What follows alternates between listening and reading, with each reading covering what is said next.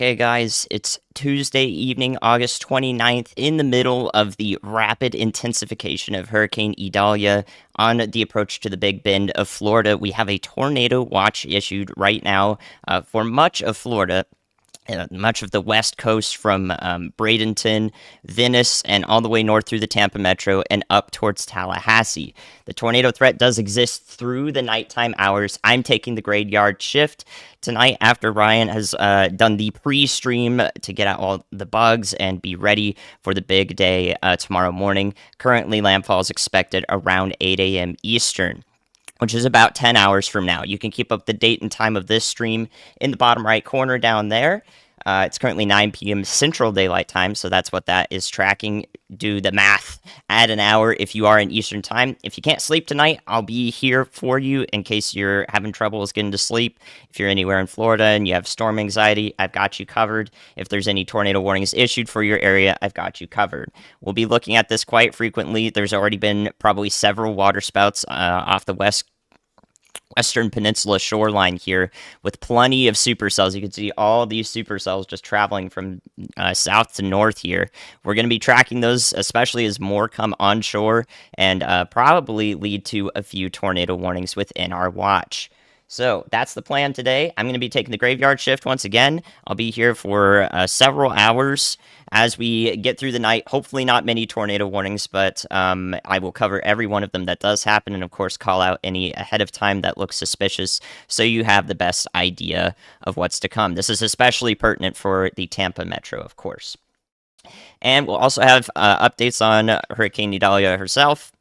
Once she's upgraded to a major hurricane and so forth, any observations that come in. I'm watching a lot of things, a lot of information coming through.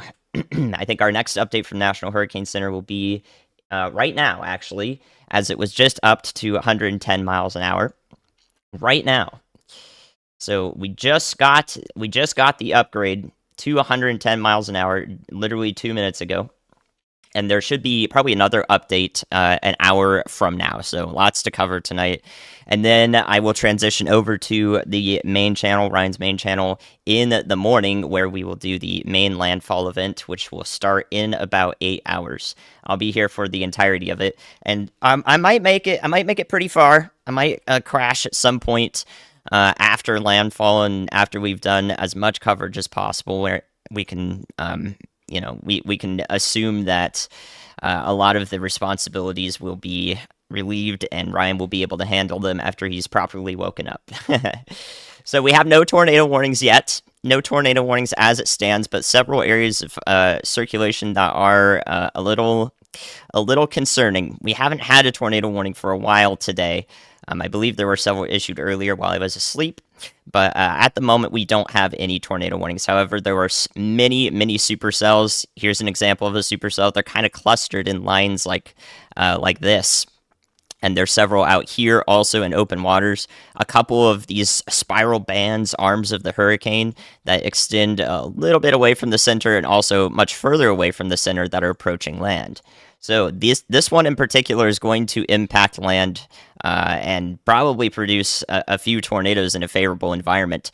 And that happens because as supercells come onshore, they actually encounter a different amount of friction over land as opposed to over water.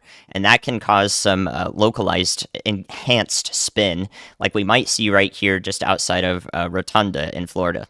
So this is going as far south as the Punta Gorda area that was impacted by Hurricane Ian last year, which means we will have a lot to look at. And of course, I will be monitoring a lot of chat too, responding to questions. Anything you guys got, feel free to hang out. Make sure you're staying hydrated and you've got snacks and drinks yourself. So yeah, that's for everybody down here. I think the furthest south tornado threat that I'm looking at right now is probably this cell near Rotunda, Minnesota Key, Northport, Placida, to the west of Punta Gorda in western Charlotte County. That's probably the furthest south tornado threat that I can see right now. Hurricane Idalia is traveling up this direction. I could draw it in pink so you could see it better. Up this direction. Generally traveling to the north before it bends to the east, probably right about during landfall, somewhere up here in the Big Bend region. As a result, we're watching the tornado threat manifest in the north and east corners, the north and east section here of the hurricane's path. So that's why I think the furthest south threat will be the Punta Gorda area immediately, and then that will transition more to the north with time in within this sector. So as this hurricane gets closer to land, we'll see that tropical tornado threat actually extend all the way up here to the north of Tampa, up through Ocala, and into the Lake City, Gainesville areas. You guys will be in the area of concern for tornadoes into the early morning hours, and then that will transition into the northeastern Florida area, southeastern Georgia with time. So I've got a couple of things below me to keep you updated. The satellite imagery, infrared satellite imagery, is right below my webcam. You can see in that blue pinhole that shows up right in the center there, that Hurricane Idalia is clearing out an eye that's visible on radar, but also in the satellite, right in the center of that monstrous circle. And then down there, I've got one of Radar Omega's Cyclone Port, or Project Mesovort cameras that's tied to a tree or a pole out there in Cedar Key. So I picked one of them that's a little dynamic. That may be in our focus area when some supercells move into the region that camera is stationed. We can also flick between them. I've got them all up there. So that's also on the stream and will be for the night. Any alerts that come through, you might not be able to hear them. I'm not sure. The alerts might struggle today. They haven't been working properly for a little bit, but you'll be able to see them. And of course, I'll do the Andy alert if indeed you cannot hear them. So don't worry, I got it. We will do the Andy alert. Make sure all tornado warnings are properly communicated. So as it stands, again, just before the stream started, go back a few minutes here. If we look on the right side of the screen, there was this area offshore near Longboat Key to the south and west of Bradenton here that was pretty concerning. I thought this might get a tornado warning at some point. Some of these supercells down here did have some definitely concerning areas of rotation, and they're generally traveling parallel to the shore, but most of them have actually fallen apart. So we have not yet seen a tornado warning within the watch that will exist into the morning hours. Yes, there will be some Andy alerts. Thank you for the support. Anybody who joins the channel, I see the channel members. We just got that going. I'm gonna try not to focus on that too much, but I really do appreciate y'all as I take on the graveyard shift here, overnight shift. So let me know where you're watching from. I want to see a lot of people from Florida, but also people away from Florida. I want to see you guys checking in for information delivery because it's super important. And that makes me feel much better that I can definitely be here for you if you need to communicate something to somebody in the Florida Peninsula, the Panhandle later on, and down the line in southeastern Georgia and the Carolinas. Let me know where you're watching from. I've got closed captions on. If you need those, you can enable those too for your benefit or your ability to enjoy and participate in the stream. All right. Oh man, yep, that's a lot. Thank you guys. If you're unable to sleep, Insomnia Gang, I got you covered as well. Thank you guys. Yeah, I'm not even gonna be able to read all of these. Appreciate it. Love from all the places. Yeah, I see everything. I'm seeing all of them. All 50 states checking in. All right, so some statistics for those of you wondering about Idalia itself, I should say. There is the chance for another round of rapid intensification, but much on the lesser end. I do think there's a good chance for a Category 4 landfall, for those wondering. We are basically going to observe landfall, or we're going to observe intensification all the way up into landfall, which we'll be talking about many, many times over. And yeah, that's really that's going to be the case. I'm not going to be anything but blunt and frank about it. We should be preparing for that because if it does happen, we're prepared. If it doesn't happen, then we're better off. So both you get the best of both ends of the stick there. So not too much lightning activity except for the cell way off to the south of Cape Coral and Fort Myers at the moment. So this cell down here is probably the strongest one with the most lightning activity. Thank you for sharing the stream. Yeah, make sure you guys are liking it. Right at the start is one of the most impactful times to share and like the stream. That really, really reflects well on what YouTube thinks about what we're doing here. And again, I will be on for at least several hours through the night. So if you can sleep to my voice and I can help you that way, then definitely utilize that. Thank you guys for the support. Let's see. I saw a question about Franklin's leftovers. It might bring some unsettled weather way down the line, Hurricane Franklin, but it is jetting off into nowhere land, but eventually towards Iceland. I think Iceland will probably experience the most of the unsettled weather from the remnants of Franklin. And a common question I see a lot is, are they going to merge? Are the two hurricanes going to merge, Idalia and Franklin, down the line? The answer is no.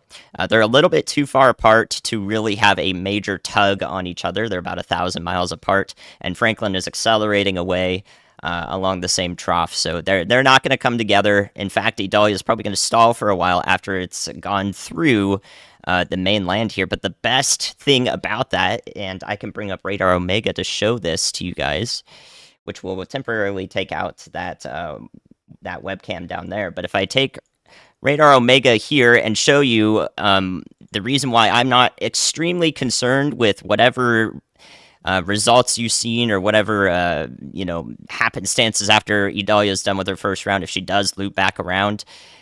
I'm not concerned with another major hurricane impact right now because of the following. And the following is that we have a trough moving through. You can see the cold front here in the pinks and purples. There's a map of dew point here once it loads.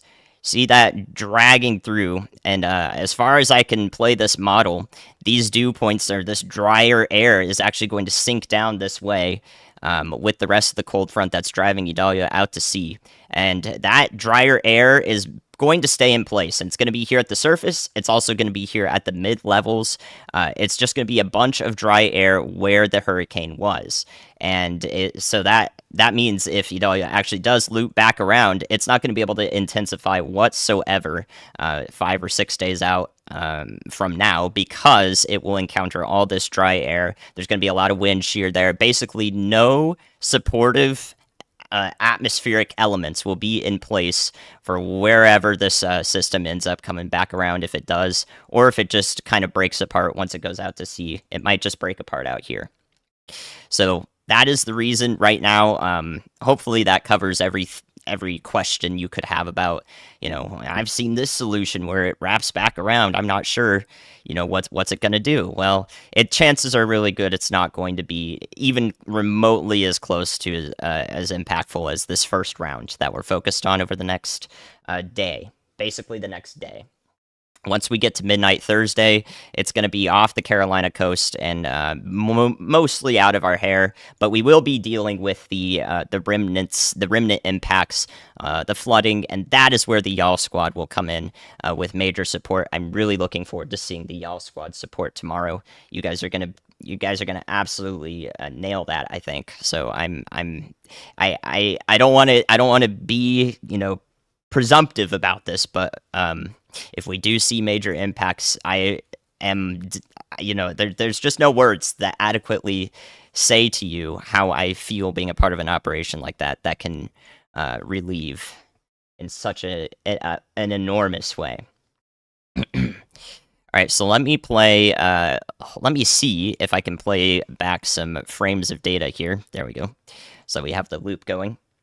So again, right now, using Radar Omega, you can see these yellow shaded counties here. If you're in one of these counties, you probably got a tornado watch on your phone. If you're just joining, a lot of people coming in here, filtering in. If you got a tornado watch on your phone, you're in these yellow polygons here, this yellow highlighted area. This is a tornado watch that includes the a good chance of multiple tornadoes, most of which will be on the weaker side. There is a low chance, a lower end chance for any significant tornadoes. But in my opinion, I think that a tornado that occurs overnight is very significant, and that's when the least response is going to be had by people who are asleep and so forth. So you can basically equate the two in terms of their impacts on life and property here. So this is the main reason why I'm live, but of course I'm going to continue on what we are seeing and what we're expecting with Idalia as it continues off to the north. Yes, you'll be good in Missouri. And of course, got all the chat here. I have a stream of information like right here on this monitor, and I've got 4 other monitors. So I'm going to do my absolute best to get the most important information out as it occurs. So any updates from National Hurricane Center, I'll relay those, and we can continue on with that. And at last, I do actually have Twitter open on my phone. So I can occasionally monitor things that come through there from important sources. I can grab one of those because I don't have enough monitors. I need 4 more monitors on top of what I've got now, because there is so much stuff that I am covering for you guys. It is absolutely ridiculous. It is a true test of what I'm able to do. So you can see the eye of the storm here on radar. This is from the Tampa radar. This is the actual eye of Hurricane Idalia. And it is pronounced Idalia, despite wanting to say Idalia. So there you can see it swirling around. This actually does have a clear center point now. We can see that on the satellite loop right below me. It's small, but right in the middle there, it is clear in a pinhole eye. There's probably not more than 3 to 5 miles of clear skies right in the center of that thing. And that is a good, a bad sign that, unfortunately, it is intensifying. Does the full moon affect the hurricane? Great question. The super moon, super blue moon, whatever it is, that actually does play a little bit of a role, and it is primarily in the storm surge impacts. The reason why we talk about storm surge all the time, I did put in my latest video that I put out, which is still a really good video, by the way. You should watch it or save it for later if you want to. It's still on track, which is incredibly difficult to do with such a dynamic system like this hurricane. The storm surge forecasts include the tide. They include the tide, and also, whether the tide would be more significant. So, tidal impacts are included in storm surge forecasts, and the storm surge forecasts are going to be. I mean, they're just not good for this area of the Big Bend.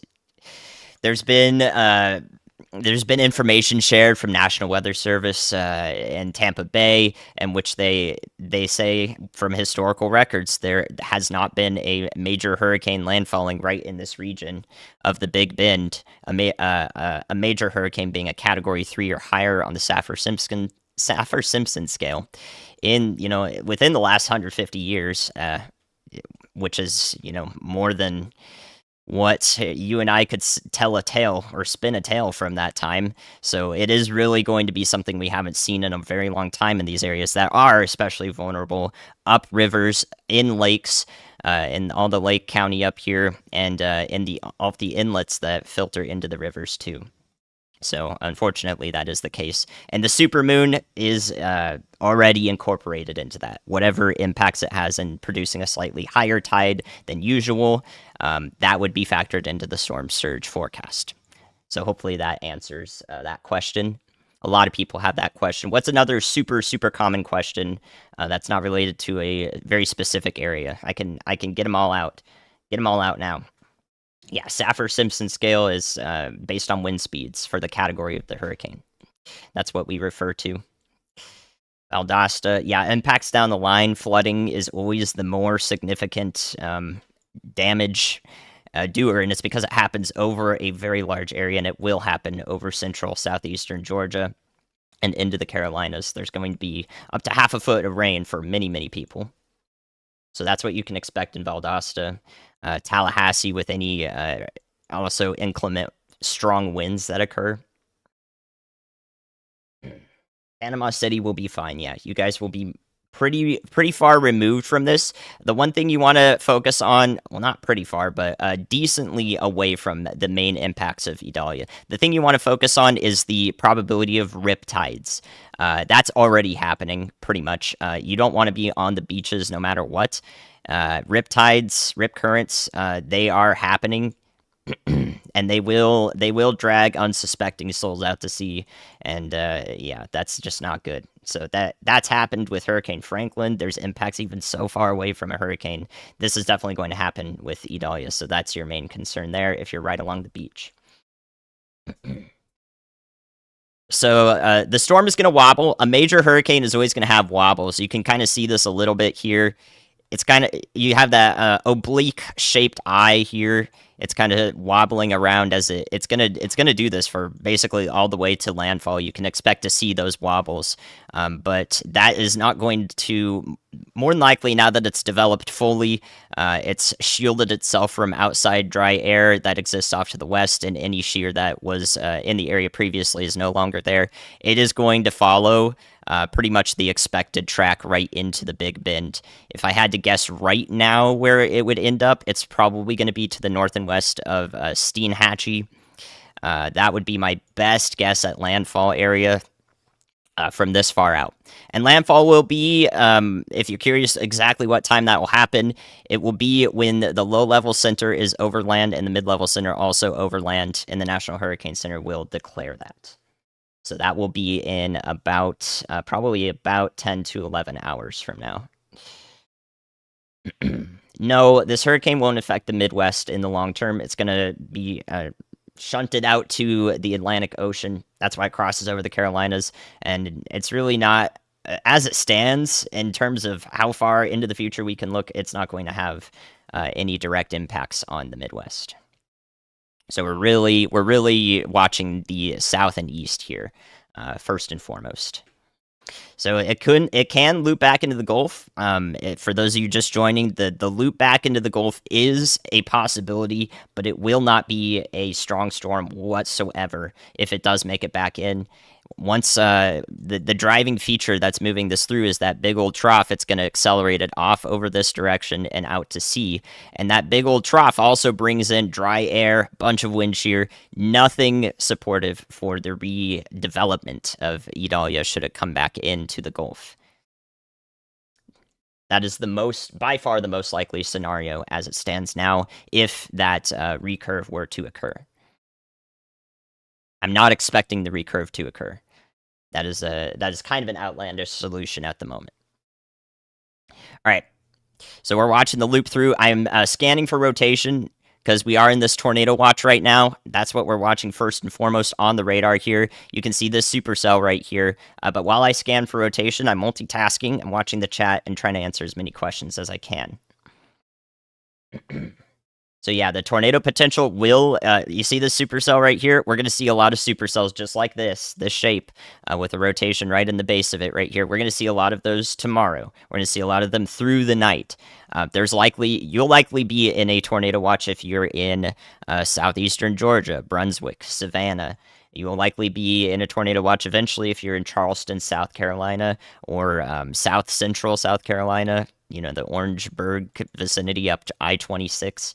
You guys will probably be in a tornado watch at some point, as that will be the general area to the east of Idalia, or Idalia. Now you got me confused. To the east of Idalia, where tornadoes are more likely to occur, or the most likely to occur. How badly will it hit Gainesville? You guys will definitely experience some pretty direct impacts from Idalia.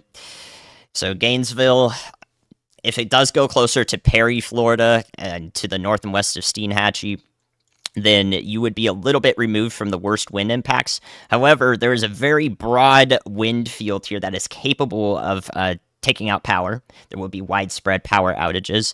You can basically, if you see this broad area where the arms of the storm are here, and all these storms within the arms, the spiral bands, you can assume anywhere in this region is up to tropical force storm winds, and that will propagate into northeastern Florida. So that will be tropical force storm winds for Ocala, Gainesville, Jacksonville, southeastern Georgia as it progresses inland.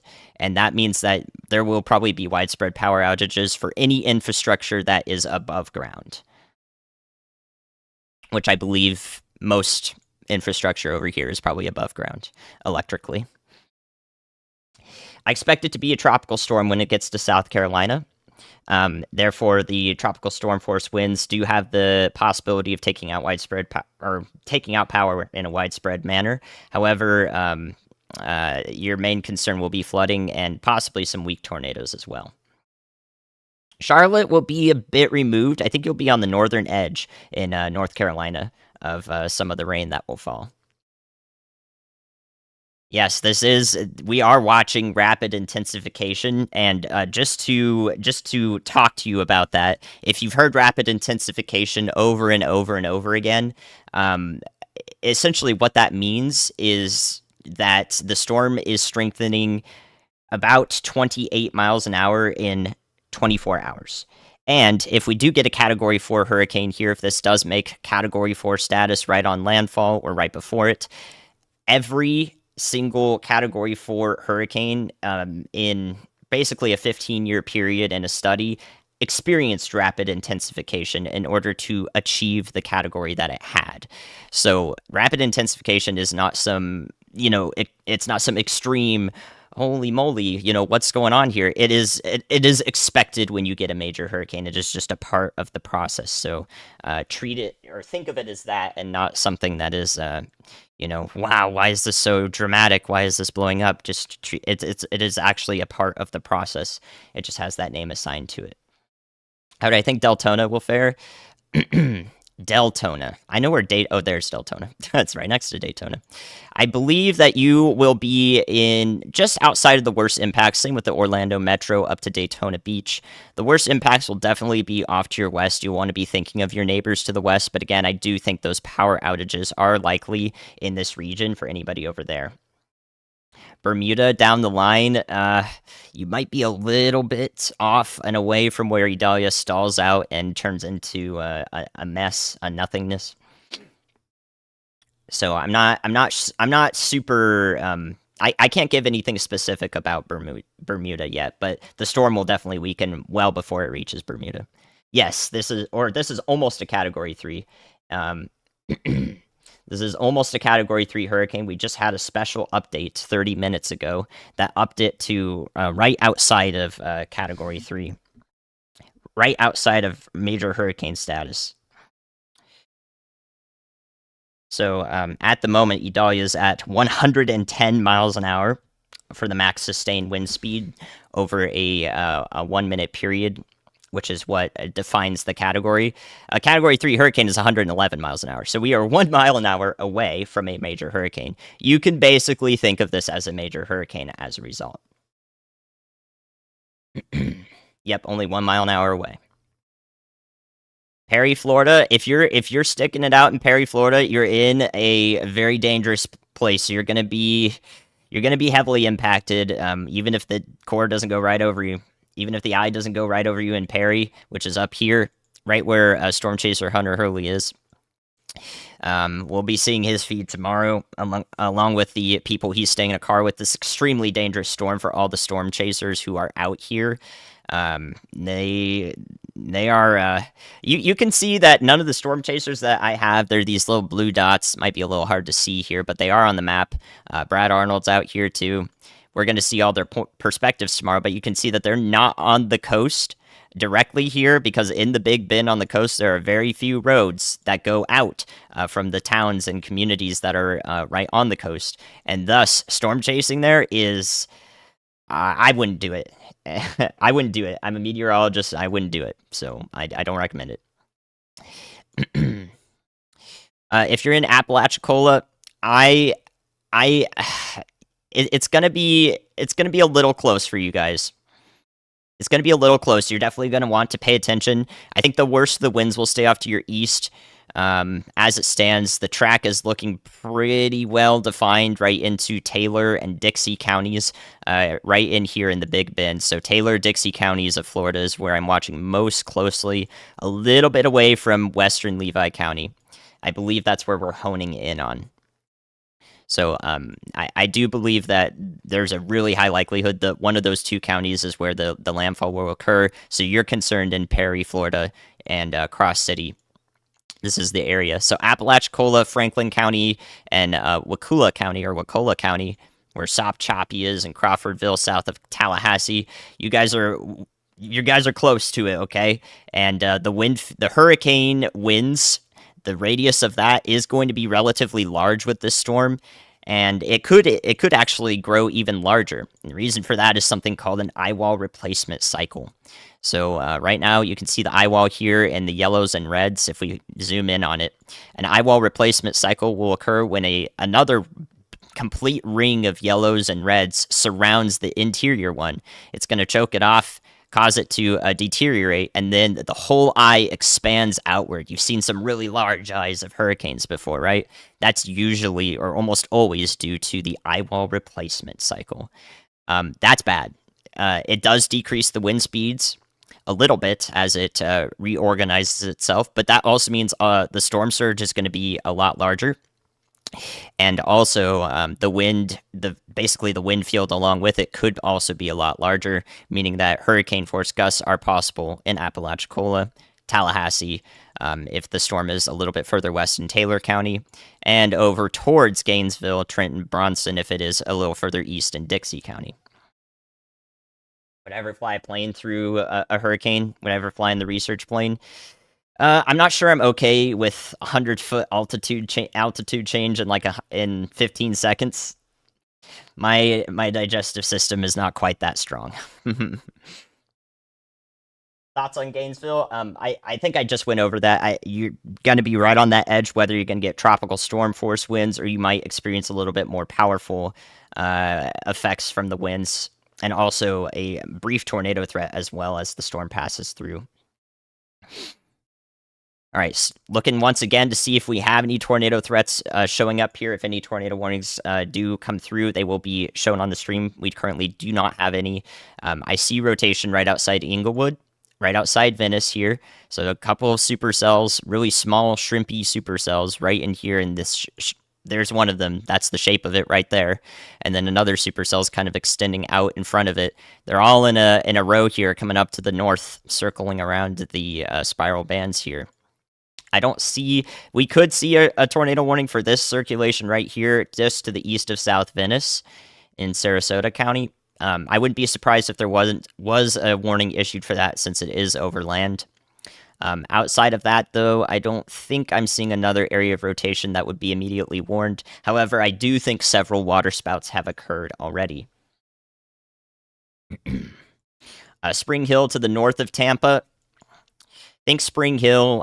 I know where this is. It might not show up on my radar program here, though. I think Spring Hill will, again, be a little bit further east. All the areas we were monitoring to the north of Tampa, Homosassa and Crystal River, these areas down through Brooksville, I think it's going to stay just a little bit away. A lot of people were kind of promoting it could move east, but we're basically honed in on Taylor to Dixie counties for a landfall point, maybe eastern Wakulla County. So I think that everyone in Homosassa, north of Tampa, through the metro, up towards Gainesville, basically the northern edge of this would be Gainesville, is looking at escaping the worst of this. However, you will see a lot of rainfall. You will see power outages. So I hope you've prepared for power outages. You've got some reserves to be totally ready for that. Yes, eastern North Carolina will see a lot of rainfall. You'll see much less of the powerful winds, but it will probably still be a tropical storm when it reaches you. I'm in Minneapolis. Am I staying up all night? I will be on for at least 4 or 5 hours. And then if I'm on all the way to the point where Ryan goes live, then I will be right on over there. And I'm going to be awake for the next 20 hours probably. And I got 3 hours of sleep. And I will do all of that for you guys through and through. So once again, you can send me things on Twitter. There's a lot of stuff. I'm trying to monitor all of it. There is a lot of stuff. So if you do send me something over there, I'll try to pay attention to it. St. Petersburg, same should be true for all of the Tampa Metro here, St. Pete and Tampa. Again, I believe you're off away from the worst of it. However, storm surge will be your concern right along the Bay of Tampa. Tampa Bay here and the St. Petersburg area. You have access to local storm surge maps, graphics from your county, from Pinellas County, and so forth. They will have detailed evacuation maps based on the expected storm surge. So you have access to that. That is by far and away the best information you can use if you're in the Tampa Metro. Water temperature is about 31 degrees Celsius or 87.8 degrees Fahrenheit for much of the path. Idalia head west. I think the western extent, again, is going to be somewhere in Wakulla County.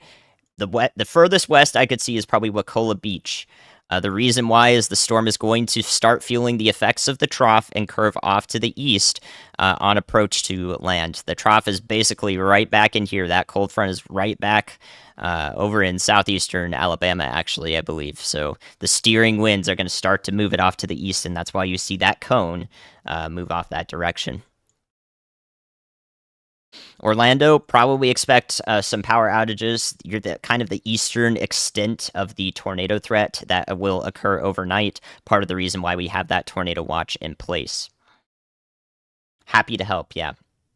What about Tallahassee? Good question. Tallahassee, again, if Idalia does make landfall in that furthest west corridor here into eastern Wakulla County, Tallahassee would be pretty close to some of the gnarly winds here, some of the lower end hurricane force winds, especially if there is an eyewall replacement cycle. That will be something we now cast as it happens, meaning we will tell you there's an eyewall replacement cycle occurring, and thus the eye is getting larger and the hurricane force winds are kind of spreading out a little bit, which could impact Tallahassee through Gainesville. So we will tell you when that happens. Right now, we don't know when the eyewall is going to replace itself. We don't know if it will. It probably will. It might be beginning to do that right now. We do see some concentric circles here on the radar. We can do some in-depth satellite analysis to confirm that or not. But you can probably expect a widening of the eye and thus an unfortunate widening of hurricane force winds and storm surge. This is not going to be a good scenario. I'm not going to sugarcoat anything here. That is just, the direct truth. Bradenton, watching you guys right now, you have a supercell approaching from the south in the tornado watch. I don't see a concentrated area of rotation for Bradenton with this supercell, but this is the storm right here. Watching it closely just in case we see something that's worth a tornado warning. We'll cover that instantaneously. Thank you, guys. I'm sorry if I can't get into any super chats or so forth. I am going to do my absolute best to just relay what I see on the radar and to get into the questions. The questions are going to be a little bit more important than the contributions here. We want to focus on the element of information. So if you do send something through, I will see it eventually, and I do appreciate it. Through the graveyard shift here. Ocala, same thing I'm thinking for Gainesville, but you're a little bit removed from Gainesville. So what I was talking about with Homosassa and Homosassa Springs and Citrus and Marion counties, I think that Ocala will escape the worst of the impacts here, and that you will see power outages and you will get some heavy rain. Also, maybe a tornado warning or two into probably the early morning is when you would get that. Past midnight, the supercells will make it up to your area in Ocala and Gainesville. They will make it up there, but I think that Ocala should escape the worst of it. But you've got to be ready to lose communications. You got to be ready for that. I would be surprised if that didn't happen. Over in Valdosta in Georgia, you guys are going to be down the line of the primary expected or the most likely hurricane path here. So yes, Valdosta is probably going to experience some impacts pretty directly from the hurricane here as it gets inland and weakens. Hurricane force winds are possible in Valdosta. Okay, so that's your take home message. That is your take home message. Oh, there we go. We got that webcam back. Hurricane force winds are possible in Valdosta, especially wind gusts. The reason being is as Idalia makes landfall here somewhere in this vicinity of Wakulla to Dixie County, it's going to track over marshlands. It's going to track over very humid environments right in this region. Not a lot of people live through the Perry Madison area because there are a lot of lakes, there are a lot of marshes. It's Florida. And that means that as it tracks towards Valdosta, maybe a little bit off to the east towards Jasper, Fargo areas, if we were to nail down a direct path, it is not going to lose intensity incredibly quickly. It's going to retain some of that intensity, and it's probably going to still be a lower end hurricane once it reaches the Georgia Florida state line. So you should be ready to lose power in Valdosta. You're also, unfortunately, going to get a lot of. I think Valdosta in this area, right in here, right in the path of the hurricane, is going to be some of the worst impacts because you're going to get all of this shield of rain that's ahead of the storm. It's all going to get affected into that area first. And then, the hurricane itself and the damaging winds associated with it would get to your area after, 4-6 inches of rain have fallen. So that's not great. That's not great. So if you have local evacuation orders, if you have any local information, that those are the people who are looking out for you the most directly. I want to look out for you the most directly and give you the most direct news, but they have the absolute information about every street of the city you live in. They can tell you whether you should leave or not.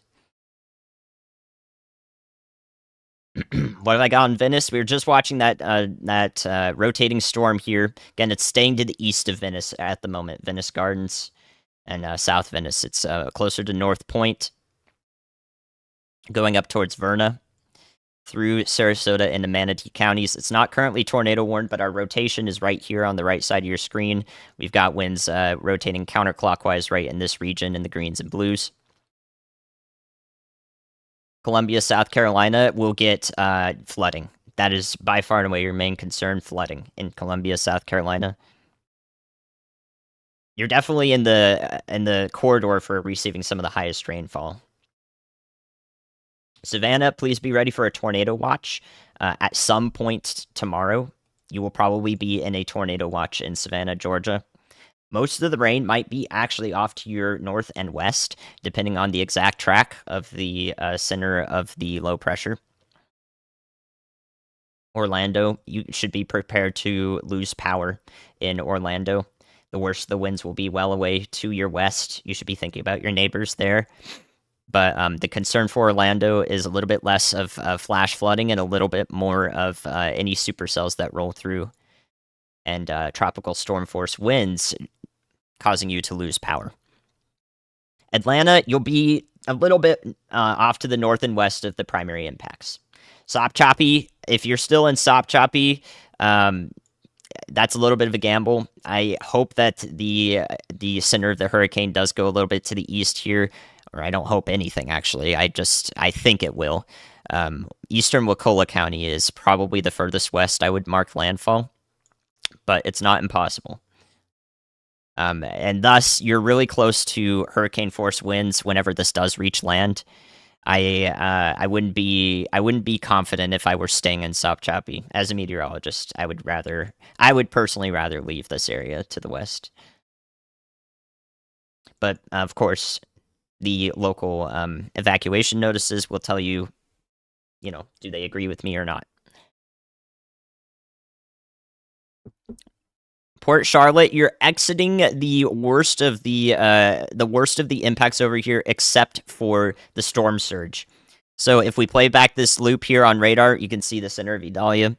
You've got your winds basically funneling the storms into the coast like this, which means that anyone over here into the Fort Myers area, Cape Coral, in through Port Charlotte and Punta Gorda is getting those winds and waters pushed into land, especially on the northern edge of any body of water here. So I've seen the flooding already happening in the Fort Myers area. It's probably happening here in Port Charlotte, and thus you can see the direction these storms are traveling. It's going to continue to do that for probably the next 3 to 4 hours, primarily. So as the hurricane is up here, as it moves off to the north, the wind direction in the Port Charlotte area will switch out of the south and east, which means that you're not getting waters kind of funneled on from the Gulf into the bay here. You might get a little bit of remnant storm surge on the north and west side of the bay towards Charlotte Beach, maybe Placida and Rotunda here outside of Inglewood. There may be some remnant storm surge that occurs there with any higher waters that continue to exist. So monitor those over the next 3 to 4 hours if it starts to flood in your residence. That would be the reason why.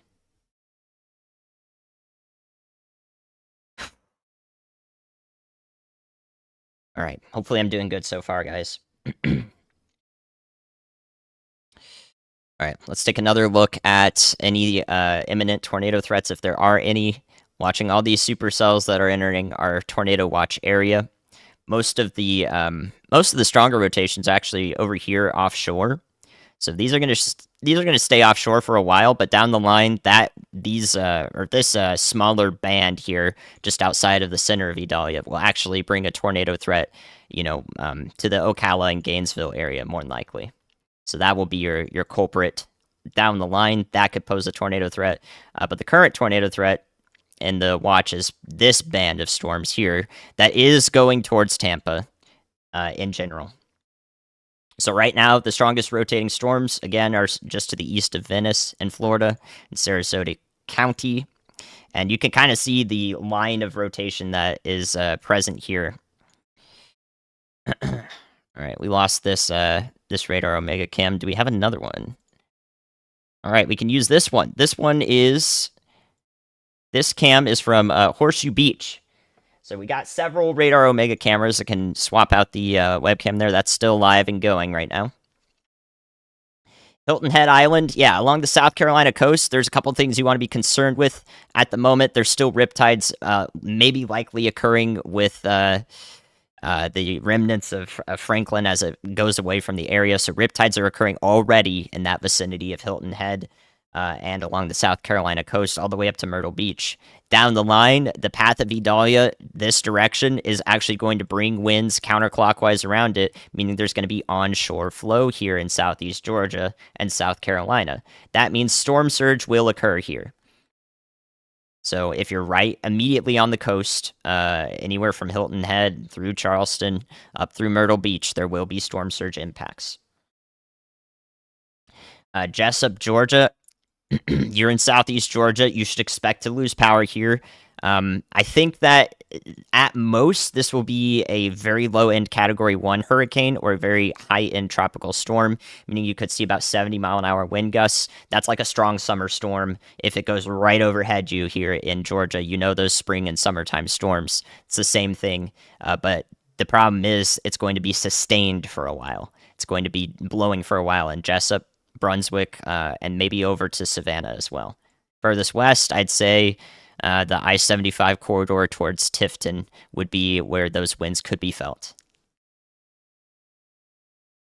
Northeast Florida, you're concerned with the tornado threat overnight into the early morning in Jacksonville.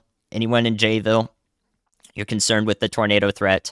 The worst of the flooding actually looks to stay out of your area.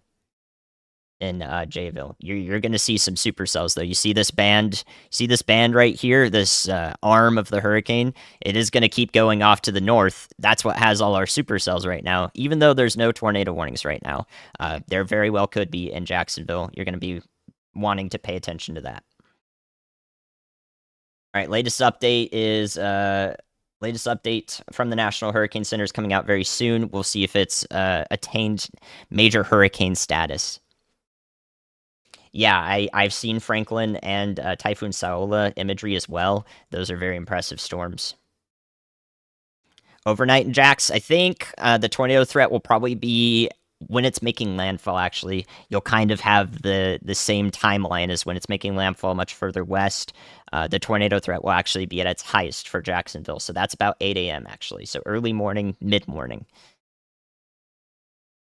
East Orlando, any tornado threat that reaches you guys over here will be in the early morning, actual early morning, maybe 2 to 5 a.m. If I had to guess at a time here, guesstimate, educated guess at that, I would say 2 to 5 a.m.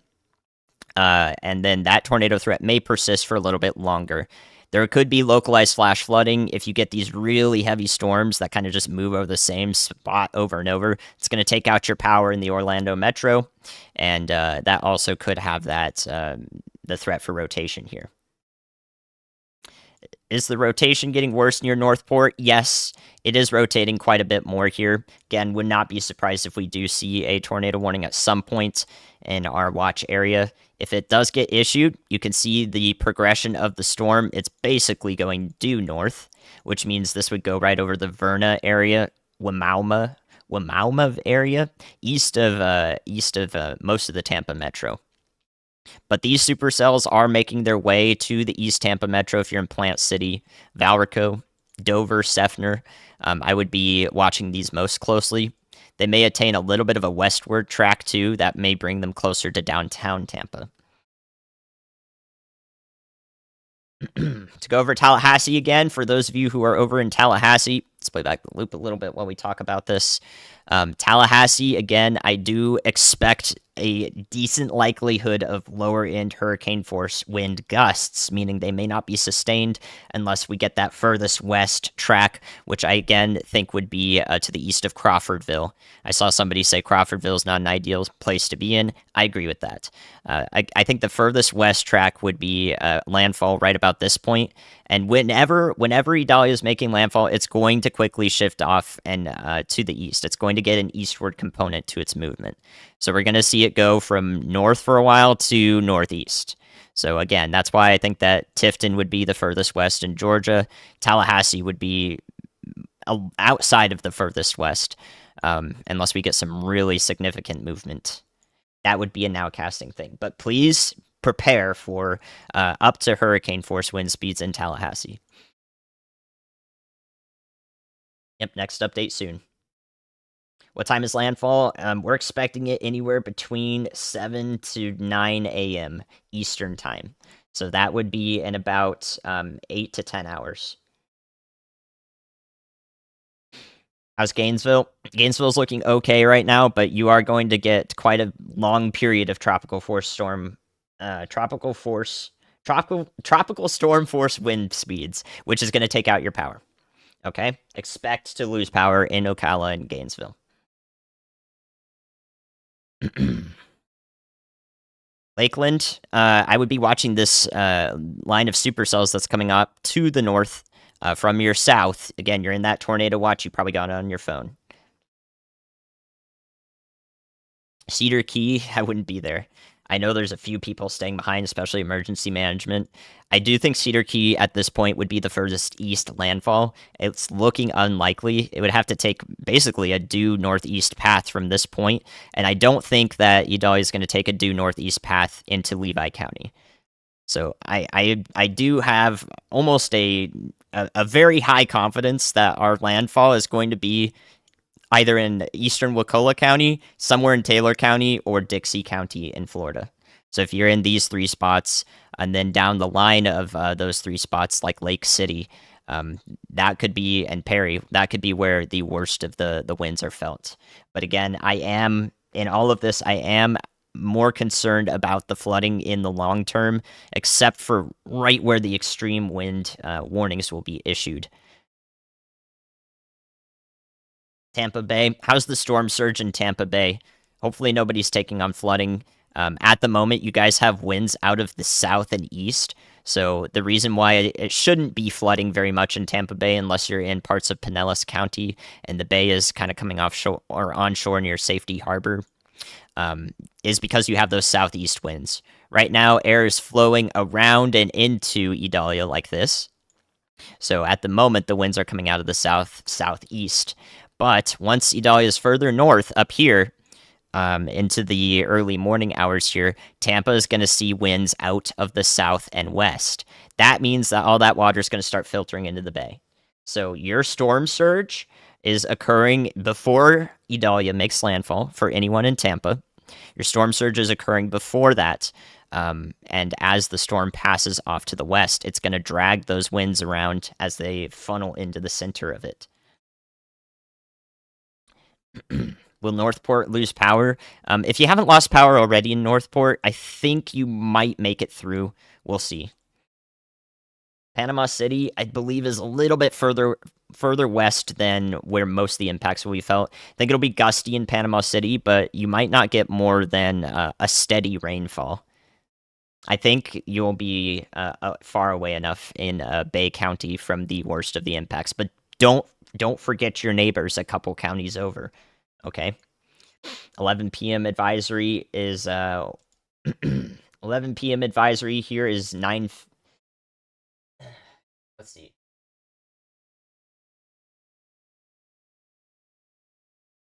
$11 p.m. advisory. Am I reading this right? Still strengthening and forecast to be an extremely dangerous category 4 intensity hurricane at landfall, per the 11 p.m. Eastern advisory. So we have forecast a category 4 landfall. I just talked about that when I started the stream about an hour ago. So we are now expecting that officially alongside meteorologically from my perspective. So Cat 4 landfall is expected now. If you're in Valdosta in southern and southeastern Georgia, please be ready. As it crosses the state line, it's going to still maintain hurricane intensity, especially with any point of landfall in the Big Bend. It's going to lose intensity much more slowly in the marshlands and lakes here in Florida. And that means that you will see widespread power outages in Valdosta from the track, regardless of whether the clouded in eye goes directly over you or to the east of you. Bradenton, again, that storm surge is going to occur in a lot. A high amount of storm surge will occur in about 3 to 4 hours from now and continue on. It might already be starting just barely here as the winds start to shift. Instead of out of the south and east, they start to move this direction. So Sarasota, Venice, all of these areas, and through Tampa and the Tampa Metro, and up to the north of Tampa Metro, as the winds shift from on or offshore. So the winds are coming from land off to your south and east. Once they shift to coming from the Gulf of Mexico, that's when that water gets driven in, and it'll keep coming in. So we likely have a water spout going on over here. This looks like some pretty strong rotation, well offshore once again. I don't think that this is not going to impact land or anybody, but there is probably a water spout going on with this supercell out here in particular. So these do have the potential to be tornadic storms now and down the line, and any tornado watches that are issued. It is Idalia. It is pronounced Idalia. Edgewater, if you're in the Daytona Beach to Orlando, Deltona vicinity, if you're over here, your concern is flash flooding if a lot of that heavy rain keeps going over the same area. If it doesn't, then you'll probably avoid the worst of the impacts besides some pretty gusty winds that might take your power out. So that's for everybody in the basically east of Highway 27 in the Orlando area. I will be here through the night, yes.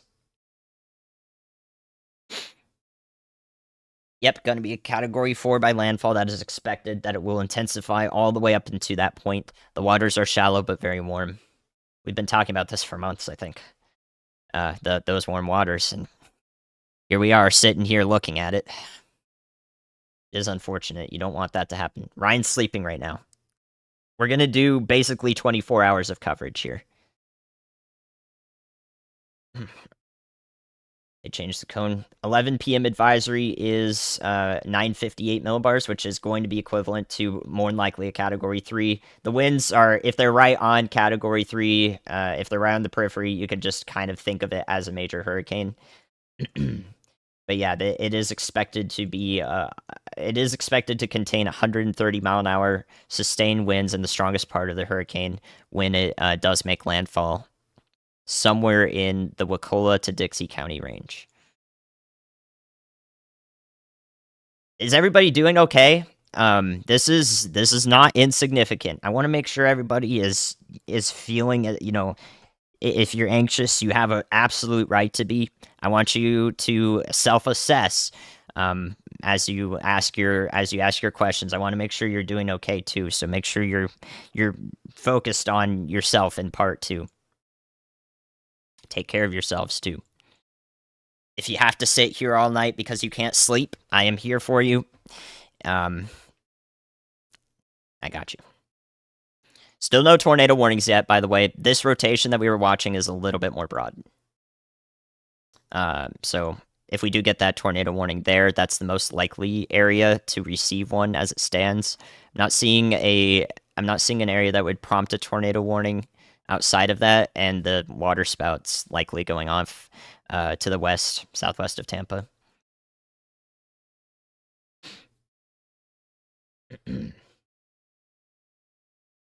Yeah, trees are going to be concerning anywhere in the Panhandle, any forested areas. We could see some of the weaker, possibly dead trees falling in mass.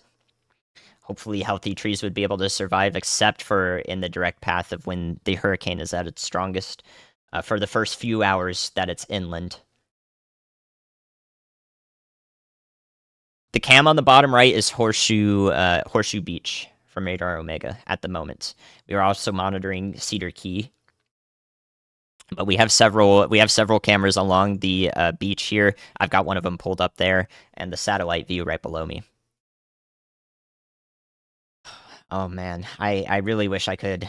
I don't know. Like at past a certain point, you just have to find somebody if you can't evacuate. And you are somewhere here. Like so, what we're talking about, there's no drama here. It's literally just immense concern for this region that is especially vulnerable to storm surge and the impacts of a major hurricane like this. Like if you are in Perry, any of these small communities here in the Big Bend, Steinhatchee, which is where I forecasted landfall in my video 36 hours ago.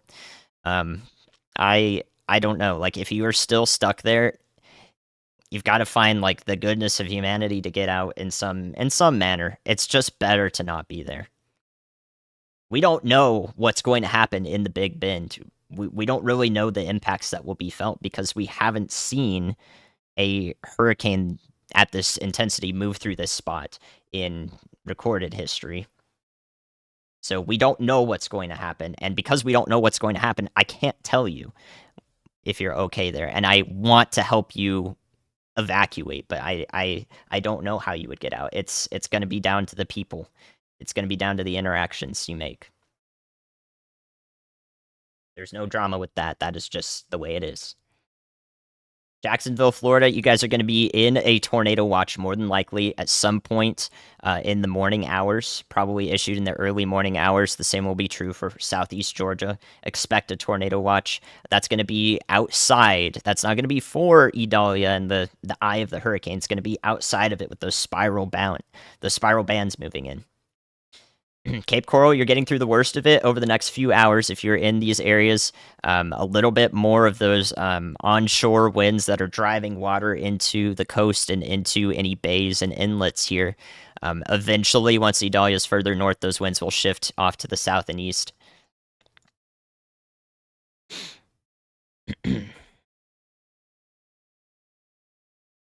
Actually, no, they'll shift off to the south and west, but they will be weaker, so they won't drive as much water. They won't drive as much mass onshore. Apologies for that. Had to think about it. My brain is very crowded. Mentioned storm surge. A high tide. Any storm surge forecast you guys consume from the Hurricane Center, Any of those graphics, they include the tide, and thus they include the supermoon. If you guys are curious about the supermoon impacts, any storm surge forecasts include the tide and the expected increase in tide from any supermoon. Tornado threat will exist for South Carolina, particularly tomorrow through maybe the mid morning to afternoon to evening, I would say. It's not like we get a supercell that forms and then goes through for a little while. It's going to remain for a while. The spiral bands are going to be in place, swirling through around Idalia as it goes through southeast Georgia into the Carolinas, dropping a bunch of rain, weakening dramatically. Weakening rapidly, I should say, but the tornado threat will still exist. If you need something to latch onto for that, virtually every single hurricane that makes landfall has tornadoes. Whether it's only a couple, whether they're very weak, or they happen in a place that doesn't impact anybody, it doesn't matter. Every single tornado, every single hurricane has tornadoes associated with it in these spiral bands. And most tropical storms do as well. So once this is downgraded to a tropical storm as it stays inland for a while, there's still a tornado threat attached to it. Yes, it's forecasted to be a Category 4 on landfall. If you're in Tallahassee, you're going to hopefully be just outside of the primary impacts of the eye of the hurricane, which I think are most likely to be somewhere in Taylor County. But the furthest west I would put it is somewhere in Wakulla County, and the furthest east into Dixie County. So as it stands, Tallahassee should be watching very closely. It's gonna be down to the nowcasting part of things. The good news is that you won't be concerned with the storm surge up here. You will be concerned with any persisting moderate to heavy rainfall and possibly those hurricane force wind gusts. Now, the thing that would decide that is what we would nowcast. It's called an eye wall replacement cycle. You can see this ring around the eye right here on the radar. I'm circling it in blue. If there's another yellow, orange, red ring that completely encloses that, it's going to choke off the inner eye wall here, and the eye is going to expand outward. When that happens, if it happens, which it probably will, most major hurricanes experience it 1, 2, 3 times. This one will only have time to do it once before landfall this morning. If that happens, hurricane force winds will be felt in a wider area. So that's why I wouldn't discount Tallahassee seeing 60, 70 mile an hour winds sometime in the mid morning as it approaches land. Please be ready for widespread power outages there. Happy to help anybody who's sending things along. If you're in Largo, I think you're mostly far away enough from anywhere down here in the Miami area and to Key Largo, and the Keys are pretty much done with the primary impacts of this. There may be some remnants, minor storm surge, maybe some onshore flow over there that brings a little bit of rough tides and so forth, or rough surf on. But again, you should be thinking about your neighbors further to the north and west in the peninsula. Yeah, Gainesville, I'm expecting some pretty strong winds, maybe just outside of the hurricane conditions as it makes landfall, but I wouldn't count it out at all. In Gainesville, I'm concerned a little bit with the flash flooding, maybe just outside of the peak flash flooding rates that might occur off to the north and west, closer to Mayo, Lake City, and along I-10 that direction. Gainesville, however, will be kind of in the center of the slight tornado threat that will exist with the spiral bands here. So this spiral band right here, this arm of the hurricane, is going to move up to the north with it, and it's got a bunch of these rotating supercells in here, like these near Verna and off to the east of Venice. It's got a bunch of these supercells in there. That's probably going to prompt a tornado watch for Gainesville, although you're already in one, I believe. So that's going to go through the morning. For Gainesville, though, unless it takes a hard right turn and landfalls in Dixie County, I think the worst of the winds will stay off to your west. You're in the Orlando metro, you're going to experience tropical force wind gusts, maybe not sustained, but some wind gusts are definitely going to happen in the Orlando area, that metro area, off to maybe even the beaches towards Titusville and Daytona. You're going to experience those gusts, and because of that, maybe some small tree limbs will fall in any stronger storms that pass through, and power outages will happen. So I'm looking here near Verna and Parmalee. I think this rotation is definitely this is definitely rotation that's getting stronger and more organized right outside of Verna and Parmalee here, and entering Manatee County. So if we get a tornado warning, it will be for this rotation right here in the blue circle on the right side of your screen. Watching for that.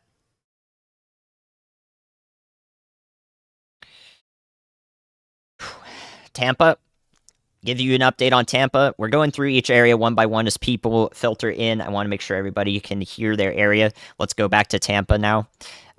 Tampa, right now, your winds are coming out of the south-southeast. You're feeling winds that are coming out of Manatee County and so forth. They're coming from land at the moment. Idalia is going to go off to the north and wavering around up here. Once Idalia is up in this area a few hours from now, into the early morning, the winds are going to shift to being onshore. So it's going to come off the Gulf of Mexico here and funnel right into the bay. When that happens, that's when all those forecasts for storm surge in the St. Pete area, the Tampa metro area, further north to Newport Richey and so forth, everywhere in this metro, and down to Bradenton as well. Those onshore winds are going to still be strong enough to transport quite a bit of water and realize the storm surge forecast that you're seeing. So right now, it's not flooding too much, I believe, in the Tampa Bay, unless some excess water has made its way up here into parts of Pinellas County near Safety Harbor. Those southeast winds might funnel some water up into the St. Petersburg in these areas right now, but the primary storm surge is in a little bit, a few hours from now, when those winds start coming off from the southwest. Largo is west of Tampa Bay. Thank you. Yeah, there's a couple places called Largo. I appreciate that. So hopefully that update gave you the knowledge you needed there. Of course, there's Largo. Gotcha. All right, that's for Safety Harbor. That's for Newport Richey, Hudson, Pinellas County, parts of Hillsborough County. Hopefully that helps an update there. Also, even into parts of Pasco County as well along the coast. That's what I'm expecting. The further off to the north that Idalia is into the morning hours, the more those winds will come off of the Gulf of Mexico and bring you a bunch of that water. Pensacola, you should be out of the worst of it. I think anybody in the Apalachicola area to the west, maybe Panama City and to the west, these regions are going to have winds flowing offshore. So you're going to have northerly winds that funnel into Idalia once Idalia is in this vicinity. And that means you actually could see water receding in these ports and these bays up here and along the coast. So you can actually get less storm surge, or there's still going to be storm surge at some point, especially once the hurricane makes it inland. The water will return, and it might return a little bit more than what used to be there, depending on how far west you go. But this region actually might see some of the water escaping the shore, and you don't want to be anywhere close to that. You don't want to take pictures of that because it sounds cool in Panama City, because that's going to have rip tides, rip currents aplenty, and you just don't want to be anywhere near the beaches here. But the primary impacts for Panama City and further west in the Panhandle, I think, are going to stay well away from you. But do not forget your neighbors to the east here. Once you get into Wakulla County, that's when we start to get really concerned. Again, we're honing in on the primary impacts being Wakulla to Dixie County at the moment. There's already power outages in South Carolina. If not, then there will be. Deltona, same reasoning as the Orlando Metro. Expect widespread power outages in Deltona. That will happen because of tropical force storm winds. It's not going to be a hurricane force wind gust that comes through and maybe takes a couple shingles off your house. It's going to be tropical force storm winds, especially accentuated by any really strong rain that happens in cells like this when they get to your area. St. Augustine and northeast Florida, so Jayville down the coast of Flagler County and north of Daytona, you will be out of those, out of really most of the flooding. The latest rainfall forecasts here actually have Jacksonville maybe receiving less than an inch unless you're in a localized area of heavy rainfall. So St. Augustine and up the coast here, there's going to be a little bit of that storm surge. Once Idalia's up here inland, some of that wind is going to start flowing onshore. So minor, a lot more minor storm surge will exist up here. Okay. A lot more minor storm surge will exist. It will happen in these regions: Duval County, St. Johns County, Flagler County, and then up through the Georgia coast and South Carolina. You're also going to get that storm surge, so expect that. It's going to be significant, even if I'm saying it's minor in comparison to what parts of the Big Bend we'll see. So if you're in Orlando, I would be comfortable if I were in Orlando. I would be okay if I had, the ingredients to make a few sandwiches and some nice water, because I might lose power in the Orlando metro, but I would be predominantly keeping my friends in mind to the north and west.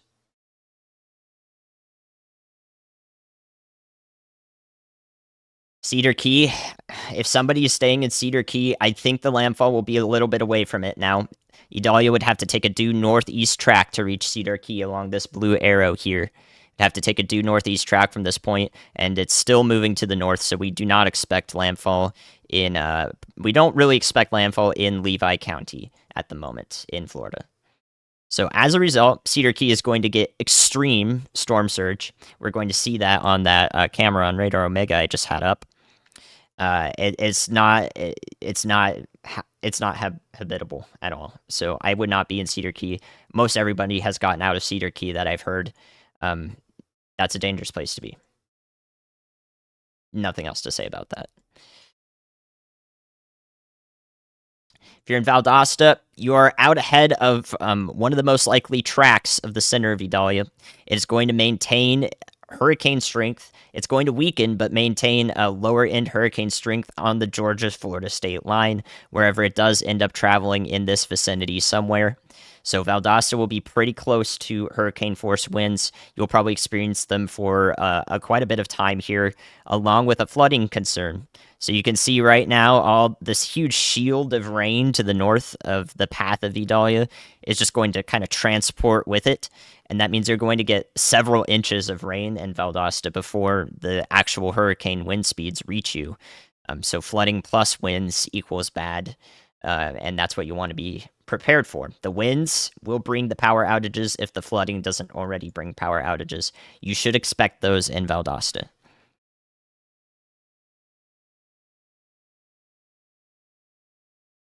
Manatee County, you're going to experience the storm surge in Bradenton, Sarasota areas. Again, in a few hours from now, the winds are going to shift mostly towards onshore winds from the Gulf of Mexico, and that's going to start transporting that water slowly but surely into the Tampa Bay region, the Bradenton area.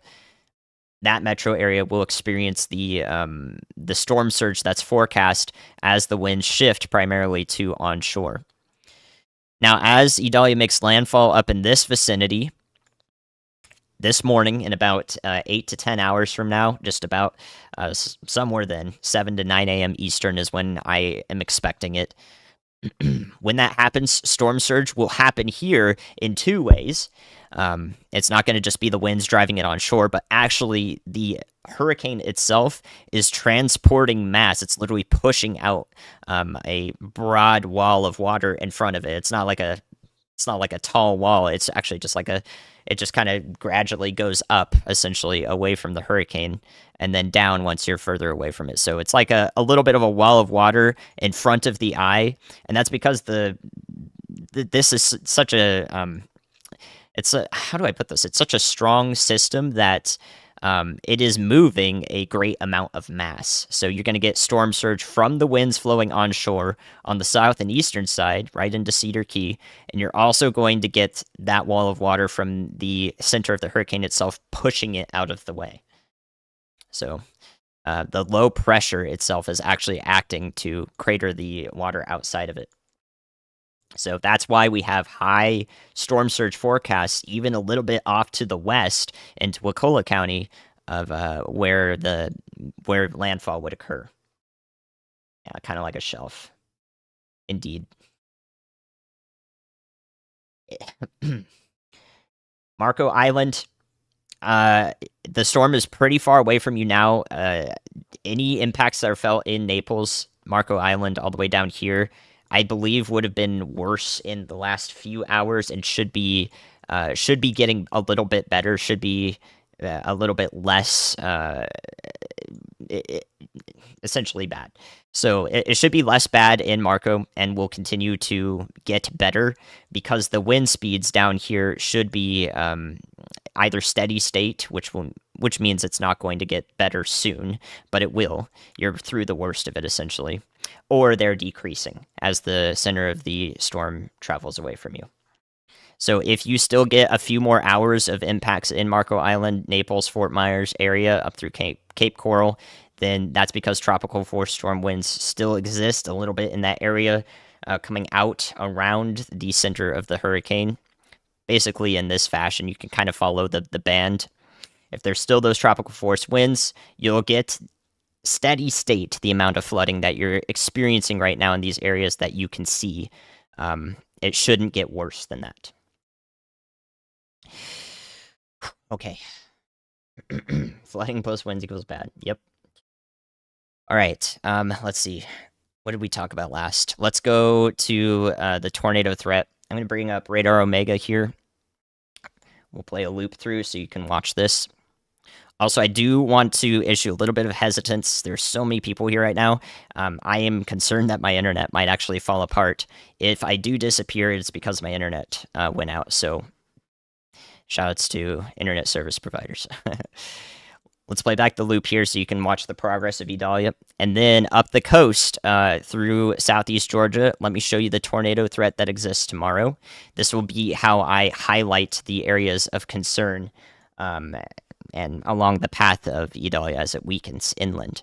So here's the tornado threat in brown. You can see it goes all the way along the southeast Georgia coast and inland quite a bit through Jessup and I-15 away from Savannah. Then it does include areas south and east of Columbia. You can see Columbia itself is not currently in the tornado outlook, as that's somewhere where the center of the tropical storm will be tracking toward. So Charleston up through Wilmington, you guys are all in this slight tornado risk. So let's draw it out. Idalia down here, there's the core of it, there's the eye, is going to basically track along the brown periphery here. I'm gonna draw it along the brown border here just to make it really easy to visualize. So along this brown border before it jets offshore along a cold front. To the south and east of this, right along this, actually, let's start with the center of it. I'm going to draw it in pink. Your rainfall outlook right in the center, along the center of it, this is where the worst of the rainfall will be felt. So you can see that excludes Jacksonville, Florida. That might exclude parts of the coastline as well. However, even if it excludes the coastline here, you're going to get storm surge, meaning that you will experience water-related impacts along the coast here regardless. So worst of the rainfall right in the center here. And that will go basically to the south and east of Charlotte, North Carolina. You'll probably get quite a bit of rainfall in Fayetteville, Raleigh, Durham. Those areas will be like the edge of the greater rainfall that may produce some flooding. And then to the south and east of that track along the brown line here, I'm using this as a guidance line. It may not follow this directly, but this is my best guess. To the south and east of that is where you get those spiral bands that we're watching. This can produce multiple tornadoes in any supercells that exist. So the spiral bands will be kind of just coming out of the storm like this on this side of the center line track. And then on the other side of it is where you'll see that those flooding impacts. So that's outside Atlanta. And guess what's driving this? It's that cold front. You can see where the cold front is right now on these, basically on this radar imagery. The cold front's kind of just sitting right in here.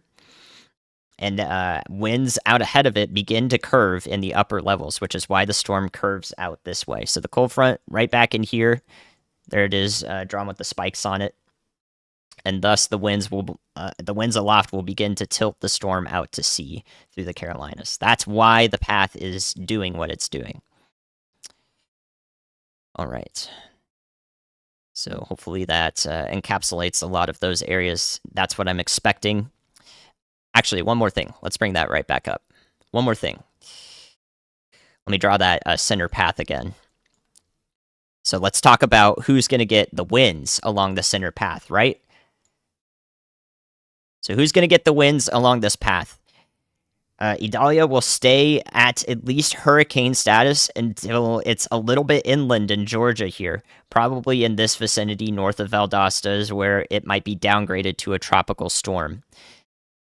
What you're going to experience in Valdosta and these areas in across the state line here is of lower end hurricane force winds, which is about the equivalent of a strong summertime thunderstorm when it's right on top of you and those really gusty winds are outside and you can see the tree branches swaying.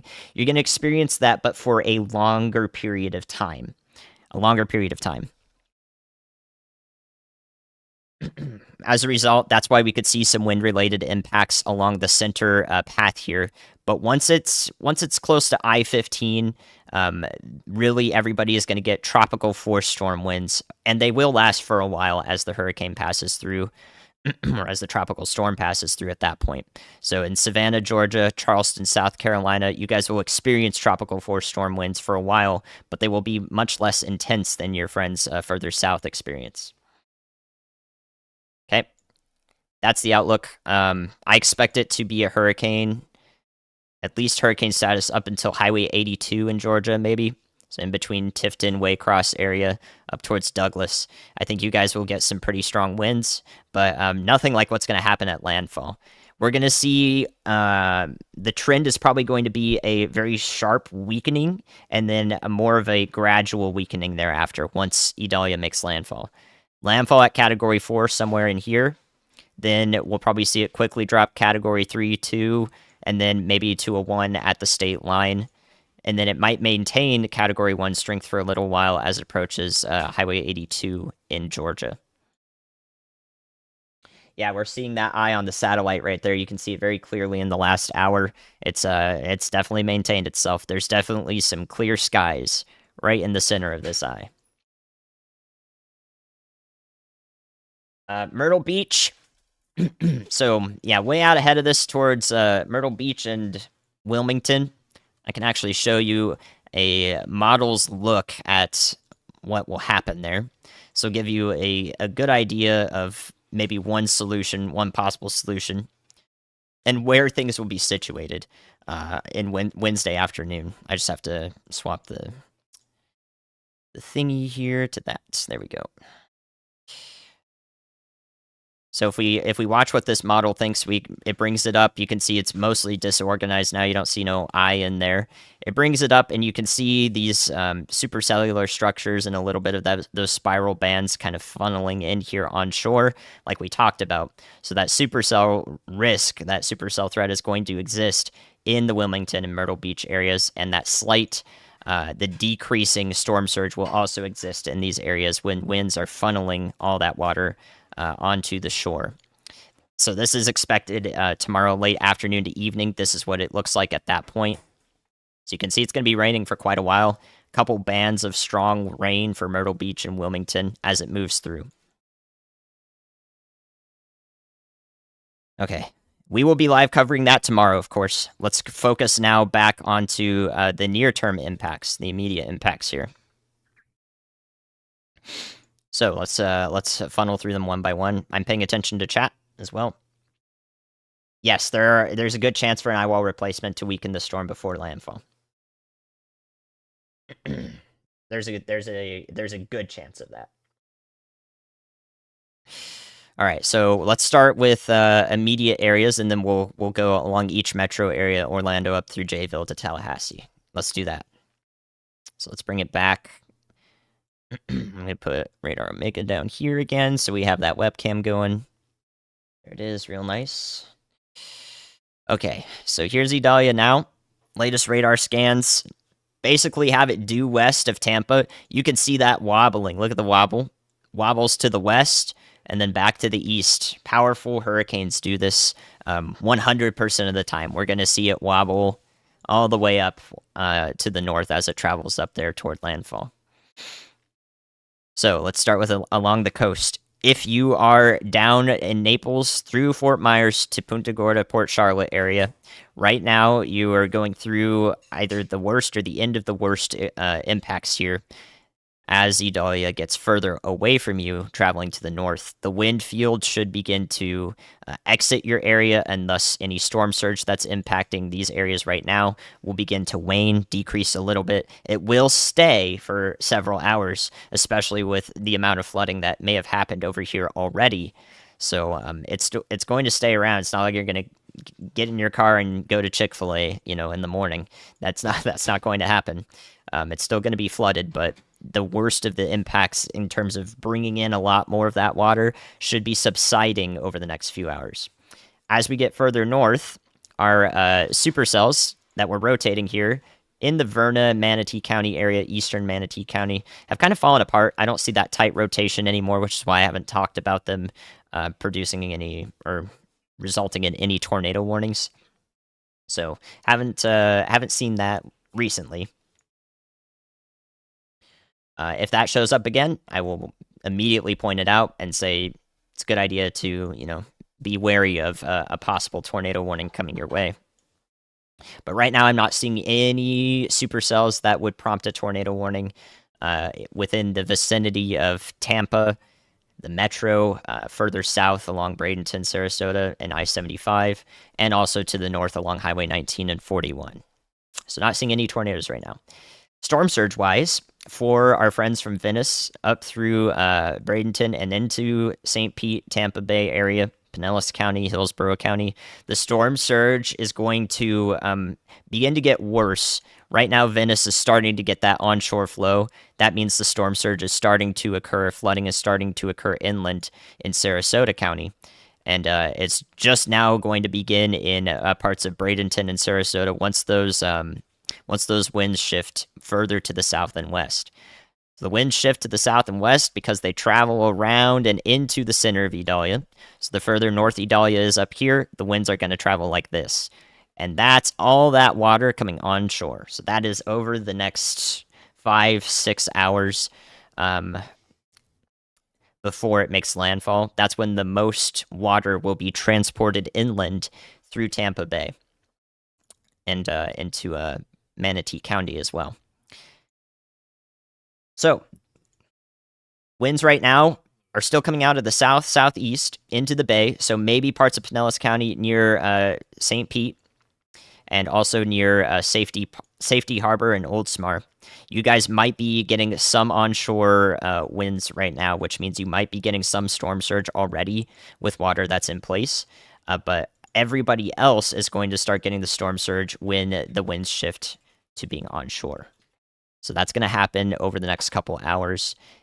I don't know how much of the storm surge will be realized, but if you're in these areas, if you don't know already, you should search up the you should search up the Pinellas County map that shows you the districts, the evacuation zones, each stage, and how much water it takes to get those evacuation zones to be realized, to be underwater, to be taking on water. So you know best from the county where that is. You can instantly Google that, instantly find it. That is a complex map that I can't even begin to dissect because we have so many people to talk about. But you know this in this region. That's going to start coming into effect in the next couple of hours, and then it will persist through until mid-morning. Once the tropical storm force winds exit the Tampa Bay area in the mid-morning, that's when the storm surge should also exit. It'll still be flooded for a while. You're not going to go to Chick-fil-A in the morning, but it should begin to exit. Now, further north, from Pasco County north, Homosassa, and our friends in Ocala, Gainesville, and also in ground zero of where Idalia may make landfall in the vicinity of Wakulla to Dixie counties. That's my zone I'm honing in on. For you guys, let's start outside of the zone of landfall. Gainesville, Ocala, and closer to the Gulf of Mexico for Homosassa, Crystal River, you guys are expecting the impacts to really intensify in the mid morning hours once this gets closer to landfall, anywhere from maybe about 7 to 9 a.m. Eastern is when we will observe this happening, maybe a little bit after 9 if it slows down a little bit on impact.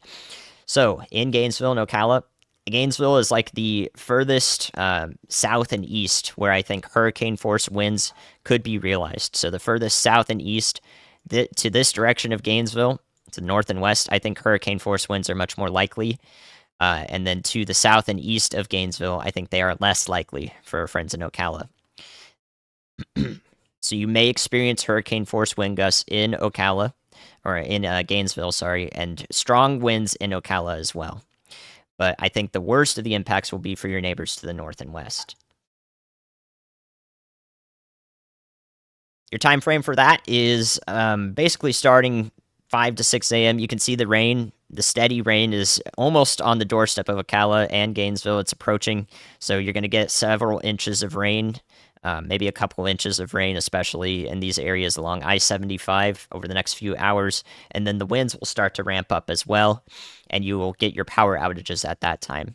I don't know how long power will be out, but I hope that you've I hope that you've essentially prepared for the power outages already at this point. Okay, I was looking at the wrong thing. Wow.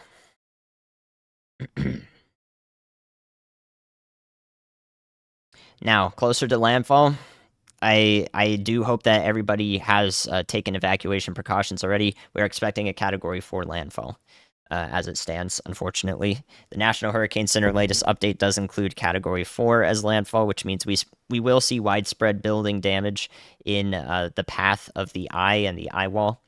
So anywhere this occurs, basically from Horseshoe Beach up toward Crawfordville, that's the alleyway I'm looking for, where I'm thinking that landfall will occur.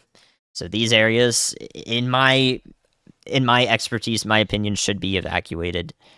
You should heed evacuation warnings and plans in these areas already.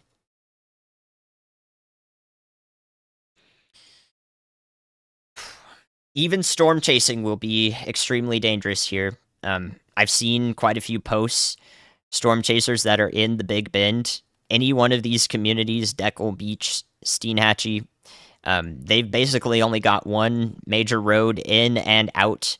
Some of them have bridges as well. If there's storm chasers along the beach here, they're going to experience one heck of a ride of storms. Like, it's not going to be safe at all. Storm chasers that are listening to this should be very concerned with their planning, and I would not go to the beach just to be in the eye. That is not worth the risk at all. So that is for anybody who is, looking to chase this at all. There are a lot of people who are going to do that, no matter what I say. So they should know that. Hopefully, they've already consumed several sources of media that tell them, "Hey, please don't go to these coastal towns that are mostly. They should all be completely evacuated as best as possible. Sewanee, Cedar Key, Horseshoe Beach, Steenhatchee."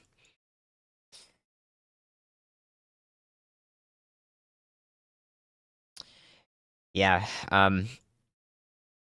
yeah. I can't give any good outlook for any part of the Big Bend here in terms of storm surge experienced and other impacts as well from wind and rain. Okay, so that's the Big Bend. We're going to watch Idalia make landfall there in about 8 to 10 hours. For the areas further east, let's start down for the Orlando metro area. This is basically the furthest south and east where some of the more concerning impacts will be felt from Idalia, any unsettled weather. The south and east part of the Orlando metro, Kissimmee metro, this area is pretty much that line I'm going to draw here. So this is where tropical force storm winds will occur off to the north and west of this line. That means that power outages are likely in a widespread vicinity here from Titusville, Kissimmee, and off to the north and west. So expect to lose power if you haven't already lost power in areas along I-4 up through Orlando and all the way up to Daytona Beach. It may not be widespread along the East Coast necessarily if those winds don't necessarily blow for a while up here. You're going to need those tropical force winds to blow for quite some time if they are on the weaker side of things over here on the East Coast in order to bring down your power. Well, it depends on the infrastructure, but that's what I would expect. So Orlando and Kissimmee and along I-4 into the northwest. Again, my concern in this region is also going to be the tornado threat, where the further south and east threat for tornadoes is the Orlando Metro and I-4 as it goes up through Deltona. So tornado threat, if it is realized, will be in this region when the spiral band of Idalia makes its way up through the peninsula. You can see it moving right now. Can see that a spiral band moving right now. It's going to continue to broaden out and move through the peninsula up here, where it can produce several tornadoes, most of which will be weak. But if they happen in the early morning hours when everybody is hopefully or able to get as much sleep as they can, that's going to be the most dangerous. So that would be from now midnight. I would say probably about 2 to 3 a.m. Eastern for Orlando, up till 6, 7, 8 a.m. before the tornado threat subsides for the Orlando Metro. I don't expect it to be higher end, but if there is a tornado threat warning issued for anywhere in Orlando, Orange County, Osceola County, Seminole County, into Volusia County, Volusia County. If there is a tornado warning issued at that time of day, that is the reason why. It is the spiral band.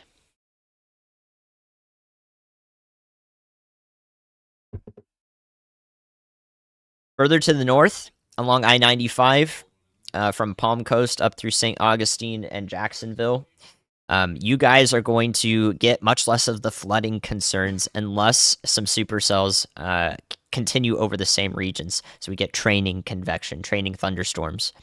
If you're in Jacksonville, St. Augustine, you will probably have a tornado watch at some point later this morning, later Wednesday morning. So expect to be in a tornado watch up here from the Storm Prediction Center. And then the same case will be true for you. Idalia is going to stay way off to your west of northeast Florida in this vicinity.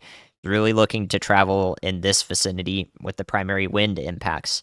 So over here in northeast Florida is where you're going to get those supercells from the spiral bands that may produce a few tornadoes. And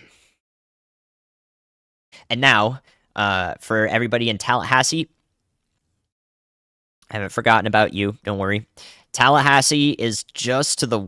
It's on the western periphery of where I think this could make landfall in the next 8 to 10 hours here.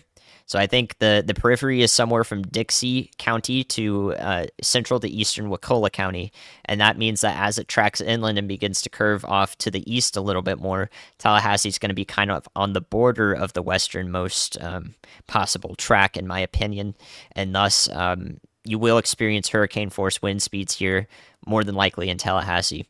If it does go further east into Taylor County near Perry, Florida, and up towards Madison, and then the Valdosta, Statenville area in Georgia, then Tallahassee will be a little bit further away from the hurricane force winds if you're in the city proper. But literally, if you were to travel east on I-10, the winds would pick up 5 to 10 miles an hour, every 5 miles that you go to the east. So it would be a significant difference in a short distance. So I'm hopeful that Tallahassee escapes the worst of it. I think it will. But it is not out of the question for the eye wall to get pretty close to Tallahassee on its western edge. Everybody to the west of that, from Gulf County into the west, I would be paying close attention in Franklin County if you haven't already evacuated Apalachicola. And to the west, you're going to get northerly winds first. First, you're going to get easterly winds here as Idalia approaches, which means you could get some onshore flow in the barrier islands here. in the bay. So there could be some storm surge realized at first, which means before Idalia landfalls, and thus in the early morning, maybe 4 to 6 a.m. Eastern is when that could be maximized before Idalia gets closer. And when the center is somewhere in this vicinity, the winds will be from the north, meaning that all that wind is driving water off the beach. So likely see a transition in this area, even further up the coast near Panama City, where water is going away and off coast, meaning the beaches are more exposed. That's not going to last for too long, so, and it's also going to carry pretty dramatic um, rip currents that may be very dangerous for anyone on the beach. They will be very dangerous. Rip currents will exist with the receding waters up here, so you don't want to be on the beach just to photograph that if it looks cool or it looks funny. Um, you don't want to do that. But winds will go this direction and drive water offshore.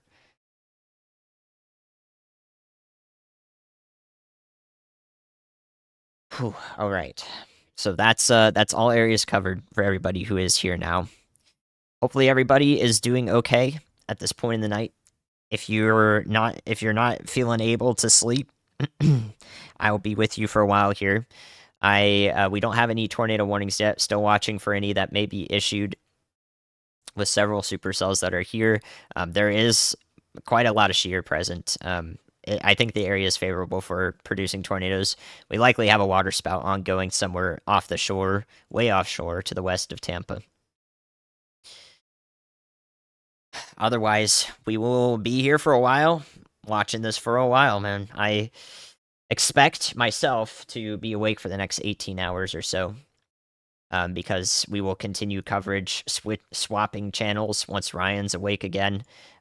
I'll be right back over there for the peak of the impacts that are felt from this.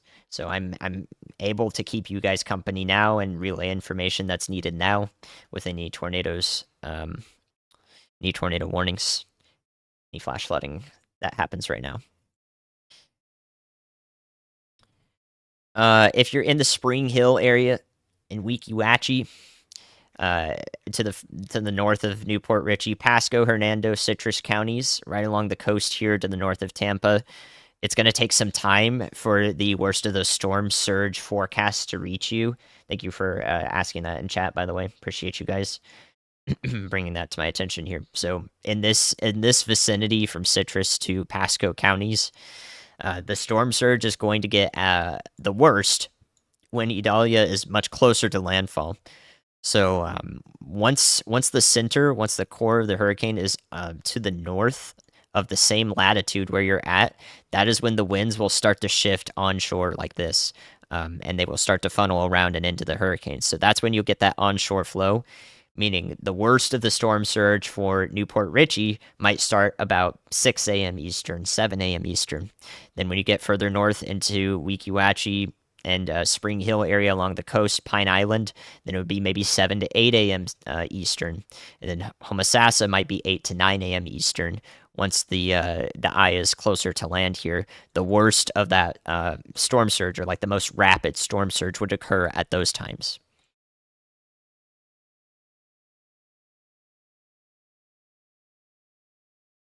Tallahassee is going to vary wildly because it's going to be on the west side of the eye. If the eye is much closer to it, the damage will be much worse. I explained if you drive east on I-10 out of Tallahassee, every 5 miles you go, the damage would get worse. So it's a dramatic change, which means that anybody in Tallahassee should be uh, watching very closely. Will as it approaches land, how close it's going to be, whether it's going to get to the Jefferson County. I just forgot Jefferson County was there. Well, so the Jefferson County coast right here, the 5 mile stretch of it, or if it even reaches eastern Wakulla County instead of going further east towards Taylor and maybe Dixie counties. So you want to be watching in Tallahassee where landfall is looking like. Every hour we'll have a better idea just how much of the direct impacts Tallahassee will receive. Wachee, thank you. Wachee. got it. Watchy, sorry. So I was just looking at this latest scan, and I mean, if anyone has like any doubt that the National Hurricane Center's intensity forecast is not correct, you can see on the radar we're looking about 3 miles up in the storm, and there are a few pixels here of 115-mile-an-hour winds and 100-mile-an-hour winds on each side. You can also see the really intense rainfall that's happening right in the eye wall, where the thunderstorms are the strongest, essentially. There's probably a lot of lightning activity too here. This is an example of a convective burst and a very strong eye wall. So there's no signs of weakening or even steady state. This does look like it's intensifying. And you'll see that wobble. You'll see those slight wobbles back and forth. That's expected with a hurricane, a major hurricane in particular here.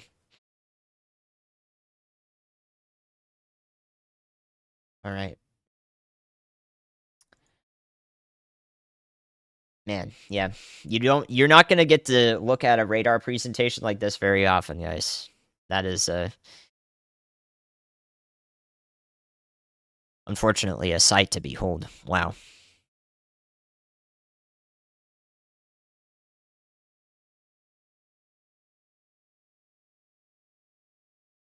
All right. So inland forecast, Lake City to the Valdosta area along I-75. Again, I think this is the area that has the highest likelihood of seeing pretty close to the center of Idalia as it weakens and heads inland toward the state line. This area from Valdosta to Lake City is probably going to experience hurricane force wind speeds and gusts at some point. So please be ready for that from Columbia County, Suwannee County, Hamilton County over into Georgia for Valdosta and Eccles County area. That's going to cause power outages. I think that these areas here will experience hurricane conditions.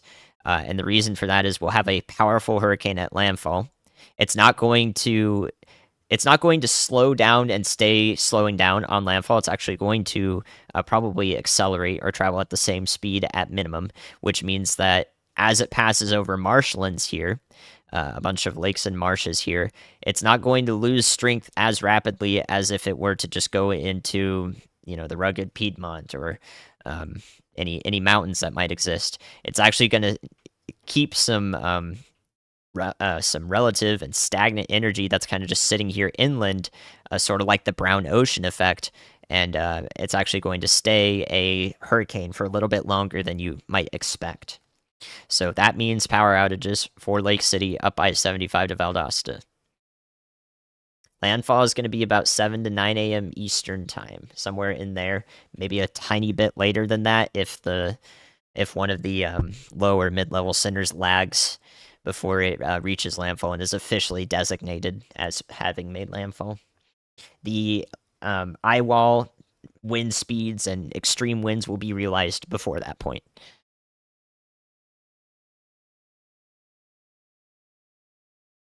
Yeah, brown ocean. Swamp cane. Swamp cane. Indeed.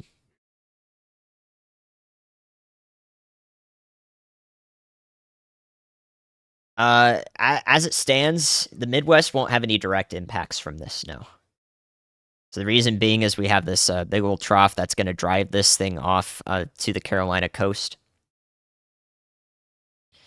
And thus, all that dry air is going to kind of sit in the Midwest, and then the heat dome is going to build back in and start to unfortunately roast us again. We're going to be in another heat wave, so we're not really going to see direct impacts from this in the Midwest. No. How wide across are they? Right now, you can see Dahlia kind of has a pretty tight eye there, right in the center of that satellite imagery. It's a little small, but you can see it below me on that loop. So at the moment, it is not too big. However, what will change that is an eye wall replacement cycle. Right now, that's not happening. You can see a really strong inner core here. It was a little bit hard to tell earlier. It's better to look at microwave imagery rather than radar imagery for determining whether we're getting an eye wall replacement. But right now, you can see a strong eye wall, and there's basically only one of them. If we see another red orange ring like this, but it's outside of the main one like this, and it makes a full circle, that's an eye wall replacement, and that would make it that would make the wind field broaden. More people will experience a little bit less intense winds, but more people will experience hurricane force winds. So greatest wind speeds are reduced, but higher wind speeds are felt in a wider area. Yeah, it's not going to split some rain over. All right, so to talk about Tampa again, you have some supercells going over, so some heavy rain will likely bring those tropical force storm winds in spades with any downbursts that occur here. We can even look at them pretty closely on radar, see that downbursts are occurring and heavy winds. That'll cause local power outages in Tampa. But the storm surge, if you've heard a lot about that and you're just joining, the storm surge will happen in a couple hours from now and then extending through the early to mid morning for the Tampa Bay area. Storm surge will occur once the winds shift from basically due southerly in this region to more southwesterly around the hurricane as it travels more to the north. So once the winds are coming out of the southwest, that's driving all that water into the bay and also along the coast here toward Bradenton, and along the coast in Pinellas County, and also further north.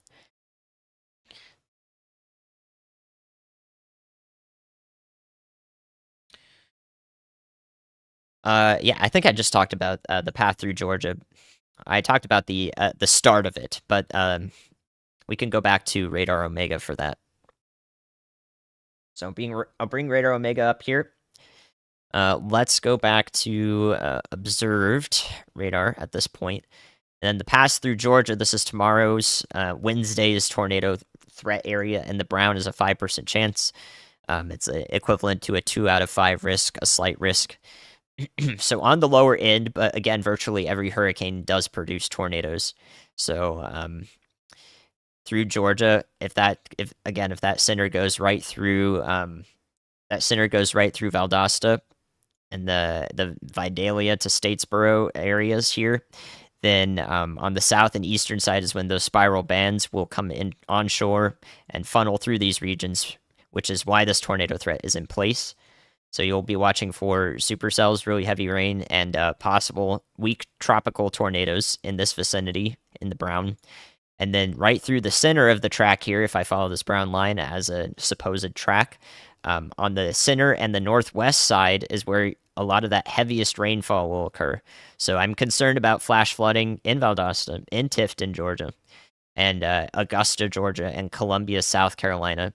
Maybe as far north as Fayetteville, but I think the line's going to be pretty tight here. Charlotte may avoid the worst of the flooding. So north and west side of the center of the path, flooding, and also the winds pretty close to the tropical storm center wherever it does track through in this region. On the south and eastern side, the heaviest rainfall in bursts, meaning damaging wind gusts, and also the chance for tropical tornadoes. So that is what you'll want to be paying attention to in each case.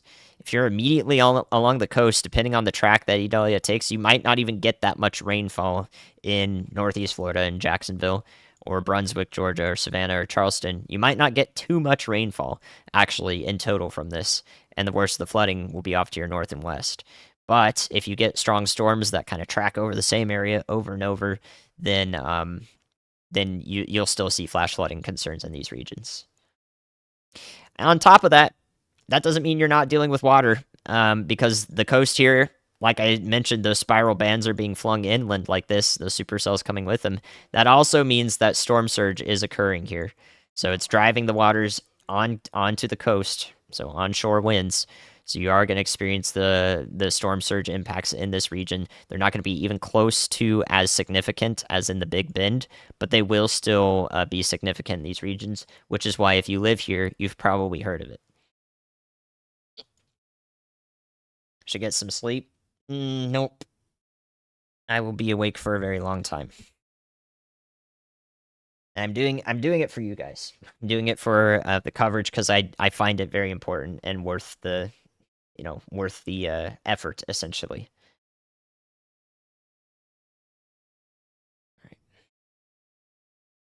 So, anybody have? I've gone over locations pretty much only in this stream so far. Locations, locations, locations. We've hit about a steady state right now. Thank you guys still for being here. I will be on for a while we deal with this tropical tornado watch.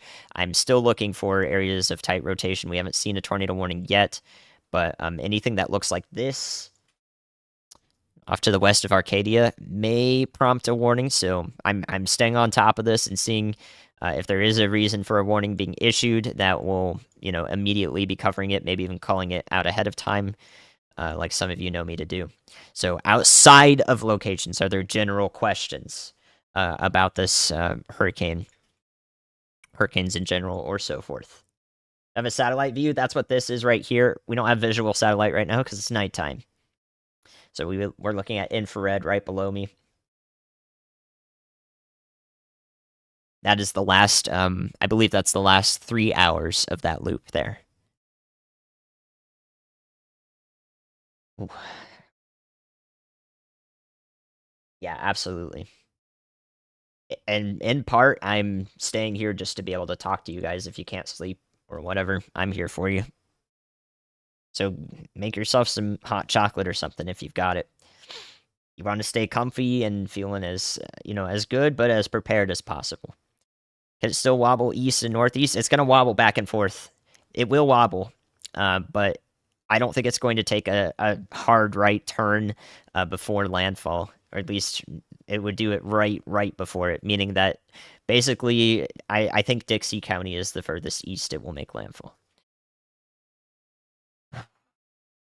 Yeah, there is a wobble left in the infrared. We actually observed that in the radar, and then it's also wobbled right a couple times, even over the last hour that we've been talking. Hour and a half, 2 hours. Wow. Panama City, I expect some interesting results. There may be actual receding of waters once the winds are pretty strong out of the north. So there may be waters receding in those areas. That does not mean you should go to the beach and take pictures of it. Happy to help. Thank you guys for the support. I'm watching. Yeah, I am a night owl. It's actually benefiting me right now so that I can do this. Dunellian, is that in Levi County? No, it's just outside of it. So Dunellian, Pasco up through Citrus counties along the coast should be ready for major storm surge. Once the center is up here, I'm on the wrong scene.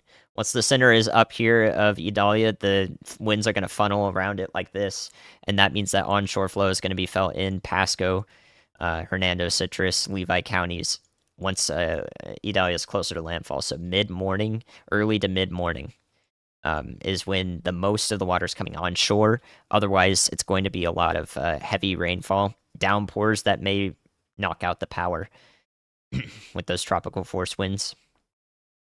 Wobble, yep. Hurricane hunters, good question. The reason why I saw a few questions, or actually just comments on how models are doing so good at picking up, how this hurricane is actually going to travel. They've done a pretty good job.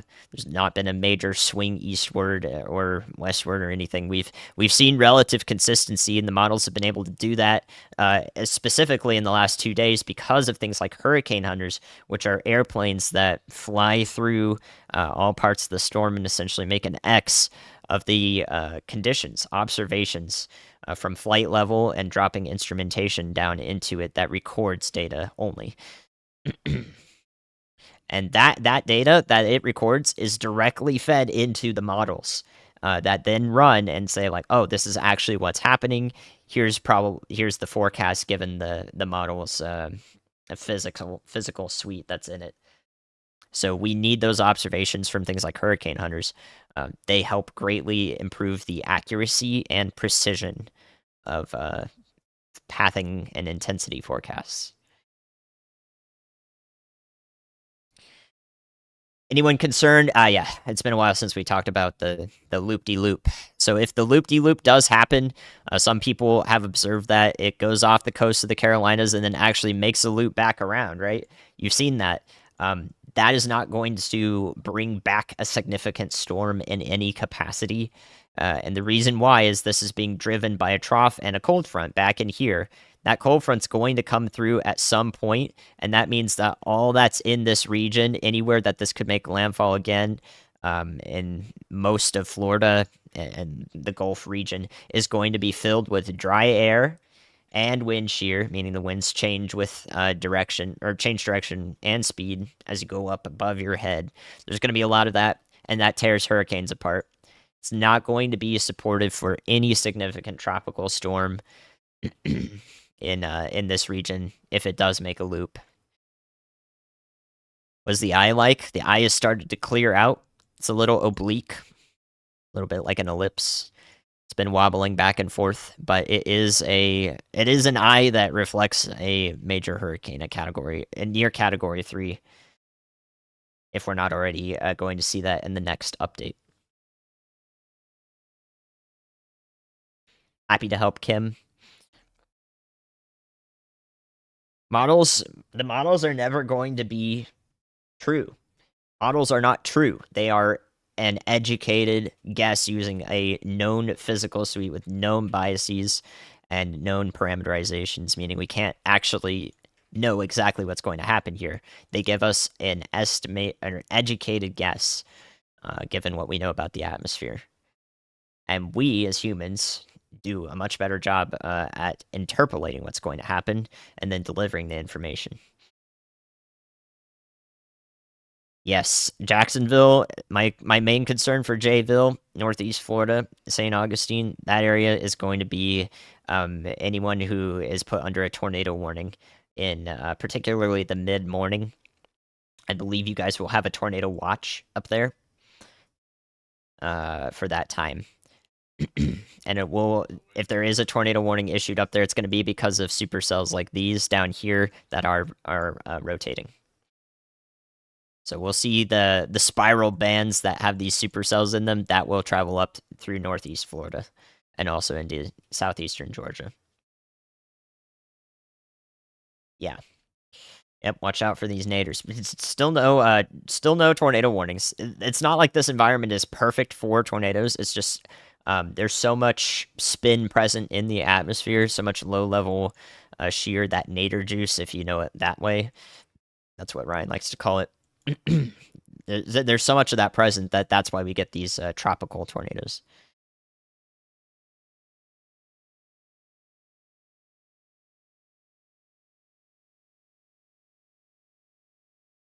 Hurricane-related tornadoes versus typical supercell tornadoes. Typical Great Plains supercells have strong updrafts that are maintained by intense temperature differentials and so forth. You get those strong updrafts and everything sits just right. A tropical supercell here is laden with heavy rain, is only rotating as much as it is because there's so much extreme change in the wind speed in the lowest levels. So it's all that nadir juice. Whereas you don't really have the defining temperature difference aloft in the atmosphere that makes for those really structured clouds that look incredible and also could form tornadoes. You just get these really heavy rain wrapped. More than likely, most tornadoes would be rain wrapped in situations like these. Another reason to that radar coverage is very valuable. I appreciate Lucky 3. Clay, anybody I've missed in the past, thank you for everybody who's become a member as well. Appreciate you.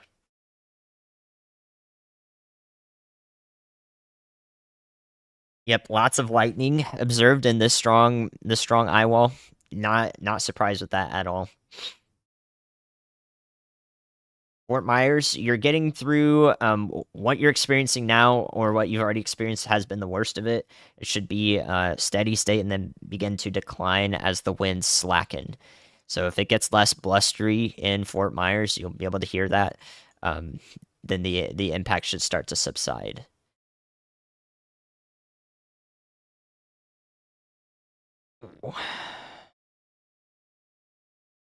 Thank you, Gold Star Mom. That is exactly what I'm trying or attempting to do here. Thank you, Rose and Shane. X Hamster.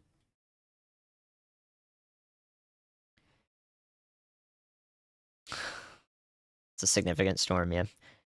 Why does eye wall replacement occur? It occurs because we get areas of convergence that happen outside of the main eye wall. So some strong storms can blow up out here, and if they consolidate together into another area of low pressure, it chokes off the inner eye wall here, because that doesn't essentially it needs that warm moist air from outside to continue circling into the center.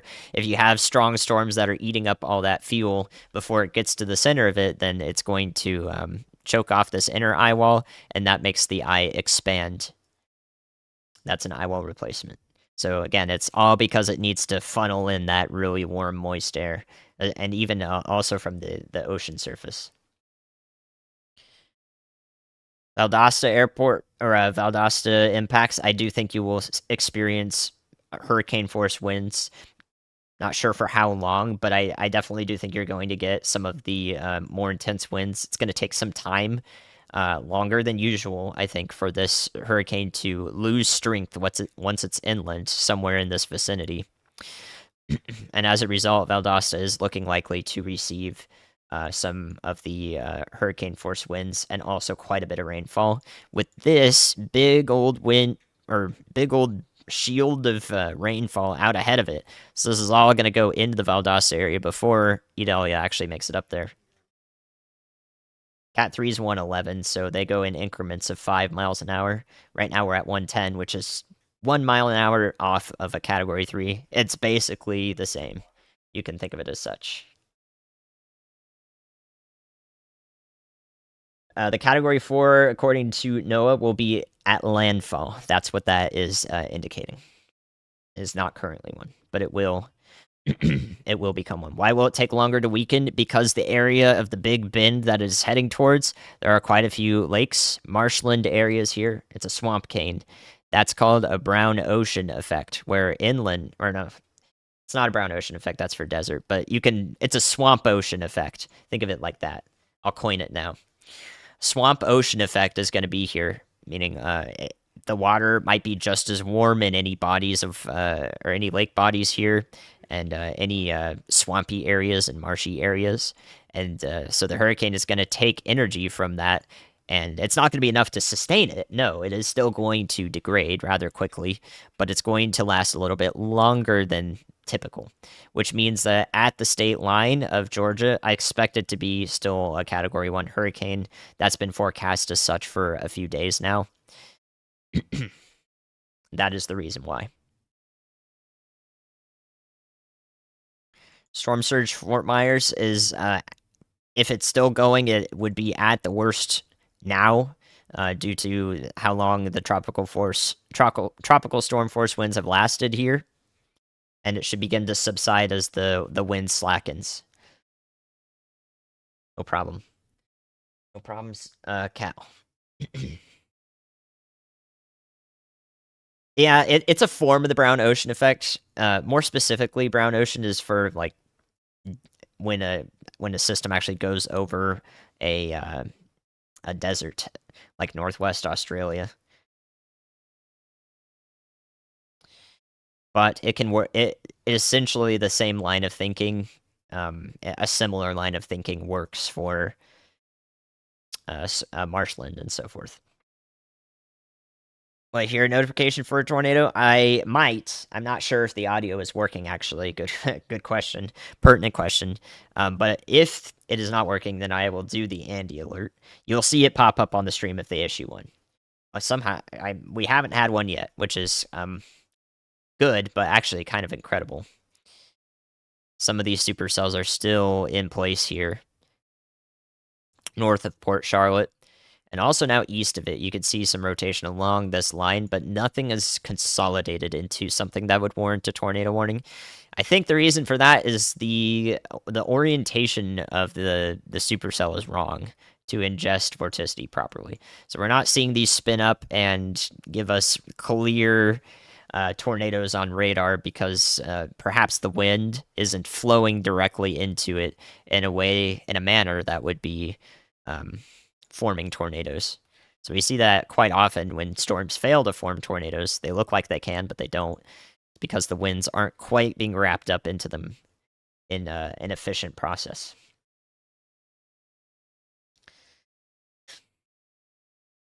All right, let's see. There was a somebody asked up here. What size tornadoes usually form in hurricanes? Uh, they're typically pretty grungy because it's so humid in this area that the top or the bottom of the clouds rather they're really close to the ground. So the tornadoes they're not going to be that tall. The clouds aren't going to be that tall, and you get a bunch of those wispy looking ones, especially. You see the wispy ones a lot in Florida already from severe weather days. It's not really too different in a tropical system. They're usually very wispy looking, but the problem is they could also be very heavily rain wrapped because there's so much water content out here.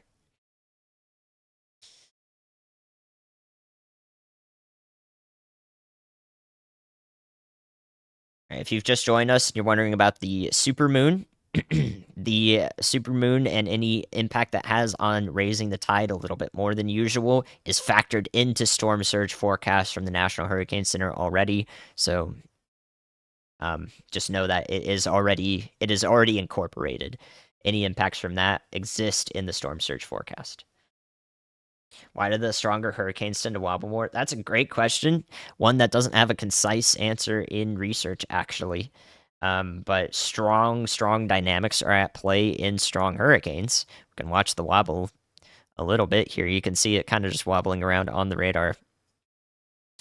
So very strong pressure differentials literally across this small place, which means if a band of convection is stronger on this side opposed to this side, the low pressure might be tugged a little bit more this way, and that could wobble it this direction before then it wraps around, and then the convection is stronger on this side, and the low pressure gets tugged this way.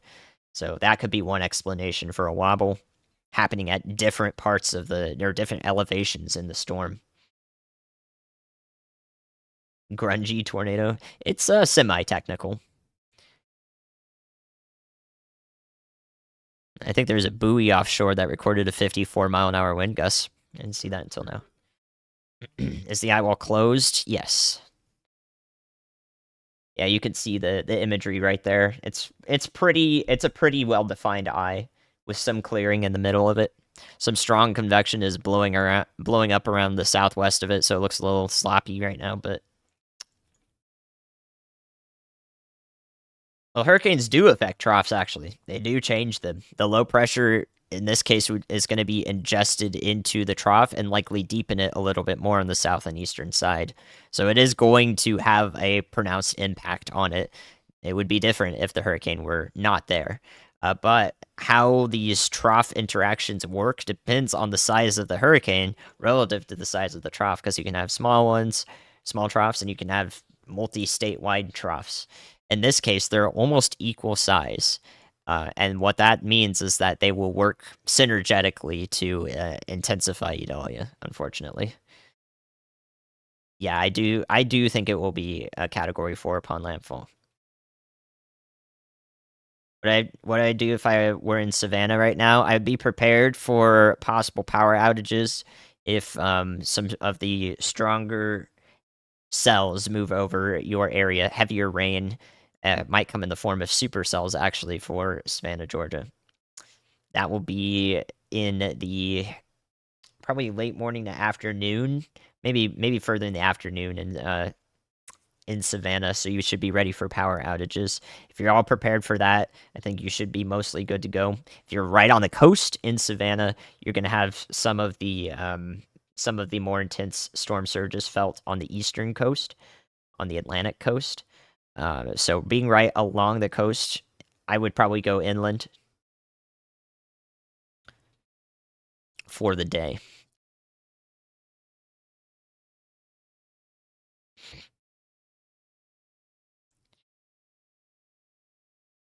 Yeah, absolutely, Lois. Yeah, I want to make sure that's a point well understood.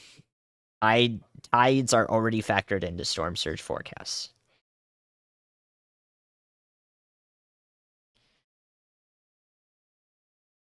All right. Yep. All right. So let's. Yeah, happy to help, Heather. Let's go back through. Let's go back through each area. Start up north this time for the immediate areas expected to receive impacts. Tallahassee. Tallahassee's going to want to be paying attention all the way up until landfall. Where exactly this makes landfall and its projected path from anywhere from Wakulla County over to Dixie County is the area we're honing in on. Landfall will be in the next 7 to 9 hours, 7 to 9 a.m. Eastern. So if the landfall happens on the western edge of what I would expect possible in terms of possible landfall, I expect Wakulla County to be the western edge of that. Then Tallahassee will be pretty close to where some of that eye wall will go inland if it is over here, as opposed to further to the south and east. So, in the further west scenario, Tallahassee will be really close to some of the hurricane force winds, and thus widespread power outages and some damage, possible tree fall will be felt there. But if it's a little bit further east into parts of Taylor County where it does make landfall, maybe even into Dixie County, then it would be a case where Tallahassee avoids by far and away the worst impacts. And you start to feel the impacts worse and worse every 5-10 miles you go east on I-10. So it would be it is a large difference. It is a very significant difference in a short distance. And thus, it really just comes down to all of the motion that Idalia has on landfall, whether it ends up getting closer to Tallahassee or if it takes its northeast turn a little bit earlier. It goes up towards the Jasper and Lake City area instead. We don't necessarily 100% know that yet. I am the night crew, graveyard shift here. Thank you, Michelle. So Tallahassee wants to pay attention. Each case, that's what you're going to get.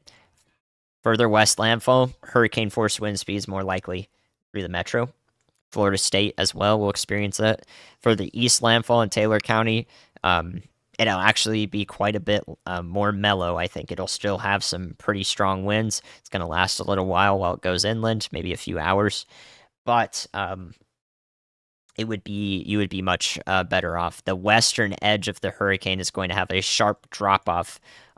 Basically, all parts of the hurricane, west and east, will have a sharp drop off on damage from any winds. Is it king tide? I believe that's a local thing to southeastern Florida. There's a king tide season where the tides and waves are pretty intense. And I don't actually know. Off the top of my head, I haven't studied it. So if I had to make an educated guess, it would probably be due to a response in the Gulf current. Did the track move at all? There's been very slight shifts, but we have a pretty narrow corridor of high confidence on landfall. Apalachicola and Panama City and further west, if it does end up in the western scenario in this region, those areas should expect first. You will get this part where Idalia approaches and winds are coming out of the east, meaning Franklin County is receiving a lot of that storm surge that's forecasted. So winds will start to come out of the east. Right now, they're actually coming onshore from the northeast, maybe already starting to have some storm surge on the barrier islands here near Apalachicola. So in Franklin County, that's going to continue on, winds coming from the east before Idalia gets up here and the winds shift out of the north. They're going to be pretty strong out of the north, and that's actually going to have a pronounced effect in driving water out into the Gulf rather than up the shore. They're going to be driven out into the Gulf. So you may have some receding water along the beaches here, wherever the winds are pushing outward once Idalia is basically making landfall at that point. So you will get storm surge in that area. Right now, you're probably getting it, and it will maximize over the next few hours while winds are still out of the east and funneling pretty much about around into Idalia. Once they're receding, don't go take pictures of them. Don't go on the beach in those areas. I wouldn't recommend it. You could do that like with reason, you could do that, but the problem is if you get too close to the waters, there are rip tide currents or rip currents, and those are very dangerous. Do not want to be anywhere near rip currents that exist in any capacity. What time will Tallahassee be affected? Landfall is expected to be from after 7 a.m. Eastern, probably till about 9 a.m. Eastern. So Tallahassee would start to experience the worst of the impacts in the mid morning and for the next few hours after that. All right, let's take a look at our tornado threat, see if there's anything that warrants a tornado warning right now. We're getting kind of close to thresholds right here in west of Limestone, west of Arcadia with these supercells. You can see them starting to take shape a little bit better here. So again, if we do get that tornado warning, hasn't happened yet, still have the watch in place. I wouldn't be surprised with one right here. Rotation's a little bit broad and a little bit or not very powerful, but there's a difference here that I think might lead to our first few warnings, and that you can see the storms are starting to look they're starting to curve more this way instead of being straight up and down, straight north and south. So when they're starting to curve more this way, they might actually be able to ingest that rotation much better. That might be the threshold that we need to reach to start seeing some tornadoes occur.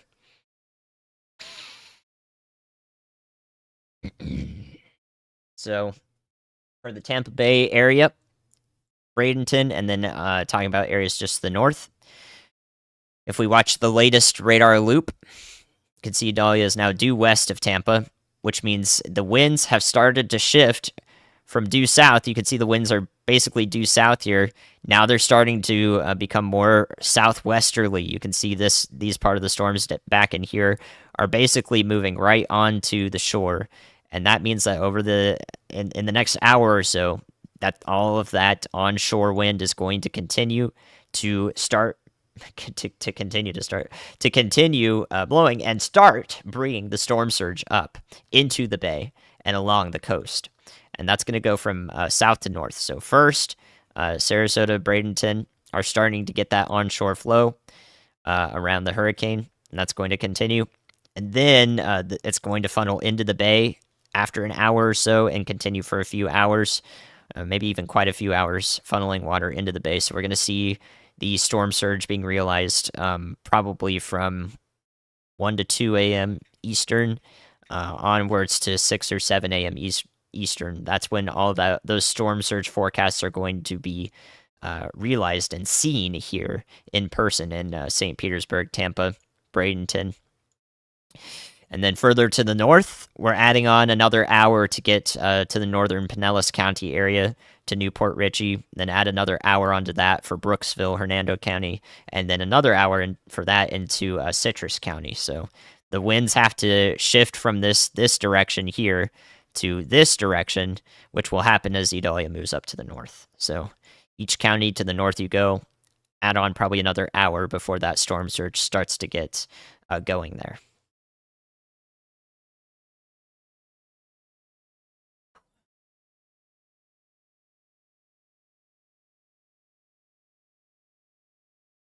No, this hurricane's not going to affect anybody but the southeastern states primarily.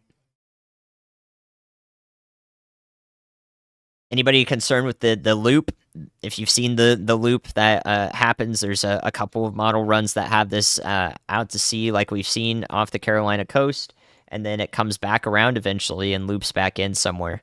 If that does happen, the driving factor that's pushing this off off the coast, essentially off the Carolina coast, is a cold front and a trough back in here. So we have our cold front back in here, and what that does is it brings dry air, and a lot of wind shear. That's going to persist over the areas that Idalia is tracking through now, which means if it comes back for a second round, it's going to be torn apart, be torn to shreds.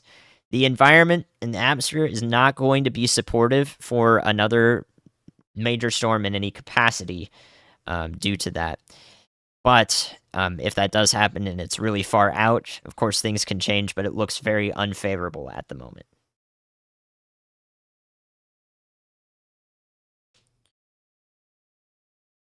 Thank you, Nola. There's a chance it might shift south. Nope. It's got a due track north. It's being tugged northward by that same trough. The winds around the trough are swinging this direction, which is why it's being brought up north. Fujiwara effect. There, if you're talking about Hurricane Franklin and you're curious if the two are going to merge, Franklin is traveling a little bit faster than Idalia. It's over 1,000 miles away. Typically, Fujiwara has to be within 700 to 800 miles. So there are minor impacts, maybe outflow from Franklin that is turning the winds a little bit in Idalia's path, but they're not going to interact with each other directly. So they're not expected to merge or do anything like that.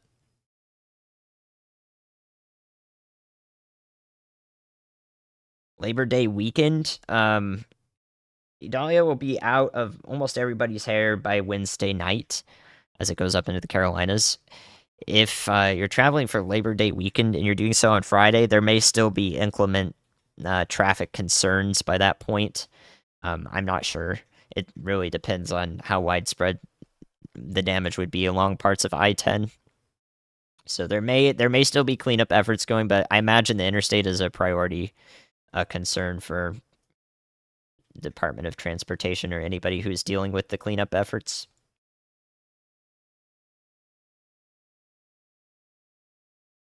Still thinking we could see a tornado warning coming through for maybe a couple of these areas of circulation. Wouldn't be surprised here.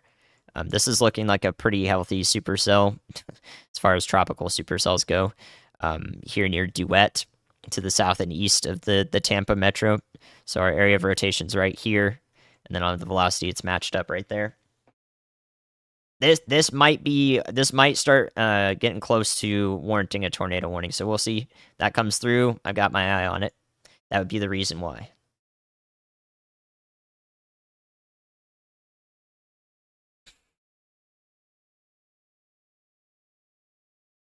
Yeah, I'll go ahead and take a look at the storm surge. So the expected storm surge from the National Hurricane Center does include about 3 to 5 feet for the Apalachicola area. And again, the reason why that may be realized there and it falls off really quickly, there's basically no storm surge forecast for Panama City and areas west. The reason that that occurs here is because as Dahlia goes to the north, you're going to see those winds, those easterly winds, start to drive some waters onshore before they switch out to the north on this side of the hurricane center, wherever it is in this area. So storm surge will happen to the north and west in Franklin County and possibly Wakulla County before landfall, which would be in the early morning, 4 to 6 to 7 a.m. Eastern. How you doing, Amy? Staying up a while? Hope you're doing well. Thank you for being here.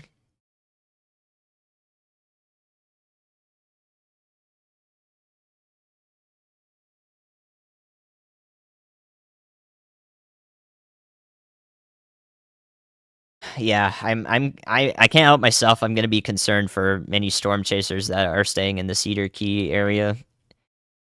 Oh wow. So yeah, we can see a storm going over Cedar Key right now in that webcam. Let's see. So the rain started here. The heavier rain started in Cedar Key. There's a little bit of a steady rainfall happening there, but you can see it's pretty sideways.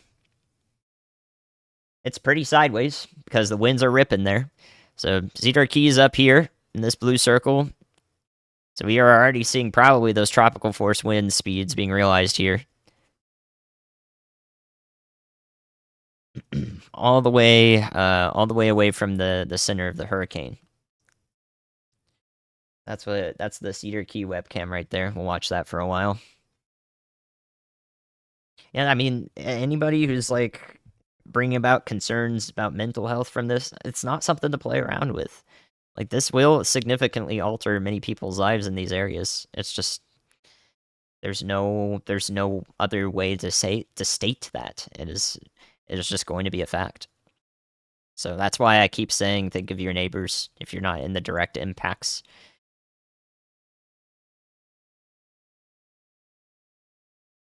Gosh, it's like a flashing light. It's almost too distracting.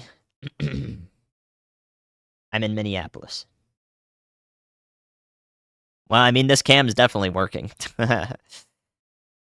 Happy to help our RJ and Ken. I do think it will hit Cat 4, yeah. Unfortunately, the official forecast now includes that as well. If you need my opinion to be secondary to that. Thank you, Stogie. Can I do a quick tutorial? Yeah, sure. The most important parts of tracking a hurricane here are going to be, looking at radar at least, are going to be analyzing the eye wall, looking for those eye wall replacement cycles. If we see two strong bands on reflectivity here, which shows us the rainfall, the energy being reflected off the radar beams. So if we see two areas, you could see an eye wall replacement cycle. And also, if you see the higher values here, this is likely where lightning is occurring, and also indicating the strongest convection, and thus the strongest winds. Um, if you remember from Hurricane Ian last year, we didn't see really strong winds until that western side of the eye kind of filled in here and had that really heavy rain. The really heavy rainfall in the eye wall is really important because it's actually it's acting as weight. The water is weight and pushing all of that really quickly moving air down to the surface like a downburst. So a lot of the times the heaviest winds, like the forecasted winds, the max gusts, max sustained wind, are going to happen because of where the strongest rain is falling, because it's actually driving it down to the surface. So that's important on the radar. And then in terms of the winds, pretty much all you need to know, respective to the radar site you're looking at, blue and purple and green, the cool colors are going to be going toward the radar, and the warm colors are going to be going away from the radar. So you can see the circulation right here on the right side of your screen. That's a counterclockwise circulation, which is low pressure.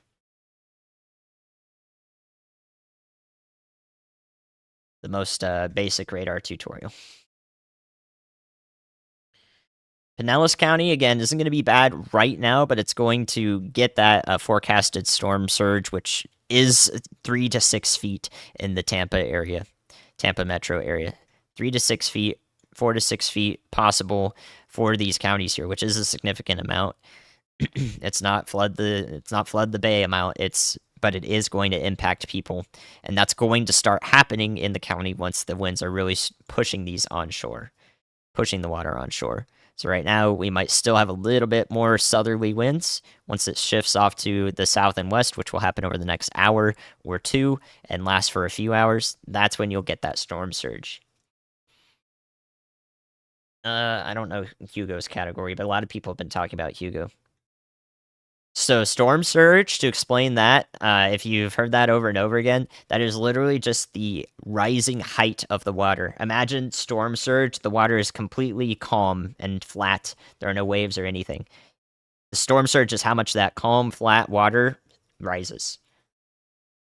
So you get waves on top of that. You'll get rough surf on top of that. And that's why it's it's like a double thing, it's why we have a specific forecast for it, a specific concern for it, is because it's a 2-for-1 deal.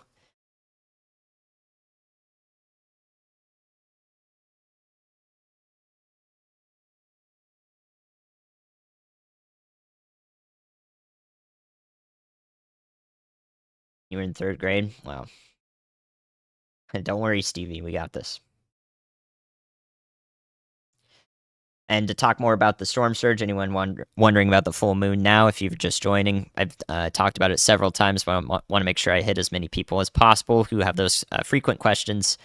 The full moon, the super moon, etc., whatever you've heard, and tides associated with the moon, tides are factored into the storm surge forecast. So if you have received information 4 to 6 feet in Tampa, in the metro, and in the bay, 4 to 6 feet of storm surge is possible. That is in conjunction with whatever tide it will be at the time, and uh, and whether or not the supermoon is accentuating that tide a little bit.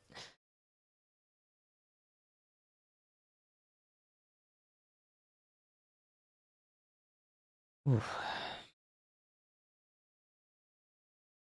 Weather for Thursday in Minnesota. Yeah. Uh, not too bad.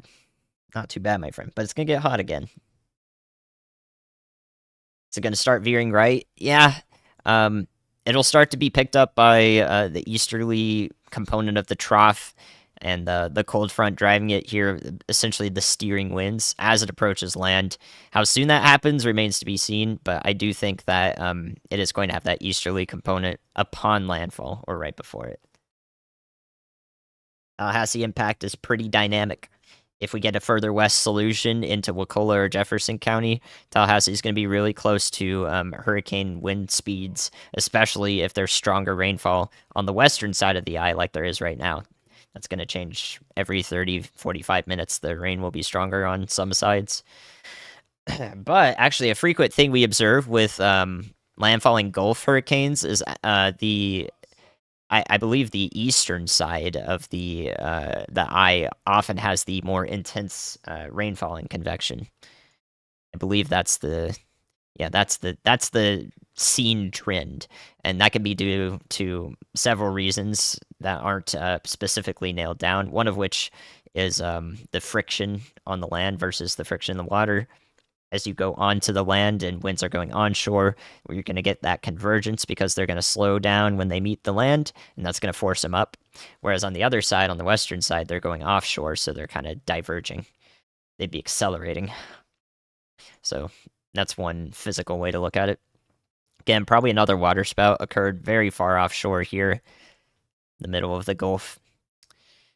So pretty active supercells offshore here in these bands. Eventually, these will swing their way onshore, probably in the Levi, Citrus County area. They may be the ones that get a little bit closer. These ones down here may get a little bit closer to Ocala and Gainesville. Wakulla? Wakulla or Wakala? Wakulla? Oh, did I say Wakala? I meant to say Wakulla. Ocala, Wakulla. Yeah, that one's a little tough on the tongue. Thank you for pointing out.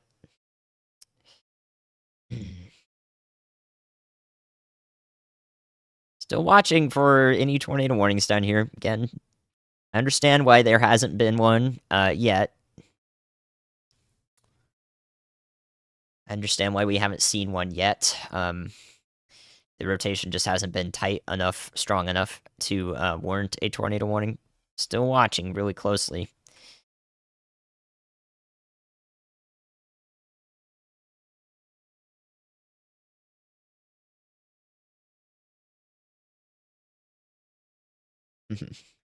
Ocala. I got that one right. I've been paying attention all day, seeing everybody correcting Ryan's pronunciations and noting them down mentally. Make sure I get them right. Levy? Oh, are you kidding me? Levy County? Oh, come on now. When am I ever going to get that one? It looks like Levi. The jeans. All right, let's do some more inland forecasts for Georgia. Bring up Radar Omega for that here. So some inland forecasts for Georgia. This is a tornado outlook for the day tomorrow from 6 a.m. to 6 a.m. tomorrow, or 7 a.m. Eastern through Wednesday. If you look at this, one way to look at this tornado risk area is that the eastern side of the center of the storm will have the tornado threat associated with it.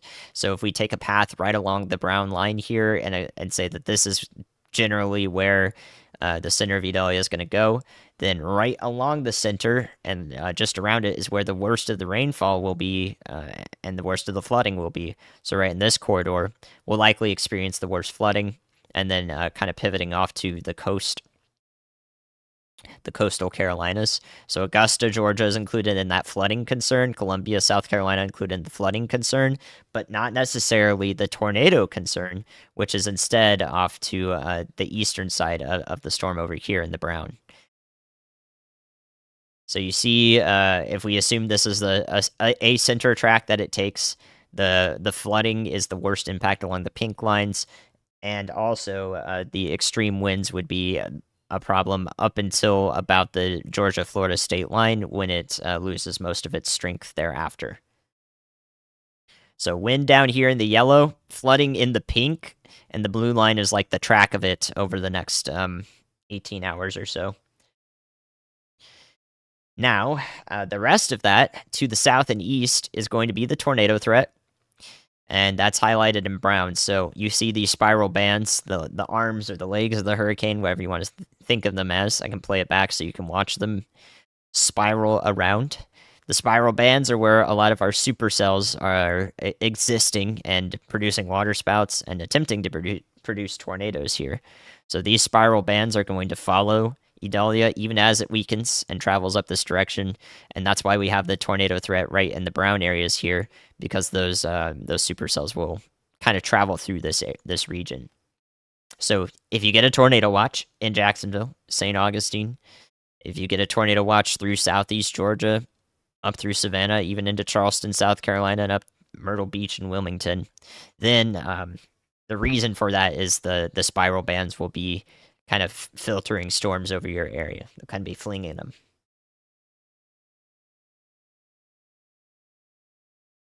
The reason why winds don't get as high on the Saffir-Simpson hurricane scale, so what category it is versus tornadoes, is because tornadoes are wind gusts that do damage, and the hurricane scale is based on sustained winds. 2 minutes sustained, or 1 minute sustained, I forget which. But if you have 130 mile an hour winds for a minute instead of a couple of seconds in a tornado, you can start to imagine the difference and why you'd need a separate scale. Hopefully that makes sense. Yes, it's forecasted to be a Cat 4 on landfall, officially.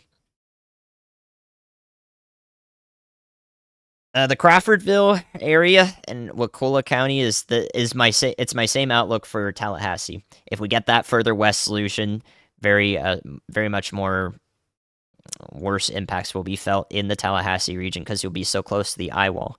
But on the western edge of the eye wall, the winds start to drop off pretty dramatically compared to all of the tropical force winds on the eastern side over here.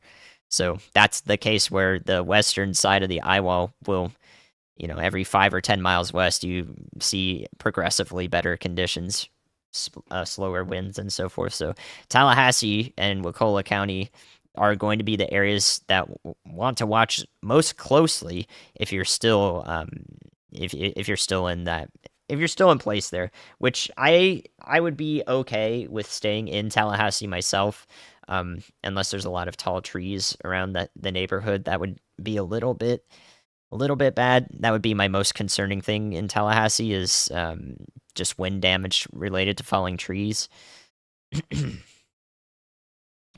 So, but if it does take a little bit further of an east track through, maybe right through Perry, and these regions here more towards Madison, Live Oak, so up the coast this way, then you'll be a little bit more removed from the western edge of the eye wall, and the wind speeds will drop off pretty sharply here into Tallahassee. They're still going to be fast. They're still probably going to bring some power outages, but you're going to want to pay attention most closely to the nowcasting part of Idalia, in which we see just how soon it starts to take a turn to the east, or if it waits longer. So we don't know exactly when that will happen, but we have a pretty good idea down to a couple of counties at this point on where landfall is expected. A few counties.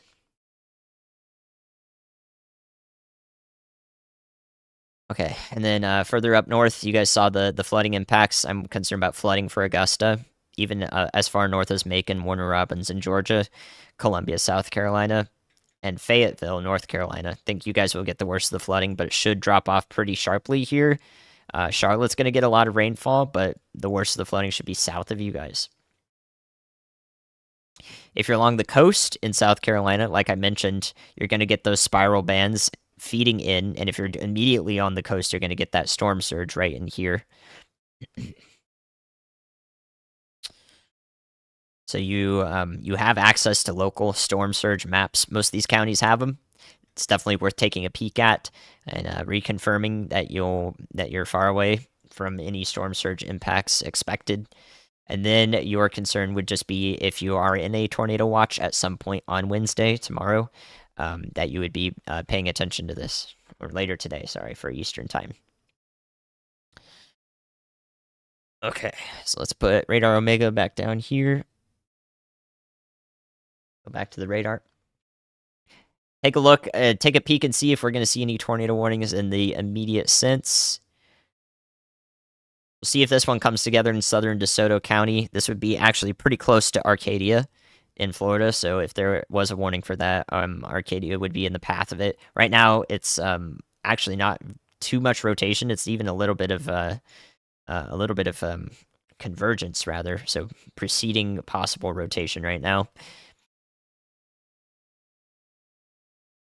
So not currently concerned with that cell. If it does start rotating, though, I've already got my eye on it. And for the rest of these supercells, nothing in particular is going to cause a tornado warning as it stands, I think.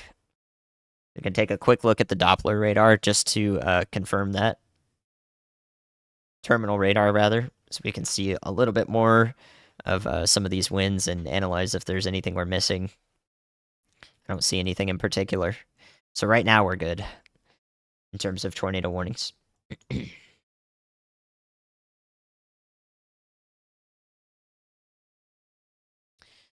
I am watching this one that's pretty close to Arcadia, though. Looks like it's going to go east of the city there. So this supercell should go east of the city. It's going to drop some heavy rain for a brief amount of time, though, which may, again, bring down some of those stronger winds and might cause some power outages in the area. It is almost a Category 3. It's basically a major hurricane at the moment. It's 110-mile-an-hour winds on the latest update, which are 1 mile an hour short of a Category 3, so you can think of it as such. And thank you guys for liking the stream, hanging out with me at any point. Citrus County is still pretty far away from the beginning of the storm surge. You guys will start seeing the beginning of the storm surge when those winds shift to onshore, which will probably happen in Citrus County up here at about maybe in 2 to 3 hours or so.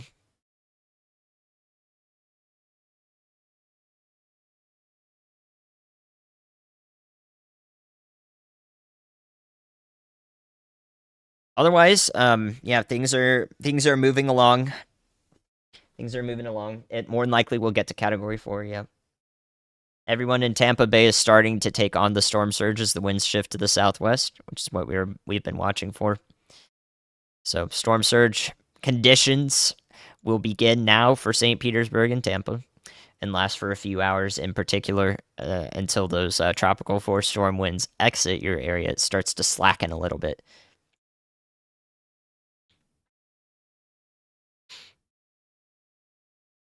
Brooksville is decently far inland, but you know your sea level, you know your elevation here in Brooksville. If you're closer to the coast near Weeki Wachee, then at that point the storm surge is definitely going to be seen and be realized along Highway 19, more than likely. So again, you're just south of Citrus County and Hernando County. Means your storm surge conditions will probably begin at about 2:30 to 3:30 a.m. Eastern, as winds shift to onshore. Yeah, a lot of water is being moved toward the coast. That's what I'm trying to imply by the winds moving that water outside of the center of the storm itself. For those joining now, if you haven't heard my analysis on the loop around, some model solutions are showing that once it ejects off the Carolina coast up here, and it might actually loop back around within a week's time or so, which is pretty far out. So it is a little bit of an oblique forecast, a little rogue. Not sure if it's going to happen. We don't have high confidence at all. But if it does, what I can tell you, what we do have confidence on, is that conditions in the Gulf of Mexico and the area where Idalia is tracking will be hostile. They're not going to allow for tropical storm development. They will tear anything apart. And the reason why is Idalia is being dragged out to sea by a trough at the moment. A cold front attached to that trough is giving some nicer weather for Tennessee, northern Alabama. You guys are actually going to enjoy that over the next day or two. And that's pushing through, which means that there's going to be a bunch of dry air where Idalia is now in a few days, and there's also going to be a bunch of wind shear. Wind is going to change as you go up in the atmosphere. Both of those things tear hurricanes apart. So you're not going to get this right here again from the same storm. It's just extremely unlikely to happen given the environment set to take place.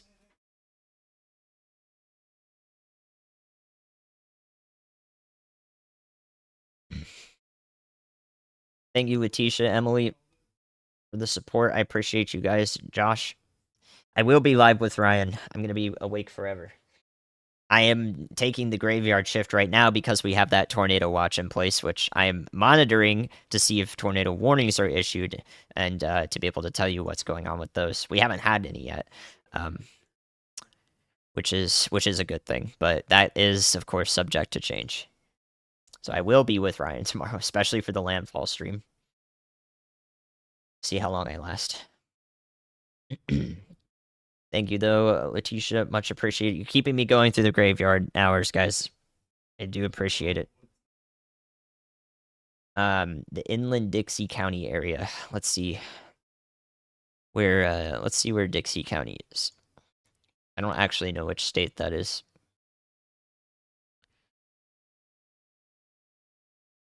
Near Old Town. I'll have to look it up. I did not have a direct enough guidance to the area. Oh, that's the Kissimmee area. Okay.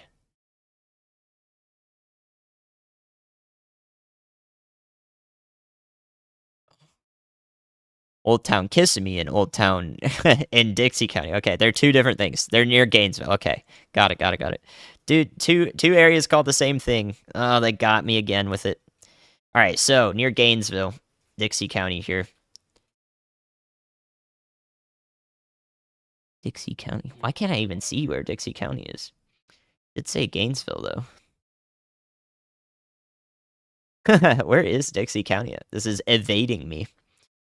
I see Alachua County. Gilchrist County. Oh, there it is. I'm literally staring at it in the face. I've talked about it like 15 times. Dixie County. Talked about it all day. Dang it. All right, so Old Town area. Yeah, Dixie County is... If you're still in Dixie County, how is this southwest of Gainesville? It's west of it. Interesting. Google's never to be trusted with these areas when you start getting into the grit of it. So Dixie County is my easternmost hurricane landfall point. At the moment, I do think it's between Wakulla County and Dixie County. So if you are in Dixie County, that's one of the worst spots to be, unfortunately, because that is where we will get 12 to 16 feet storm surge, which has the tides factored into it, of course. And that's going to make its way pretty far inland in the Big Bend area due to the geographics, the geographical region, essentially, the elevation, the layout of it. Very good, Nick. Yeah, Storm Chaser scared me with this one. All these spots in the Big Bend, nobody has storm chased a major hurricane in the Big Bend of Florida because it hasn't happened in the Big Bend of Florida.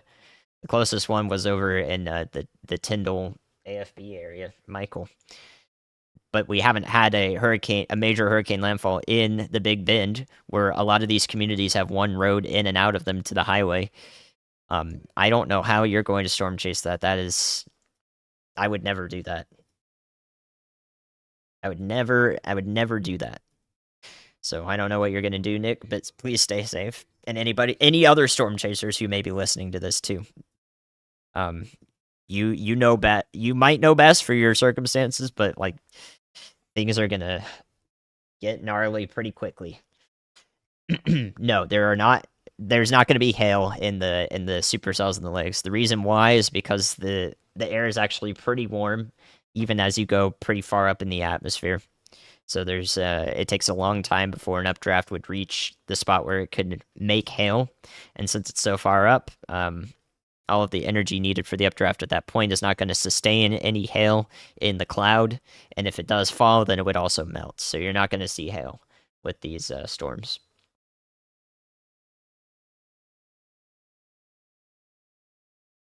Inland Perry. I'm extremely concerned for Perry. It's the middle ground of all of the landfall forecasts that I keep drawing here. Taylor County is really looking like Taylor County is going to experience impacts no matter how you slice it. So I personally would not want to be in Perry either, even though it's away from the coast. I just I would never do that. Yeah, I would never do that. Okay, let's see if I can catch up here. If you're in southern Georgia, I do believe that Valdosta, that area will be pretty close to where the weakening hurricane, so it'll be a lower end hurricane at this point, traveling inland at any point in this region. Once it gets closer to the Valdosta area, you're still going to get hurricane wind speeds. You're going to get a lot of rain, more than likely flooding. So Valdosta is kind of in one of the worst spots for it, unfortunately. So you guys are expecting power outages as a result. You're expecting to you're expecting to dig into your hurricane resources essentially. Daytona Beach will be okay for the most part. There may be some stray power outages in the area if any strong storms move through. So the outer bands here have the potential to move through the east coast of Florida. So that also includes Jacksonville, St. Augustine, anyone in those areas. Kissimmee, Alachua. Got it. How do you spot a tornado on radar? Take a look at this east of Arcadia. The radar is this direction away from the storm. It's over that way along that blue arrow. Winds on this side are traveling this direction, and on this side are traveling this direction. So I can see rotation right in here that's going the right way. Just need to have an eye on it. Thousands of case studies, thousands of examples as they happen, and you'll get an eye for it. But that's one example of this could possibly have a tornado warning on it. But it is pretty weak rotation overall to the east of Arcadia.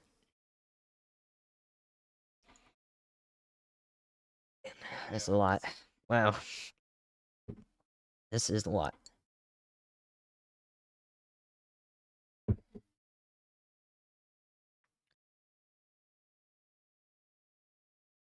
The reflectivity is just showing you how intense the rainfall is. The spiral bands of the hurricane are going to have some strong storms in them. This is not where 110-mile-an-hour winds are occurring, though. So reflectivity is typically the best way you can relate to it as a viewer is how heavy is the rain.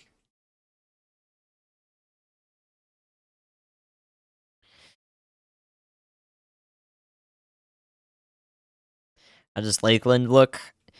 Looking mostly okay. Your primary concern right now is any very heavy rain falling that might cause power outage, bringing some of those strong winds down to the surface. And then if there is a tornado warning issued for your area, because you are in a tornado watch, that will come from some of these storms down here if it does happen as they move off to the north toward you.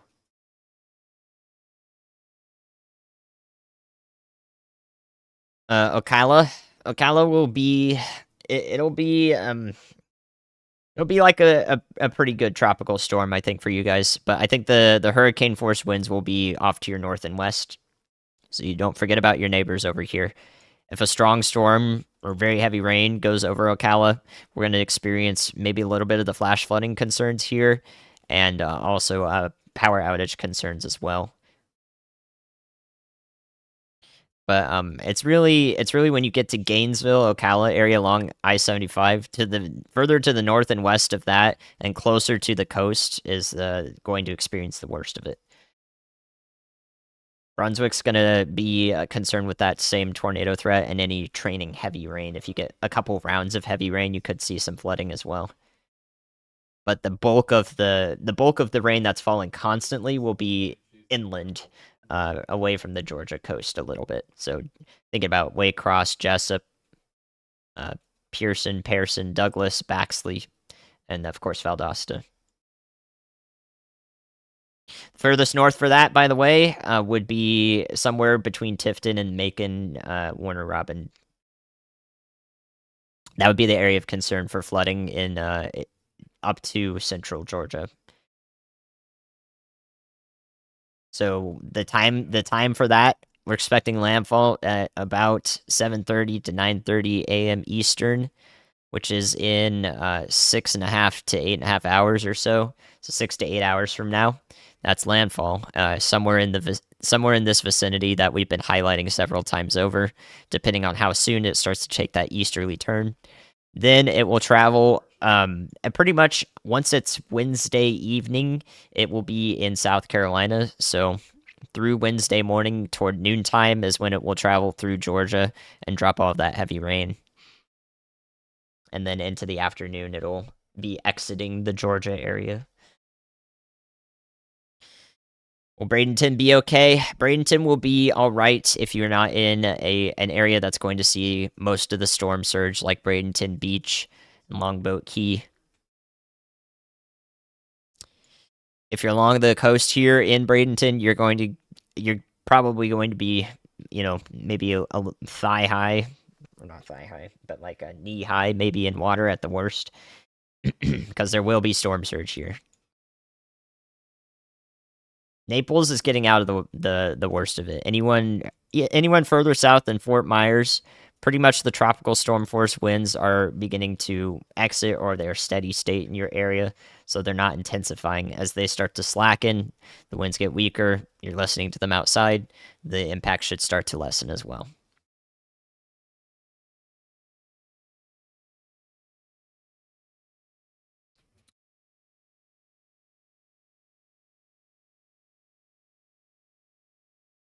Oh wow, this is a lot.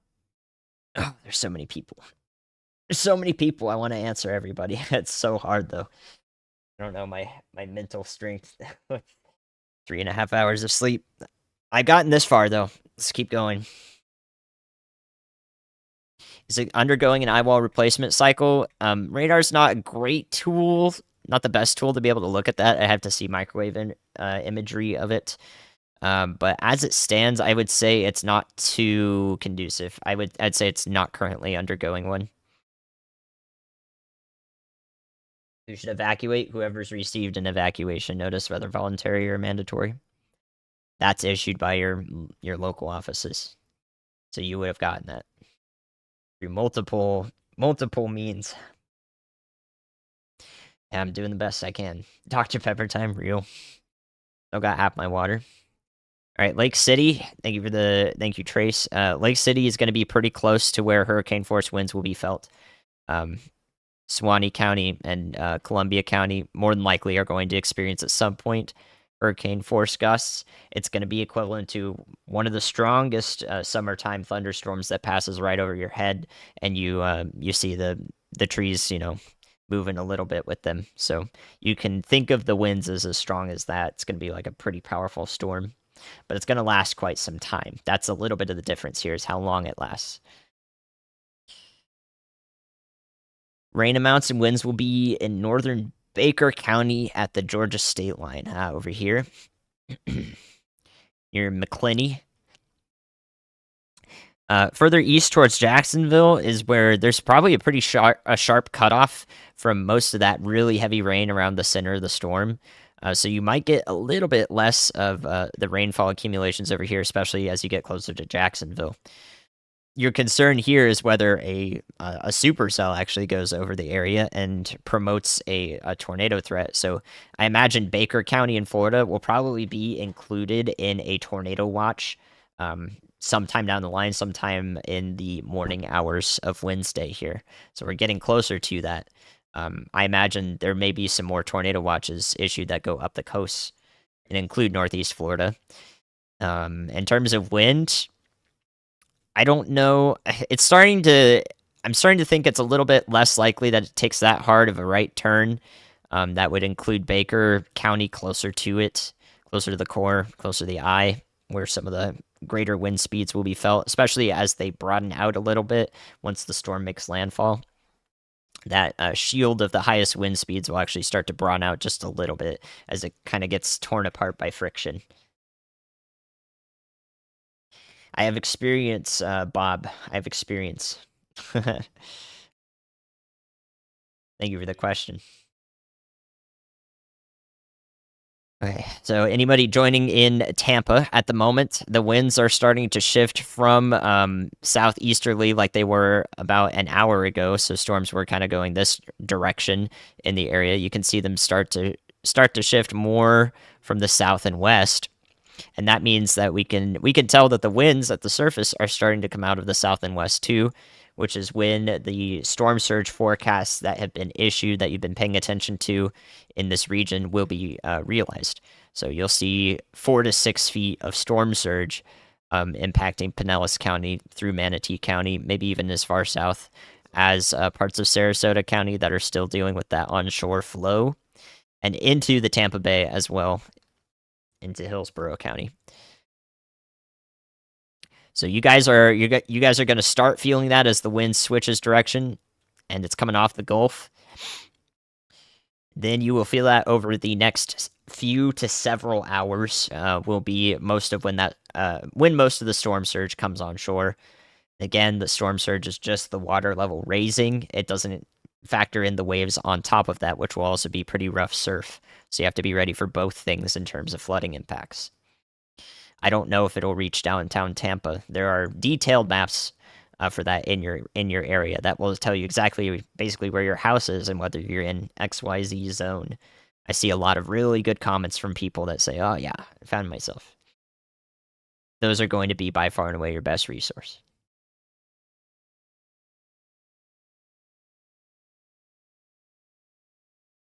You can find that through your city or county resources. Pretty much 2 clicks. St. Augustine, Northeast Florida, again, not looking too bad. Concerned about the tornado watch that will probably be considered and maybe issued for your area later today, probably in the mid-morning hours.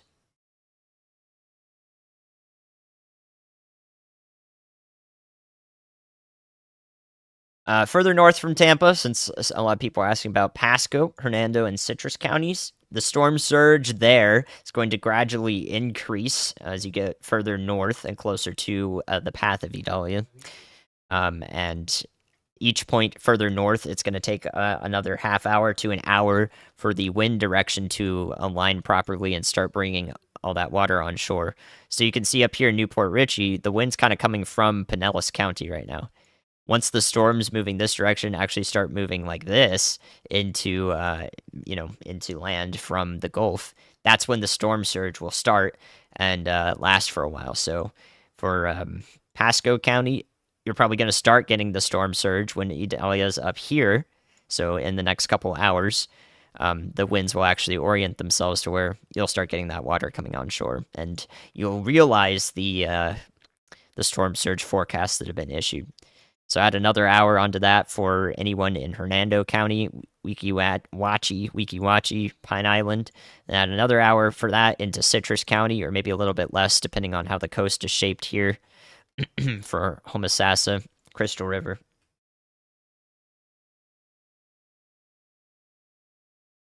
But if you look at Cedar Key here, where the webcam is kind of shifted a little bit on the bottom right of the screen, you can already see the surf looks pretty rough and things are kind of coming onshore already. You can see the waves are just kind of being pushed onshore there, getting closer to the camera. And that's because you can already see the storms moving into the coast, which is in this white outline here. So the wind is already pushing water onshore right at this key. And it's basically going to keep doing that for, the next 8 hours or so. maybe even a little bit longer than that. This is one of the worst areas to be in for storm surge because the winds are going to be aligned such that they are always blowing water onto land for quite some time. Storm surge is when the water level raises. Think of it like a perfectly flat body of water. There's no waves on it or anything. That storm surge is raising that, and that means it comes on shore too. Then you add waves on top of that. So that's why we have storm surge forecasts. The reason that happens is because the winds are pushing a large amount of water at the same time in the same direction. And also in the center of the hurricane itself, with its very low pressure, is acting to push out water on top of that. It's basically creating a sort of a crater or maybe even a dome right in the center of it, and it kind of falls off after that. So a lot of the storm surge wherever this makes landfall will happen right at and right before landfall. The storm surge that's accentuated by the eye of the hurricane. So it'll be really rapid storm surge if it, wherever it does make landfall, it's going to be very, very fast.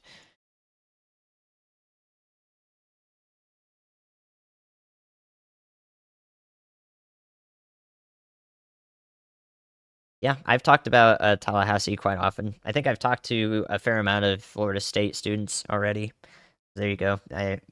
I'm aware of Florida State. That is the area that I cannot directly tell you what will happen because of how different the impacts will be every 10 miles, depending on where exactly this tracks towards land.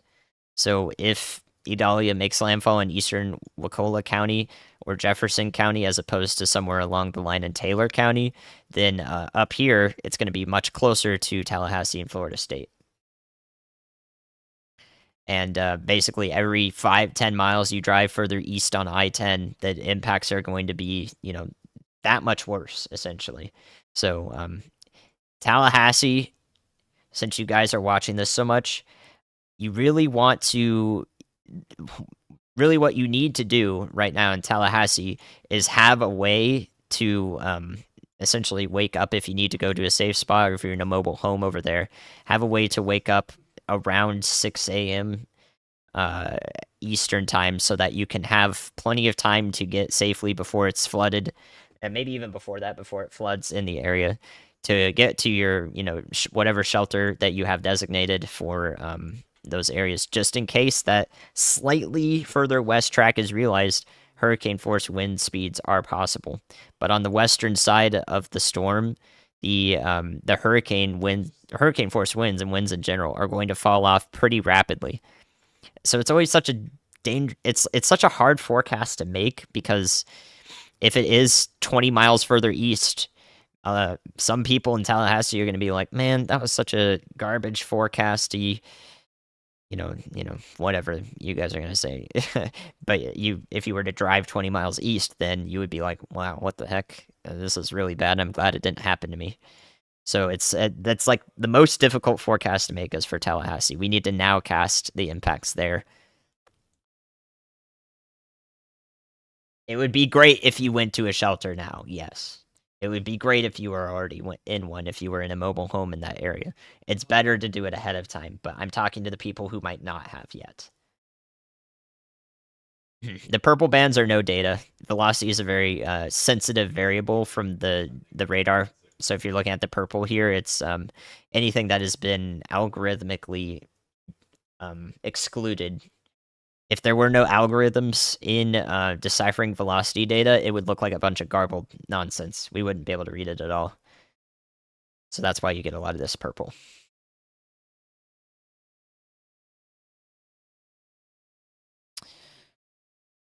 Give me a second, and I'll look at the Inverness area. 1 second. Inverness, Florida. This is in Citrus County.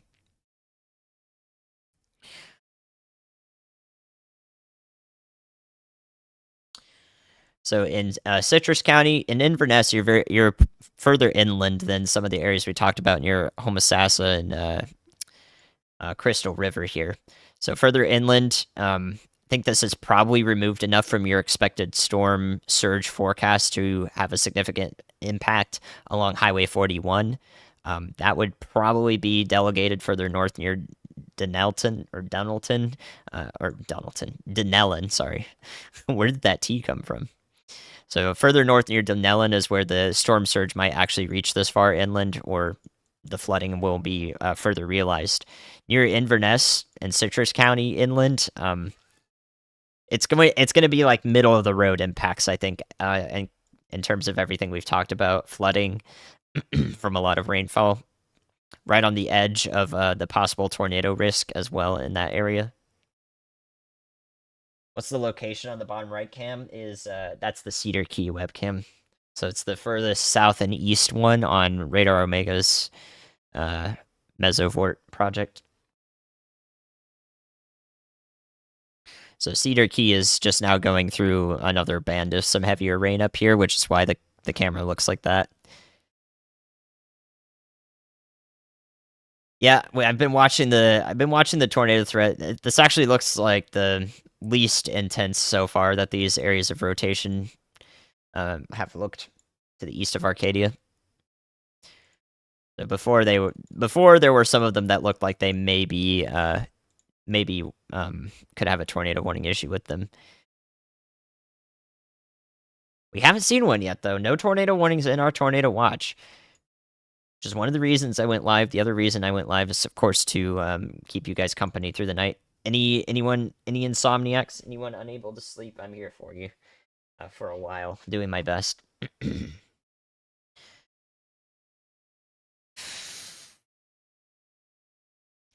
If you're in Otter Creek or Levy County, correct?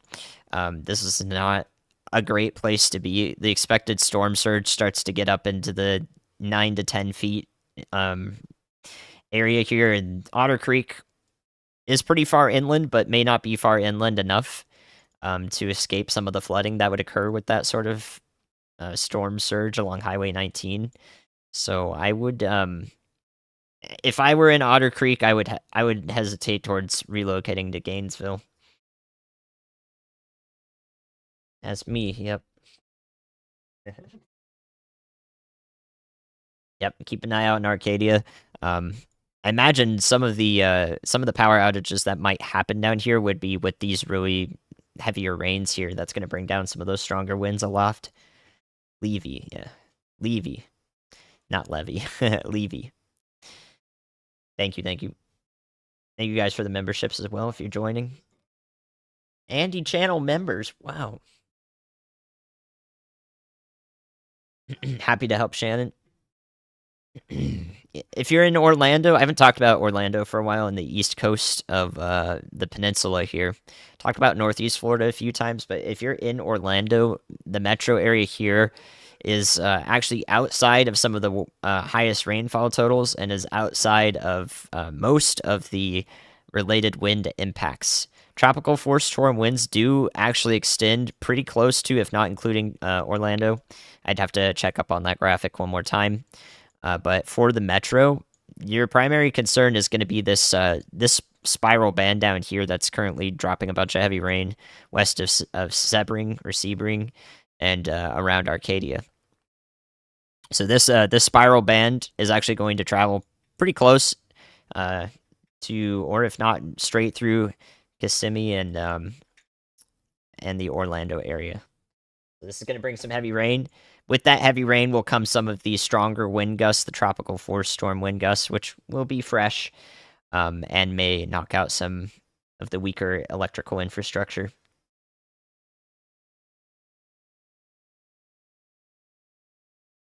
Absolutely, Kat. Happy to help. Is it starting to turn east? Let's see. Watch it through a little bit here. We'll always have those wobbles back and forth, a west and east wobble. It does look like it's still mostly traveling to the north in the last scans, but Yeah, we're waiting to see when that eastward component starts up.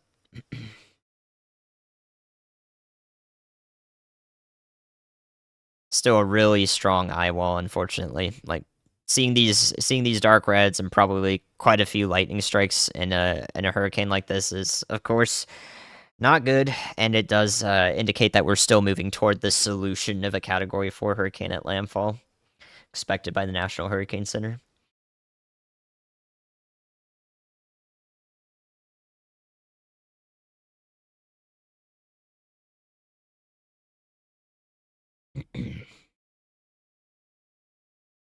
Thank you, Kim. Yeah, thank you guys for any subs or likes to the channel too. Much appreciated. Much appreciated going through the graveyard shift here. Valdosta is going to get some it's gonna see some pretty significant impacts compared to what you may have seen from hurricanes past. I think Valdosta will get pretty hefty winds. Maybe not quite enough to down trees, but possibly some weaker trees might fall in Valdosta. You're going to be pretty close to the most likely track this takes, and it will still be a lower end strength hurricane once it reaches this far inland.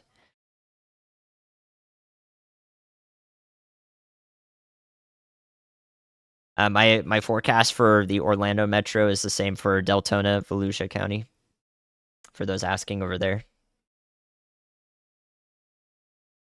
we're concerned with the heavy rain that's down here near Arcadia, moving up into the area and possibly bringing a brief tornado threat.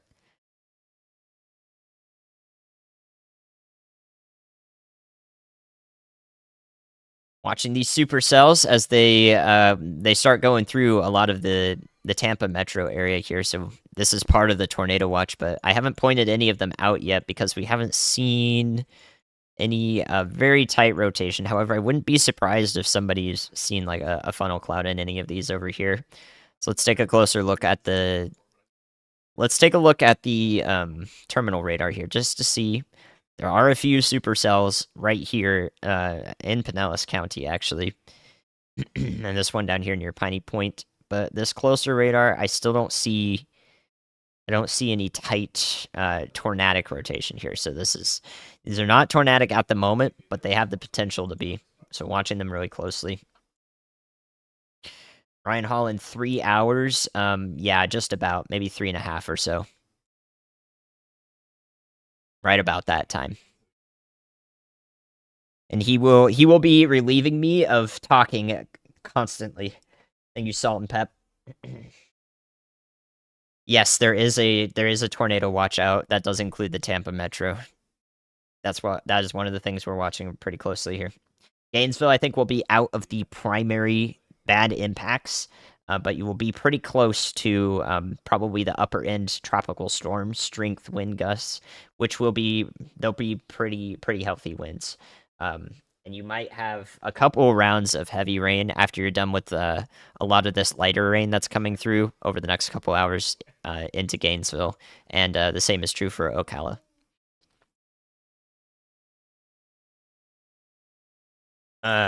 Storm surge for the Pinellas County area is starting up if you're in the southern part of the county and will last for the next 5 or 6 hours to a total of probably about 4 or 6 feet per the National Hurricane Center. If you're in northern Pinellas County, closer to Newport Richey, Tarpon Springs, those areas, you do have a little bit of these barrier islands that do help a bit, may reduce some of the storm surge. But you're waiting for the winds to actually have that southwest component up here, as opposed to the winds being able to funnel the water this direction down here. So in this area, you're probably going to start seeing the storm surge in a couple of hours from now when the winds shift.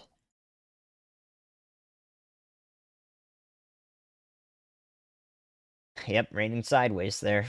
So the winds are strong. Winds are fresh in Cedar Key, which is where that webcam you're watching is from Radar Omega. Project Mesovort there.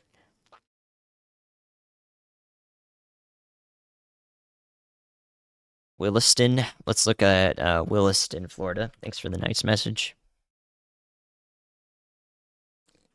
Williston, Florida. Williston, Florida is north of Denellen. Okay. southwest of Gainesville. So up in this area in eastern Levy County, junction of Highway 27, 27A. You're far inland. You're far inland enough to not get the storm surge. You're basically taking the same idea as the Gainesville forecast, where you're basically on the edge of either lower end hurricane or upper end tropical storm conditions. Whereas the primary hurricane conditions probably go a little bit off to your north and west. So it's going to be a dynamic time for Williston and Denellen and Gainesville. But you're definitely going to. I feel like you're definitely going to want to think of your friends that are going through probably a lot of the worst of it to the north and west. That's what it's looking like at the moment. I think I'm getting the towns correctly. I think I'm getting them correctly. Bainbridge in Georgia. You should be far west enough to escape most of the worst impacts. I think you'll be okay. The winds will be pretty fresh there, but the eye of the hurricane's not going to go towards shouldn't go towards Bainbridge.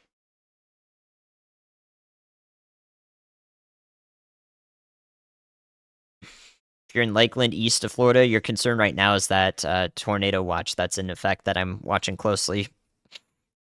Any of the stronger storms that make their way up to Lakeland, east of Plant City, we'll see if they have rotation with them. Currently, you're in the best corridor, though. Most of the storms are either going to pass to the east or west of Lakeland right now, with the bands that we're seeing here. Man, will it be bad in Taylor County? Absolutely, yes. Unfortunately, it will.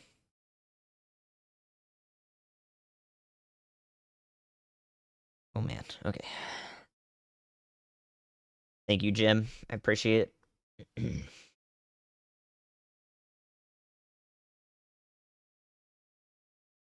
If you're anywhere west of Port St. Joe, Mexico Beach, the storm surge is expected to be minimal to none, so it quickly falls off that direction. Just in case anybody's asking from further on to the west of this point where Apalachicola is. To the east there, you are going to get some storm surge over the next several hours as the winds from the east are pushing water onshore right here near Carabel and also Apalachicola, right along the coast.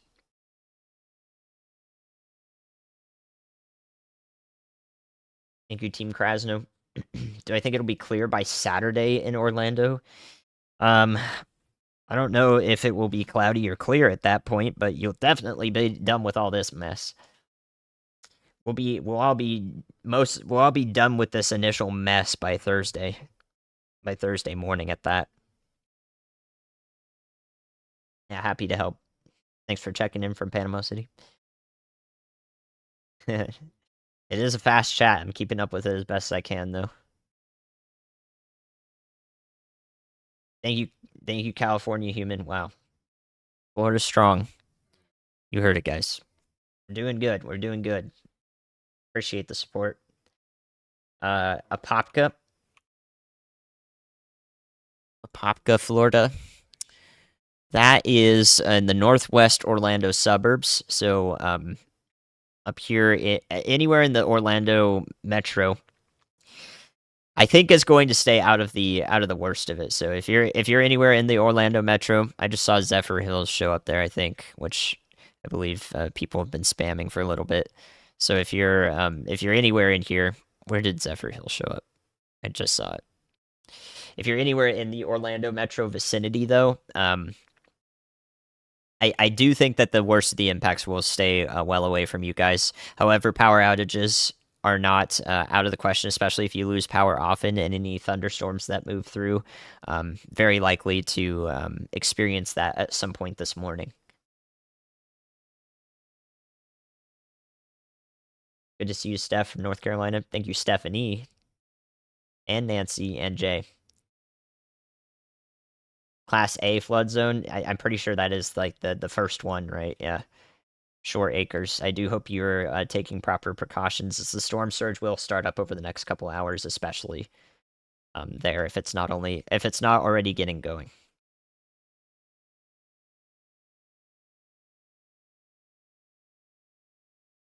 Thank you, Karen. I'll take a quick look at Panacea. Tell me that one was correct. Panacea is near the Ochlockonee. Okay. Yeah, wet and south of Crawfordville. Thanks for checking in from Panacea right here. Uh, yeah, you're very concerned with the now casting element of the stream. If this does go on the western side of what the possible landfall area, it's probably going to be somewhere in eastern Wakulla County. Would be my western guess, um, western educated guess here. Eastern Wakulla County. The eastern guess is looking like eastern Taylor to Dixie County for a landfall area. Somewhere in there, depending on when it starts to take a rightward turn. It's not going to be that harsh. It's going to be a gradual right turn like this, which will take it up closer to Valdosta. So whenever it takes that right turn, we'll determine where along this line it really focuses here. And landfall, again, will be in about 6 to 8 hours. So if you're in Panacea, I wouldn't stay there. If you can get to Tallahassee, that would be better. You should still be able to get there. I can see Freddie McKinney is driving on that road right now. Storm chaser in the area. So anyone in the coastal Wakulla County area definitely should already be in a shelter further north. Thinking about or having a plan in place already. Panacea. Oh my gosh, are you serious? Panacea. So Tallahassee and that area on the western periphery is the most dynamic forecast. Once again, the most dynamic forecast is there because the wind speeds drop off a little bit more quickly on the western side of the eye wall. We have tropical force storm winds way out to the east of the eye, which is right here.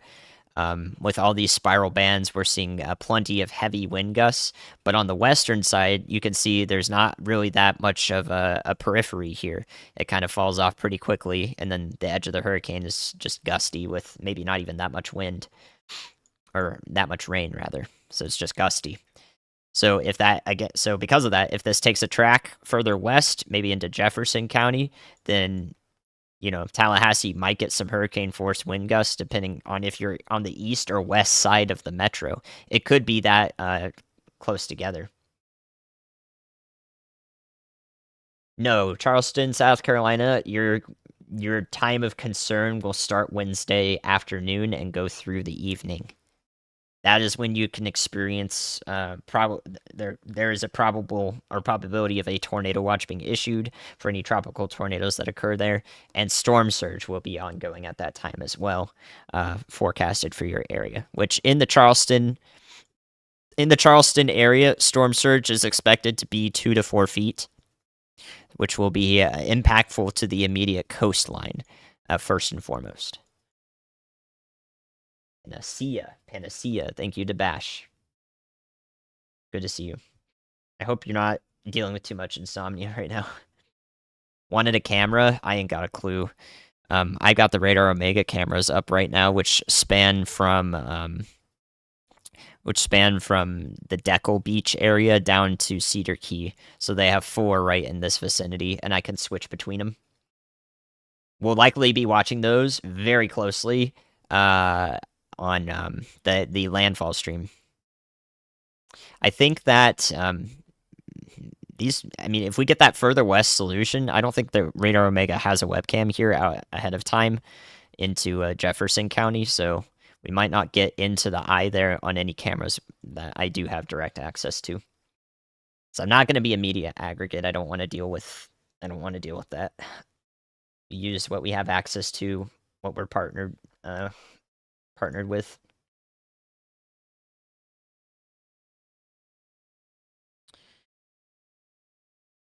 Oh, latest recon observations, reconnaissance, airplanes flying in are, of course, showing that it's further intensifying. Looking at all of the commentary on that at the moment, there's still a lot of lightning with the eye wall. You could see just how intense these eye wall readings are. There's lightning strikes in the eye wall itself, and you can see really heavy rain falling here. This is upper end stuff, unfortunately. So the eye right below me. If that infrared image really smooths out and we get a really crystal clear eye, then I'll bring that up full screen. Right now it's still a little bit ragged as convection keeps filling it in and around it. So it's struggling to be a pretty eye, but we don't care about that. They're saying up to 944 or down to 944 millibars are possible central pressure here, which would be an extremely fast intensification. How did it do that fast?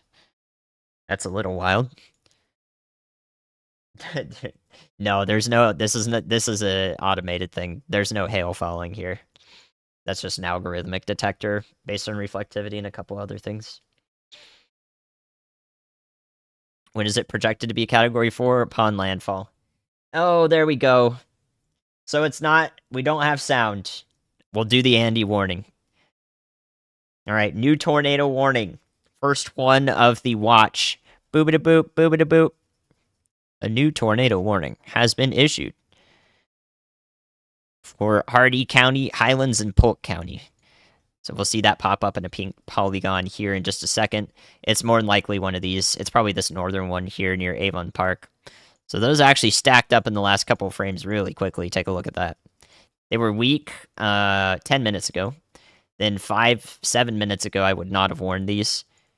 And now this one's definitely popped up the most quickly, and it has a tornado warning on it. So there you go.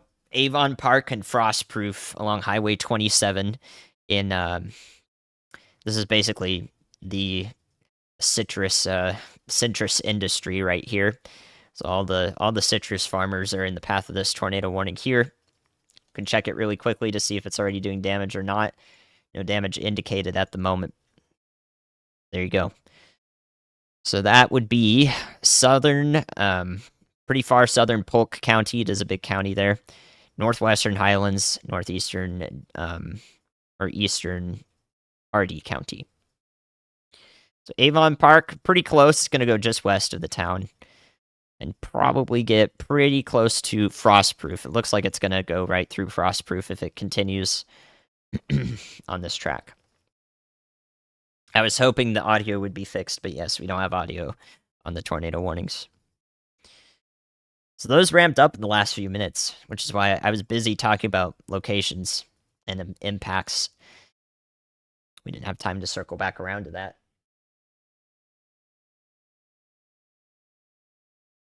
Happy to help, Tiny Wayne.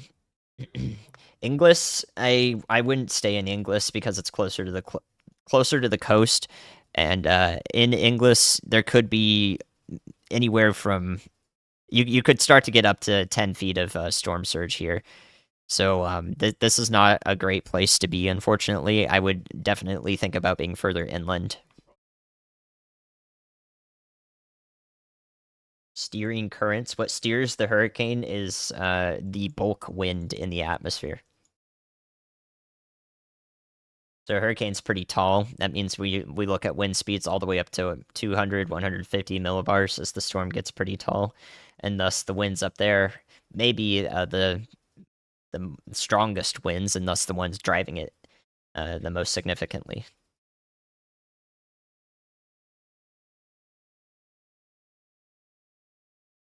Okay. Let's see. Our next thingy. Our next National Hurricane Center update should be soon, correct? I think it's a 2 a.m. or not. Yeah, a 2 a.m. Eastern update. It's a buoy right in the path of the eye. Okay, so that's just off the coast. Oh, I see. I see. That looks really weird. The buoy is it's just a tsunami buoy, so it's got no cool data. But there are a couple buoys in the eye, the path of the eye of the hurricane at the moment.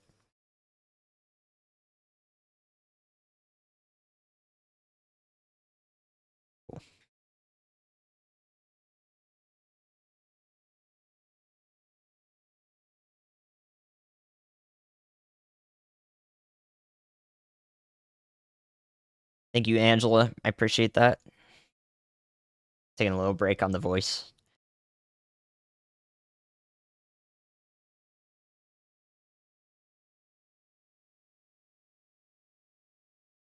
Yeah, the storm will be torn apart by friction over land, but there's a lot of lakes and also marshes, swampy areas here in the Big Bend of Florida, which means that, and also all the storm surge that's going to bring all the water on shore and over land before the hurricane makes landfall. That means that a lot of the water is still going to be in place. A lot of the heat content in the water will be in place as it tracks over inland Florida, meaning that will lose intensity, but not as significantly as in other areas, other hurricane landfalls. So it will maintain a steady decline rather than a very rapid one, which is why I'm expecting Valdosta in Georgia to actually experience some lower end hurricane impacts. All right, so our one tornado warning here, Avon Park. Please be taking shelter. No indication of any damage yet, but you can tell that the supercell is kind of embedded in this structure like this. So there's our supercell. The tornado would be just west of Avon Park, or the area of rotation. Still looks pretty strong, coming together right there. The one directly behind it is about to enter the same environment that prompted this rotation to take off. So I'd be watching this one back behind it too. This one would actually go pretty much directly through Avon Park, but it is not doing anything yet. For anybody who's experiencing the tornado warning over here.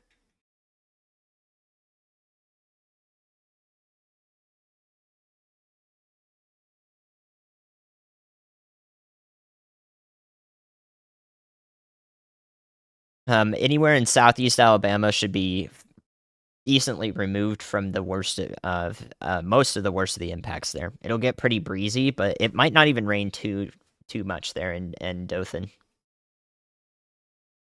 Tallahassee, the area I'm most concerned with. If you're since you're just joining, you probably haven't heard me talk about it. Everyone in Florida State.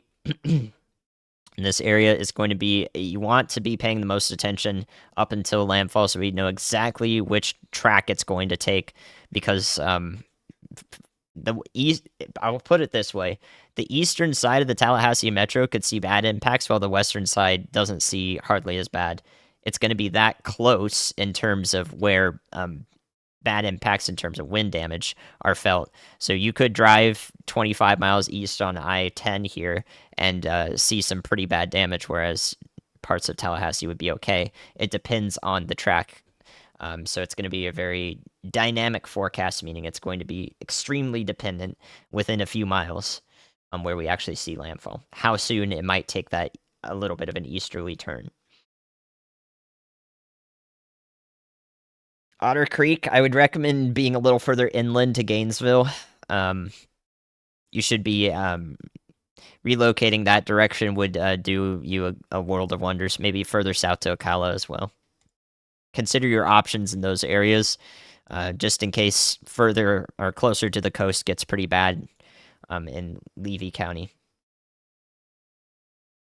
Is it still strengthening? Yep. It will strengthen all the way up to landfall. That's why we're expecting a Category 4 hurricane.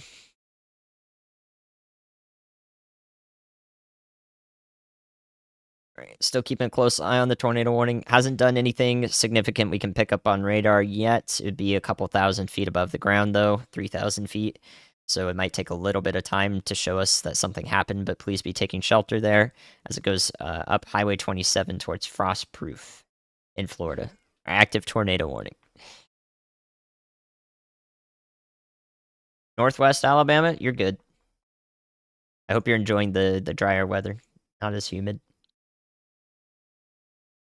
Charlotte, North Carolina, the Wilmington area and the beach to the south and west, you're going to be concerned with some flooding as the hurricane makes, or the tropical storm at that point makes its exit Wednesday evening, and also has a little bit of an attendant tornado threat before the center of it reaches you. So if you get any stronger storms in the spiral arms of the hurricane up toward Wilmington, Myrtle Beach, in Wednesday afternoon, then you have the chance at seeing a tornado. You have the chance at being in a tornado watch as a result of that. And then thereafter, part of the center will probably pass pretty close to you, and thus a lot of the rainfall will happen at that point. So one and then two. Why is the morning pink? That's how it's been. Looks like this warning is going to be canceled. The rotation that was associated with it has definitely fallen off just a little bit, but the problem is, want to keep respecting this warning, because at the end of when it looks like the rotation's done, that can be when it actually squeaks out a tornado. That does really localized damage. So watching the end of it and hoping that nothing did happen there.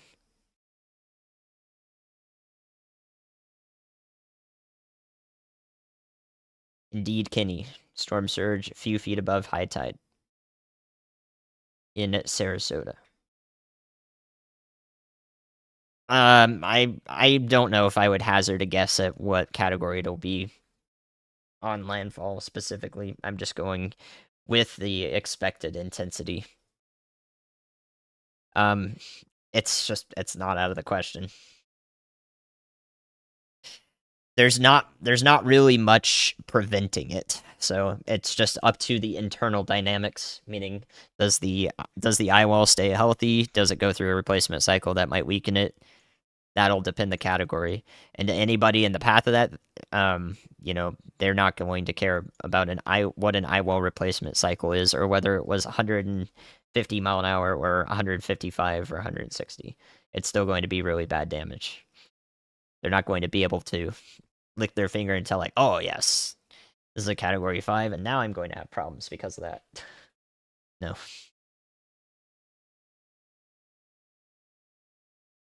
Tampa, you'll have your storm surge impacts getting into the bay here. Starting basically now, you can see the storms have begun to take on a more westerly track, and that means that our surface winds are starting to get that westerly component into the bay in the Tampa metro area here. As a result, storm surge that is expected and forecast 4 to 6 feet for much of the bay area is going to happen over the next several hours while the wind speeds are pushing it, while the winds are pushing it onshore. Thank you, Jess, for the support. Very much appreciated. The same is true for St. Pete. You're okay right now, but it'll last for several hours. The conditions favorable for producing that storm surge. At the moment, our one tornado warning will probably be allowed to expire here. This rotation's not persisted, actually, and not intensified. It's rather fallen apart. That was our one tornado warning, though. I don't think it did any damage. Happy to help in Tallahassee. Thank you, Maureen, for the support. Yeah, will this hit Las Vegas? No. No, it will not.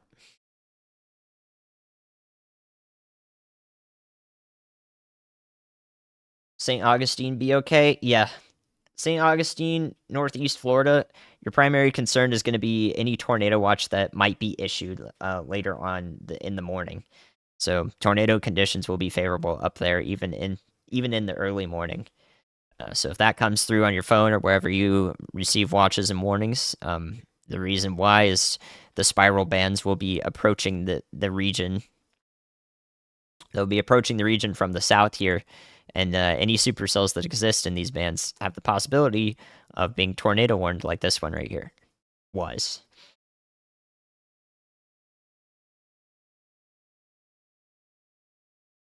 Hurricanes are not going to gain strength once they're inland. A marshland and a lake is not going to give the hurricane enough energy as opposed to wide open, warm Gulf waters. So no, we're not going to see an intensification once Idalia meets land. That won't happen. What we can see though is a prevention of losing as much strength to the hurricane as you would have, as much organization, since there is still a little bit more energy than, over like grasslands.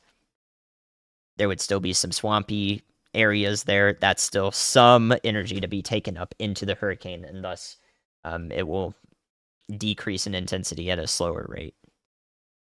Yes, Las Vegas will be okay. Naples, you're getting at it should be mostly done. The tropical force storm winds extend pretty far to the south and east of Idalia, but as it gets closer to landfall up here, the tropical force storm winds will probably extend. For the furthest south is maybe around Northport and Inglewood. So any storm surge, anything you're dealing with down here from Cape Coral, Fort Myers to the south is loosening up now. It's letting up. Why isn't there much lightning in hurricanes? Great question. It's because a hurricane is an extremely moist and thus humid environment, and it's also really warm. So warm and humid throughout the entire atmosphere above your head. That means that it's not getting cold very quickly where the clouds are. It's going to take a long time for the clouds to cool down, and thus you don't get lightning because you need ice in the clouds to generate charge and produce lightning. So this is a really humid, really warm environment, even well above your heads. So only the tallest of the storms, which are right in the eye wall, are really going to produce a lot of lightning. If you're in this vicinity of the hurricane, warm and moist. Yeah, I think Idalia has a pretty good chance of making Category 4. In fact, it might already be pretty close to it, actually. All right, the 2 a.m. National Hurricane Center outlook is out. So we have maximum sustained winds of 120 miles an hour, which is a Category 3, and 945 millibars is the pressure low, which is definitely cementing it as a strong and intensifying Category 3 hurricane. So officially Category 3, as it looks like now. This is what a Category 3 hurricane looks like on radar, about 2.5 miles above the surface. Can see some really intense winds, and the pinks here are up to 120 miles an hour on the radar, and in the browns here are about 100 to 110 on the other side. Miles per hour.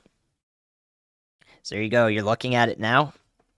Middle of the road Category 3 hurricane. Expected to continue to intensify. Perry is, yes, Perry. I would not be in Perry right now.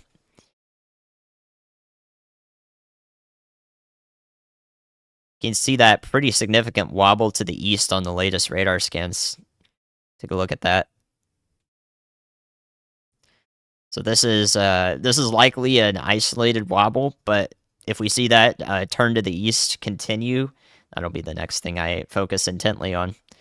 There's your latest turn to the east right there.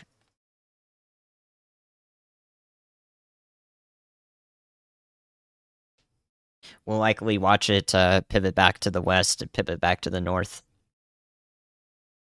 It'll do that quite a few times.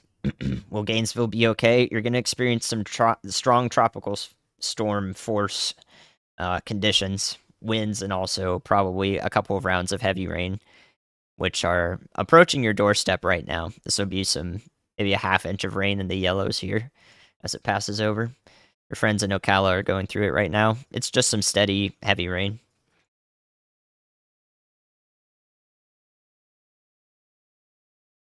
This cool down. It'll cool down some folks, but not through and through.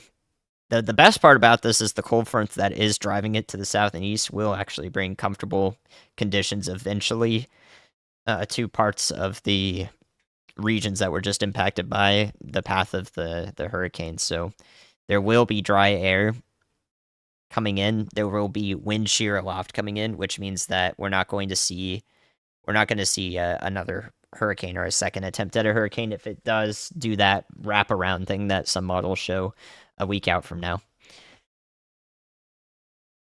Should you leave Tallahassee? I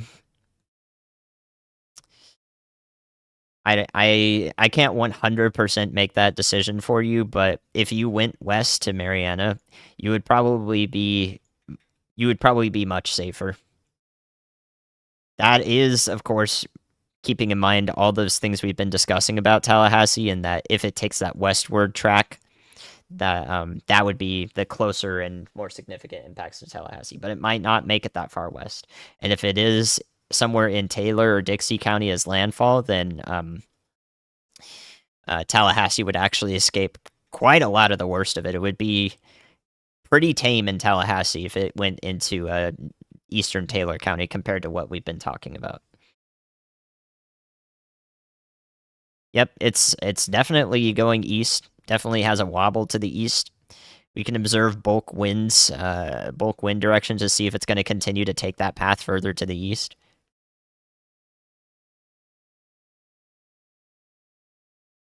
So Lincoln High School in Tallahassee opened a shelter.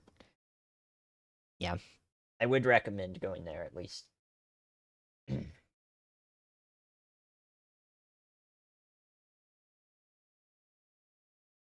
Yep, if you're just joining, this is a Category 3 hurricane now, officially a major hurricane.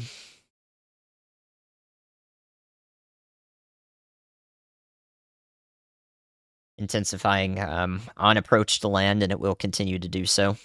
This is a significant drop to the east, so we'll watch and see if this keeps going east over the next 30, 45 minutes. Then yeah, we're looking a lot less likely direct in the Tallahassee area, and we're looking a lot more likely Dixie County area, and probably parts of central to eastern Taylor County. Dang, Josh, yeah, isn't it wild, the dichotomy between this and red flag warnings in Houston? Thank you for the support. Yeah, I feel that because I know there's another heat wave coming up for the middle of the country, the Midwest. And even my weather app right now just shows upper 90s Fahrenheit for Minnesota at the end of this weekend. So the trough's coming in, digging out, sending Idalia to the east, and then the heat dome is going to build back in from the west. So that's what's in my forecast, and I'm just sitting here watching this. Like, this is wild.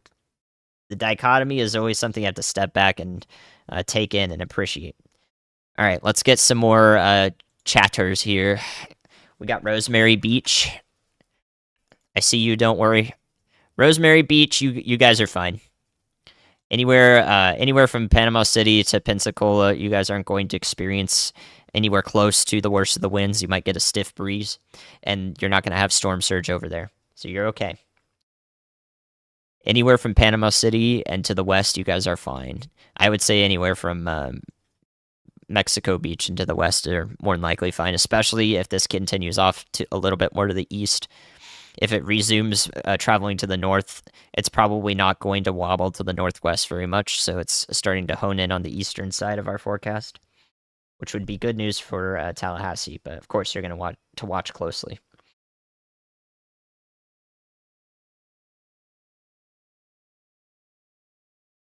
Franklin updates, the fish are not loving it, but Iceland down the line, a week out or so, is going to get some unsettled weather. Time is it expected to make landfall in about 5.5 to 7 hours from now. It's currently 2 a.m. Eastern. I would say that 9 a.m. Eastern, one of our expected landfalls. It'll make landfall later if it goes up into the notch here into this bay, and it'll make landfall sooner if it goes more closer to eastern Taylor to Dixie County.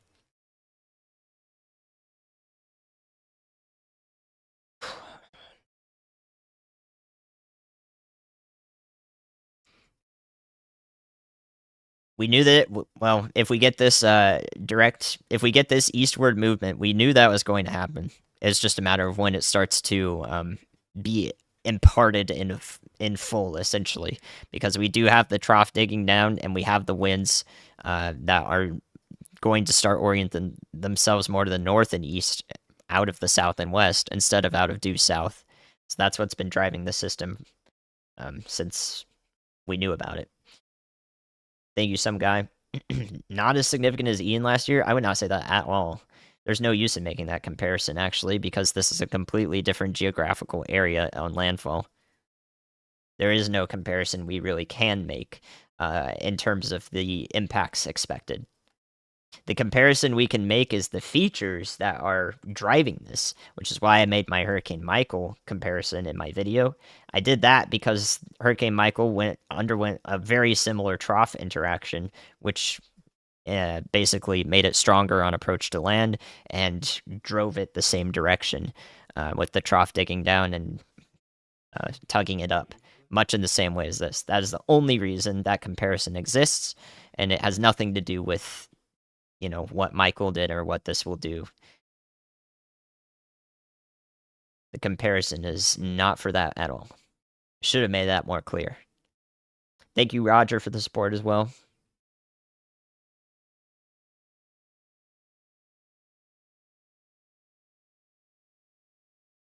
Is Tarpon Spring safe? No. I wouldn't say you're safe at all. You're going to experience a lot of the storm surge here in northern Pinellas County.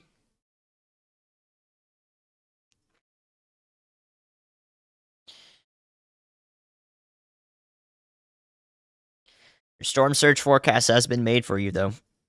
A couple rounds of heavy rain are moving through. Doesn't look like you're going to get the flash flooding as much, though. So that is at least good news. But you have the chance to lose power there. Is anybody in the Tampa Metro without power at the moment? I can check the power outage map, but I like hearing from you guys too. All right. We could take a look at this from two different radar sites now. Let's see what it looks like from the Tallahassee radar. It'll be a little bit further away. We can take a peek at it. I could extend that anywhere in general. Anyone in general in Florida without power at the moment watching on data or similar.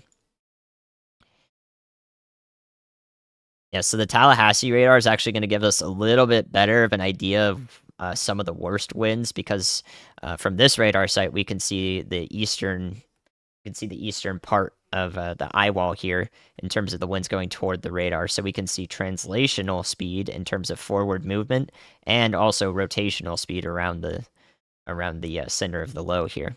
So this shows us in brighter pinks. Some of these values in here are 130 mile an hour winds, about 3 miles up.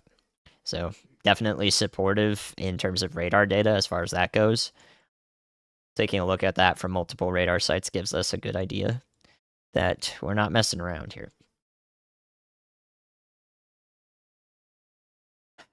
Looks like nobody without power in eastern Hillsborough County. Still have power in Apalachicola. Yeah, that's expected. The cell network's working in Florida. Cat 5, there's no use asking. The impacts are going to be bad for those who experience them in a multitude of ways, regardless of if it's a 4 or 5 or whatever you want to call it. So I wouldn't concern yourself with that too much.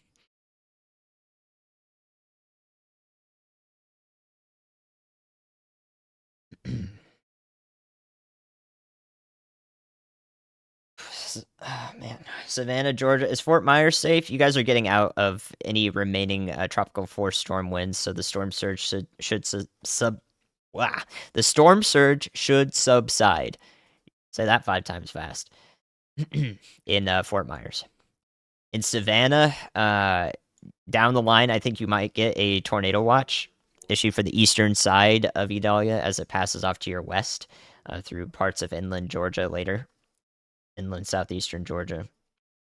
So I would be on the lookout for the tornado watch if it does get issued for you guys.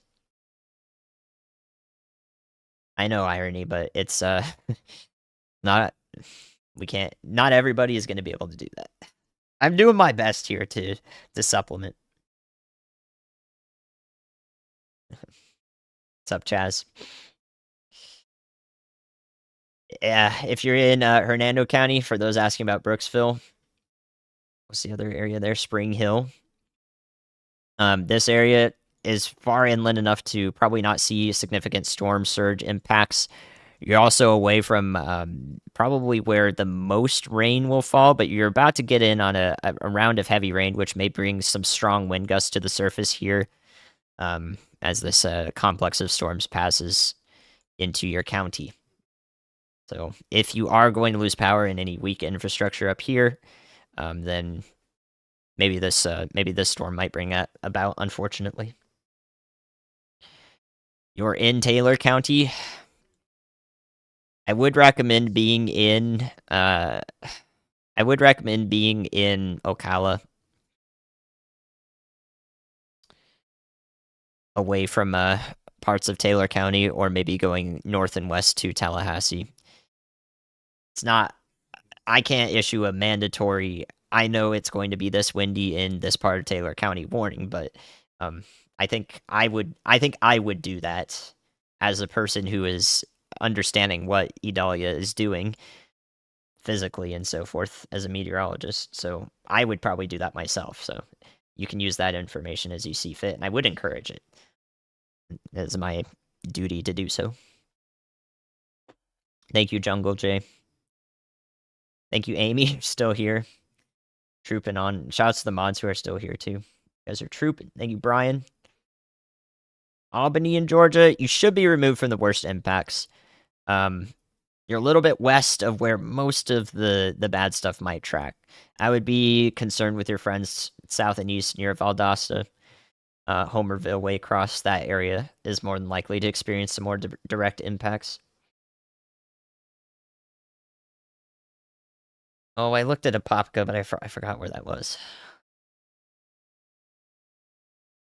I'll take another look at it. Isn't that? Oh man, I just looked at it. There it is. Oh yeah, that's right. It's Orlando. Orlando has the chance to see some stronger storms, supercells actually, that could pose a brief tornado threat. We had one tornado warning earlier that was near Avon Park and Frostproof that's since expired and doesn't look conducive for another tornado warning. But generally, this area of storms, this region right here, is going to go up towards Kissimmee. It's very close to it, and we'll go through the Orlando metro. So you can see that if I play the loop, it's generally traveling straight towards Orlando and up I-4. So a lot of heavy rain, probably some damaging winds will move through parts of the metro up here through these counties. So this is one of the arms, one of the spiral bands of Idalia that's headed in your direction. So lots of heavy rain. A lot of heavy rain trains over the same spot. You might get a flash flood warning there.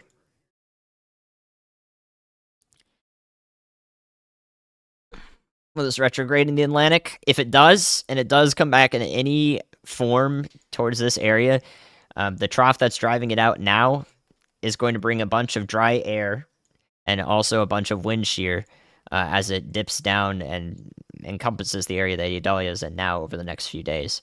So it's going to be all the conditions in this area after Idalia goes through are hostile to another system, meaning that if Idalia actually wrapped back around like that weird forecast, a couple of outlandish forecasts have it showed, it's not going to do anything significant over here besides maybe a tropical storm.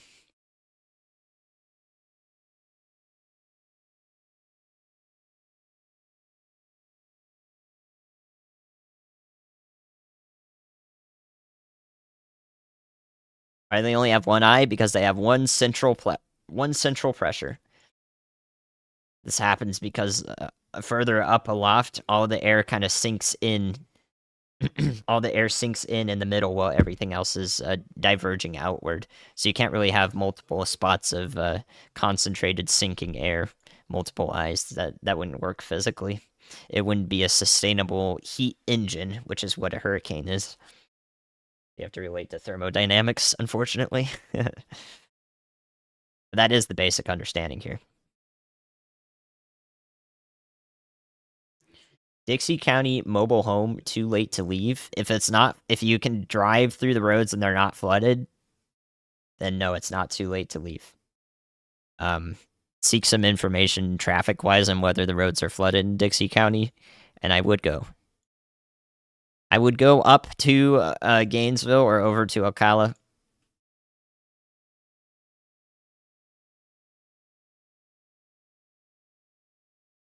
Thank you, Mr. Roman. Jupiter's somewhere on the east coast over here. Yeah, all the way down here. You guys, they'll be fine. The Palm Beach area. Yeah, there's no direct impacts expected over near the Palm Beach area. You start to see some of the heavy rain in the very outer bands approach maybe Titusville and Palm Bay at the furthest south. But the rest of the system is going to pass up to the north and drag the outer bands along with it so that northeast Florida sees a little bit of the tornado threat with any supercells, less of the flooding threat. And anywhere further south there is going to be minimal impacts. Dunellen, I wouldn't be totally fine with there because it is a little bit closer to the coast. But Ocala, yeah, I don't feel too bad about Ocala unless we see this really significant turn to the east, which it is forecast to keep going much further north than a significant turn to the east. That won't happen. Almost certainly. I mean, no forecast or ensemble members show that at all. So we're looking at a pretty high confidence route up here with an eastward trend into the Taylor and Dixie County area, and with a more northerly trend if it wobbles back up towards western Taylor into Jefferson County.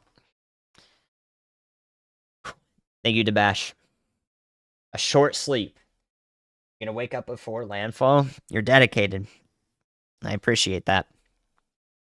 Thank you, Amy, for the links. Thank you, Chaz. Happy to help you and your wife. More frames in. Let's keep looking at it.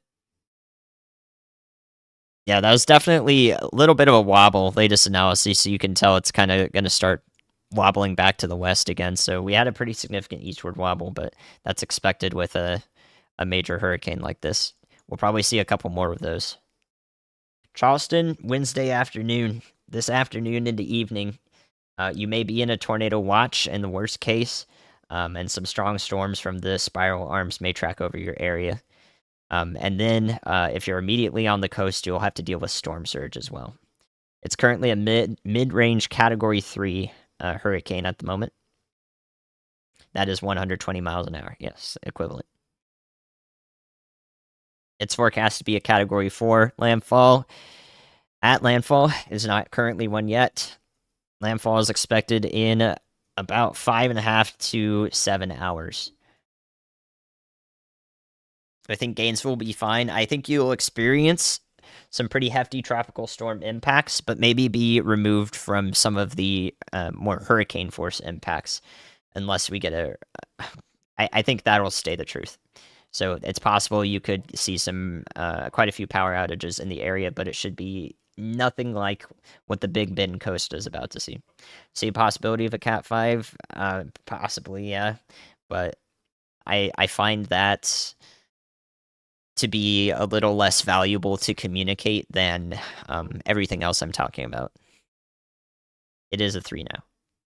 Category 4 wind speed is up to 156 miles an hour from 134, 135, something like that. Case in point, a 5 mile an hour difference is not going to make a huge change for the humanity. The impacts to humanity here. That's what we should be focused on. Thank you, Miss Kimberly. Gainesville, super quiet, starting to rain. Daytona Beach will be removed from the worst impacts. Yep, 948 millibars. 945, I think, actually, is the official update.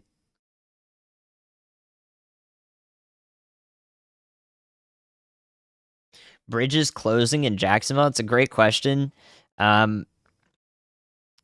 I wouldn't. I don't think it would be too high unless they're going to do it preemptively. If they typically close them preemptively for situations like this, then it could be a preemptive thing, yeah. But if they wait for direct impacts or what they're looking for, then maybe not, because I think the center will pass pretty far west of that area. I think the center is going to be a little bit closer to the Mayo to Lake City to Jasper area once it goes inland, and maybe up to Valdosta, somewhere in that vicinity. So up in this region is where the center could track with a a best guess inland forecast.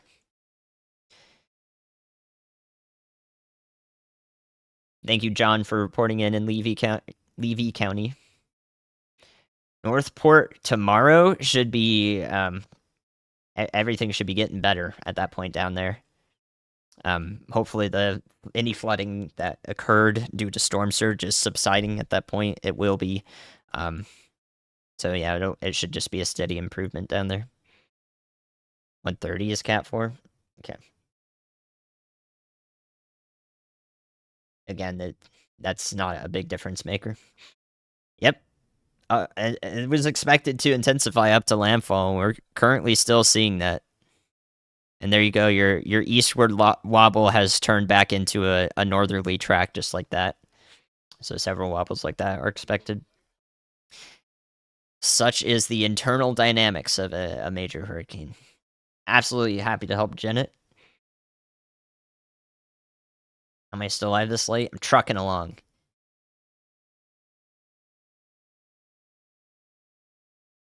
All right, I'll look at St. George Island. St. George Island is the barrier island off Apalachicola. So right now you're starting to get those intensifying easterly winds up here into this region.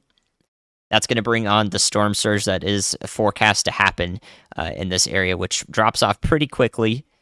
It drops off pretty quickly as you go west from Apalachicola. So as it stands now, up to 3 to 5 feet of storm surge is possible here, which will be significant for St. George Island. And that's going to take place over the next 4 hours-ish. Once we get closer to landfall, the winds are going to shift to from the north, which actually might still bring a little bit of water in between the barrier island and the mainland there. So up until landfall are the most significant impacts for St. George. I think it'll be pretty far removed from landfall, though. Cedar Key's getting surge. Yeah, look how much... you go back an hour in the stream, and I think you'll see that those waves in the bottom right webcam are a little further out than they are right now. So we're starting to see that surge come up. Cedar Key is the worst place for storm surge, because you can see the winds are coming from the south right now, and then later on, they're going to be coming from a little bit more from the west. So as we transition different points in the eye, we're always driving water towards Cedar Key. I think this makes landfall in Steenatchee. I think it's going to be a little bit... Yeah, it's probably going to be pretty close to Steenatchee. That is actually what I called my forecast video. I recorded that about 40 hours ago. It was one of the spots I was concerned with. And that video, I wish it did better. I wish it got like a second bump so that more people could see it that were new viewers to the channel. Unfortunately, it didn't, so it's just up to YouTube to do that. But that video is still on track. Like what we're watching right now is very much in line with what we talked about then, and I'm pretty happy about that. Because this is an incredibly dynamic situation, and to be able to forecast that with any accuracy is well, it's a good thing. Chances of Cat 5, or the chances of upper end Cat 4, they both have basically the same impacts. I would say it's not out of the question, but it's not what you should focus on. Where's the beach cam at? We're at Cedar Key with that beach cam right now. Cedar Key is right in this this outlet right here. So a couple rounds of heavier rain from the first band are headed into the Cedar Key area. We'll see probably sideways rain on that webcam. Thank you, Jim. Appreciate it. Lakeland, east of Tampa, you're basically getting the best of the situation here. All the heavy rain and stronger winds are off to your east. All the heavy rain and stronger winds are off in to your east along Highway 92. So right now, Lakeland, you're looking pretty good. Some storms might move in. Tornado watch lasts a little bit longer into the early morning. But I think you're escaping most of the worst of it there. So you're looking all right. You're looking all right in Lakeland. You're looking all right in inland Tampa Metro at the moment. The storm surge is now the most concerning thing in the Tampa metro area if we don't get something that's capable of producing tornadoes here in the near term. Lakeland? Lakeland. Right. Lakeland instead of Lakeland. Okay. Thank you.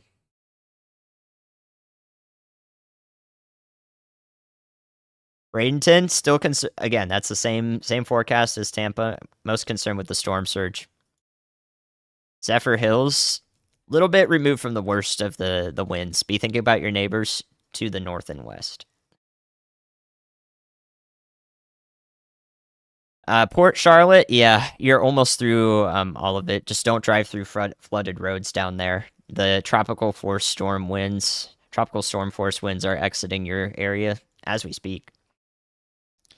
Idalia is not going to. Idalia, you got me there. Idalia is not going to merge with Franklin. They're too far apart. Franklin is moving a little faster away from this, so they won't. They will not come together. Yeah, we do have more hurricane underplanes headed back into the storm, getting observations right now in the early morning. So those observations will be available and also be ingested into the model, so we have a better idea as to what exactly will happen here. Thank you, Joe, for the support. Yeah, it's not going to be too bad over in Jacksonville. Your primary concern is if you get that tornado watch issued for you. I think you'll stay clear of most of the worst flooding. It's going to be kind of like Orlando when you get a round of heavy rain here. That's coming up from the south. It's going to be kind of like that. Those might drive down some of the stronger winds. So if you have any localized impacts, it would be from one of the arms of the hurricane. Okay. Branford, Florida. All right, let's take a peek there.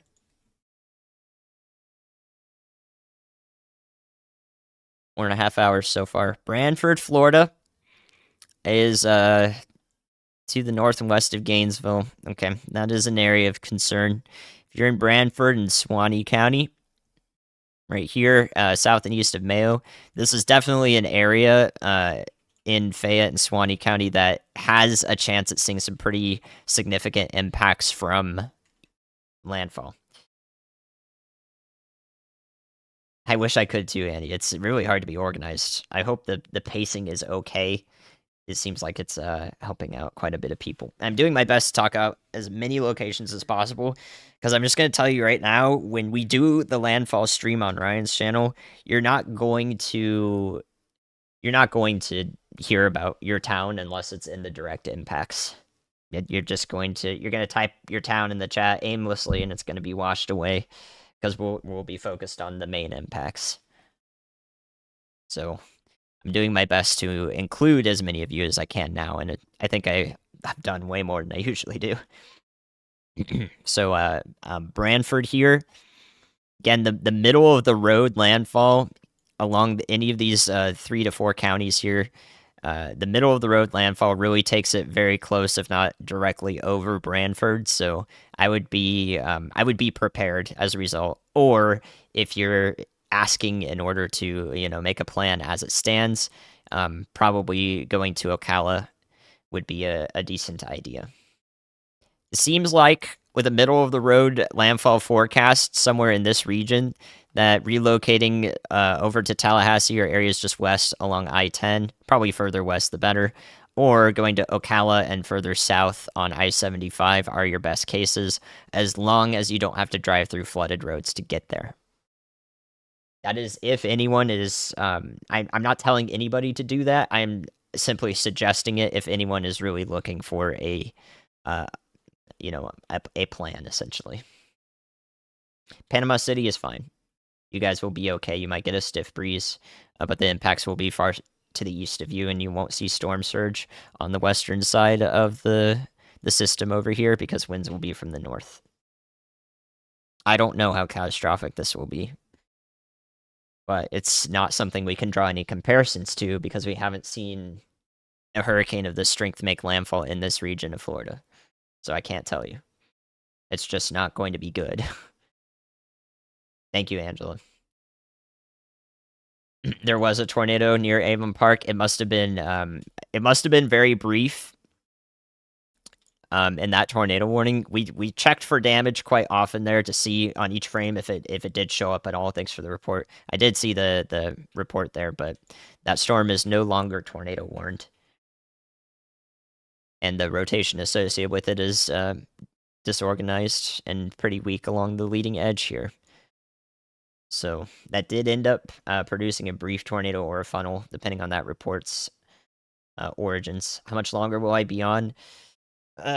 Ryan is probably going to start streaming in 2.5 hours. If I can somehow make it through that, I would like to be on until that point. And then I can take a brief break, and then I will be on that channel delivering some more outlooks, information, and so forth. So we're doing the night shift right now in the tornado watch, and updates to the storm itself. Where I think landfall will be, I gave that center point. I really do think it's going to be it's probably looking to narrow down somewhere in central Taylor County to western Dixie County. If I really had to narrow it down, this is probably the most likely candidate right now in this blue circle. But we are just about 5 to 6 hours out from landfall.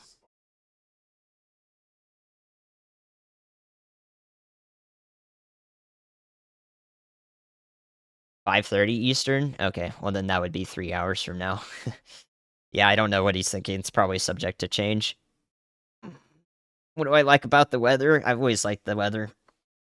I just have a fascination with the atmosphere and what it can do. And I grew up in Southern California where it doesn't happen. Weather doesn't happen. And I was there for 19 years. So every time something did happen, it was a great event. And thus it always spurred my passion for it further. 5 a.m.-ish, I think so too. Thank you, Kazaki. And Amy. Thank you for responding to those.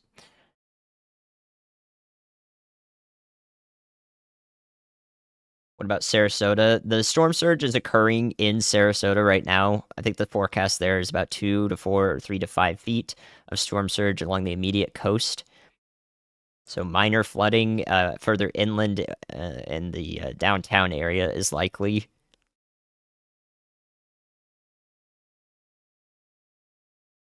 $3:45. All right, he's already said it. He's likely to push that back, I think, but I doubt he's getting any good sleep at the moment.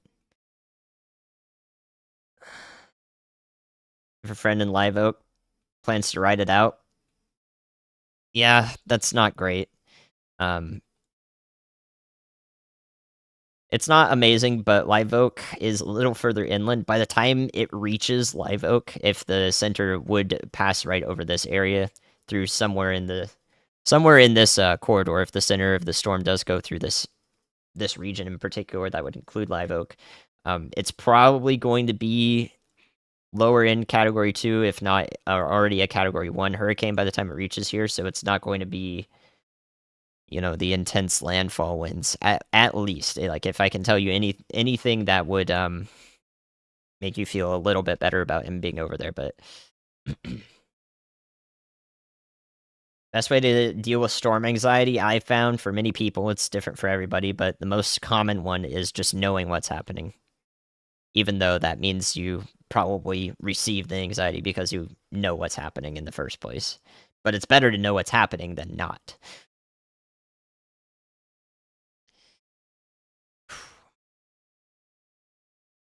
What about Clearwater? Pinellas County is getting in, especially western Pinellas County, is going to start getting in on more of that storm surge impact when the winds shift to be more westerly.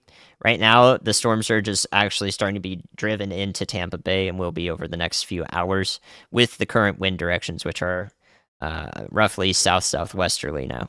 when we started the stream, they were southeasterly, and thus we didn't really see much of the storm surge expected in Tampa starting yet, and now we see it, and it will be the case over the next few hours. Rain picking up southwest of Ocala. Thank you for the report. A little bit of a heart shape. It's definitely not a good heart.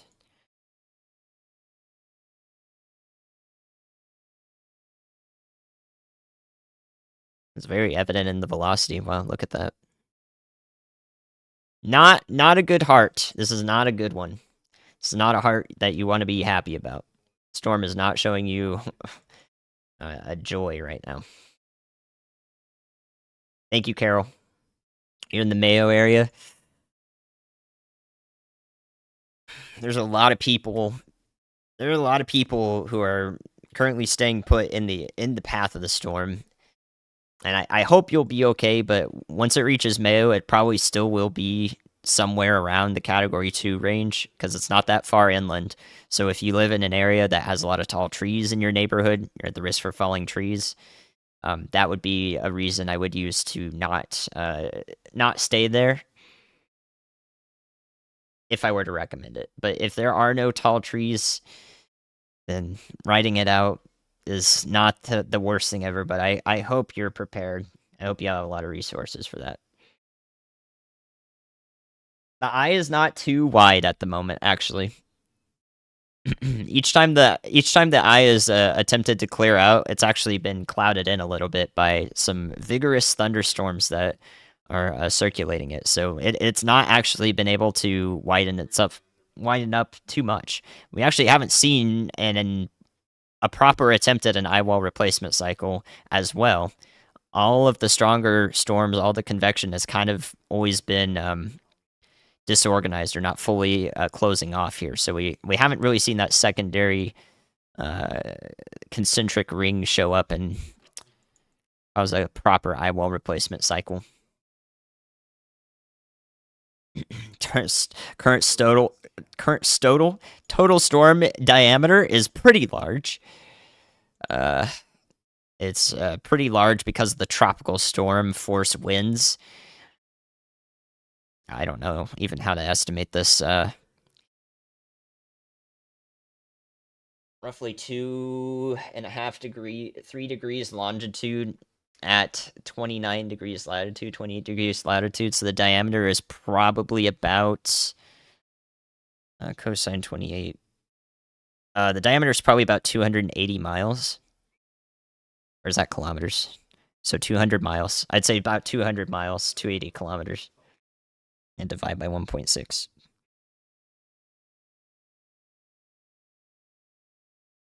And then the diameter of the eye is not very large. It is a mid-range Category 3 right now, yes.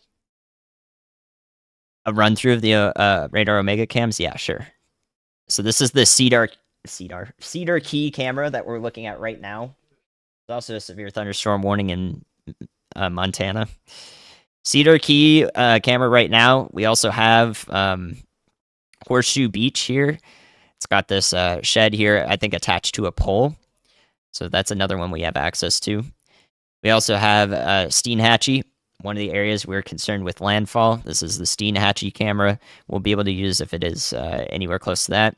And lastly, we have Deckel Beach here, also getting quite a bit of rain. So those are the 4 webcams right now. All going through some moderate rainfall in the outer edge of this. Which bit of the hurricane is damaging? In terms of winds, it's going to be right around the eye wall first and foremost. Hurricane force winds don't actually extend that far out from the center. It's a pretty small area of faster wind speeds. So very localized damage happens with areas close to the eye wall in a major hurricane. But outside of that, damage can occur in so many ways from all of the flooding that can happen. You can see how much rain is just kind of circling around this thing. In addition to that, you can have some really heavy winds in the arms of the hurricane here. You can kind of see the arms showing up on radar. Anywhere where there's really heavy rain, that can cause some pretty powerful winds to reach the surface. Thank you, Lahoff. Appreciate the support. Okay, Tallahassee, if you guys are just joining from the area, Florida State. I talk about this one as one of the most dynamic parts of the forecast. It does. I can already see our storm chasers are moving to the east toward Perry, away from Wakulla County and the Tallahassee area. But Tallahassee is very dependent on how much further north, or basically the westward edge of the possible landfall. If it is on the westward edge, the core is going to be much closer to Tallahassee, which means that significant impacts are pretty close to the city, to the metro area. If it's further away, you aren't going to experience that much. The reason why is because the western side of this hurricane drops off really rapidly in intensity. So you have really powerful winds right here in the eye wall, and then the tropical storm force winds aren't actually that far to the west. So if this, if the eye of Idalia is right here after making landfall, then that much further west in Tallahassee, you're getting fresh breeze. But if it's this far to the west, the center is this far to the west, you might get hurricane force winds. So it's the hardest place to forecast right now is Tallahassee, and it's going to heavily depend on the track. It's going to change quite a bit. You can drive 15 minutes east on I-10 and get into much worse conditions, essentially, is how I would tell you. So Tallahassee is a nowcasting site. We can nowcast based on where the center is going, whether your impacts are going to be more or less significant. Thank you, maybe. Yeah, the same is going to be true for anyone in Wakulla County. If you're right along the coast, you might get some of that storm surge with easterly winds at the moment. So winds are flowing around the storm like this.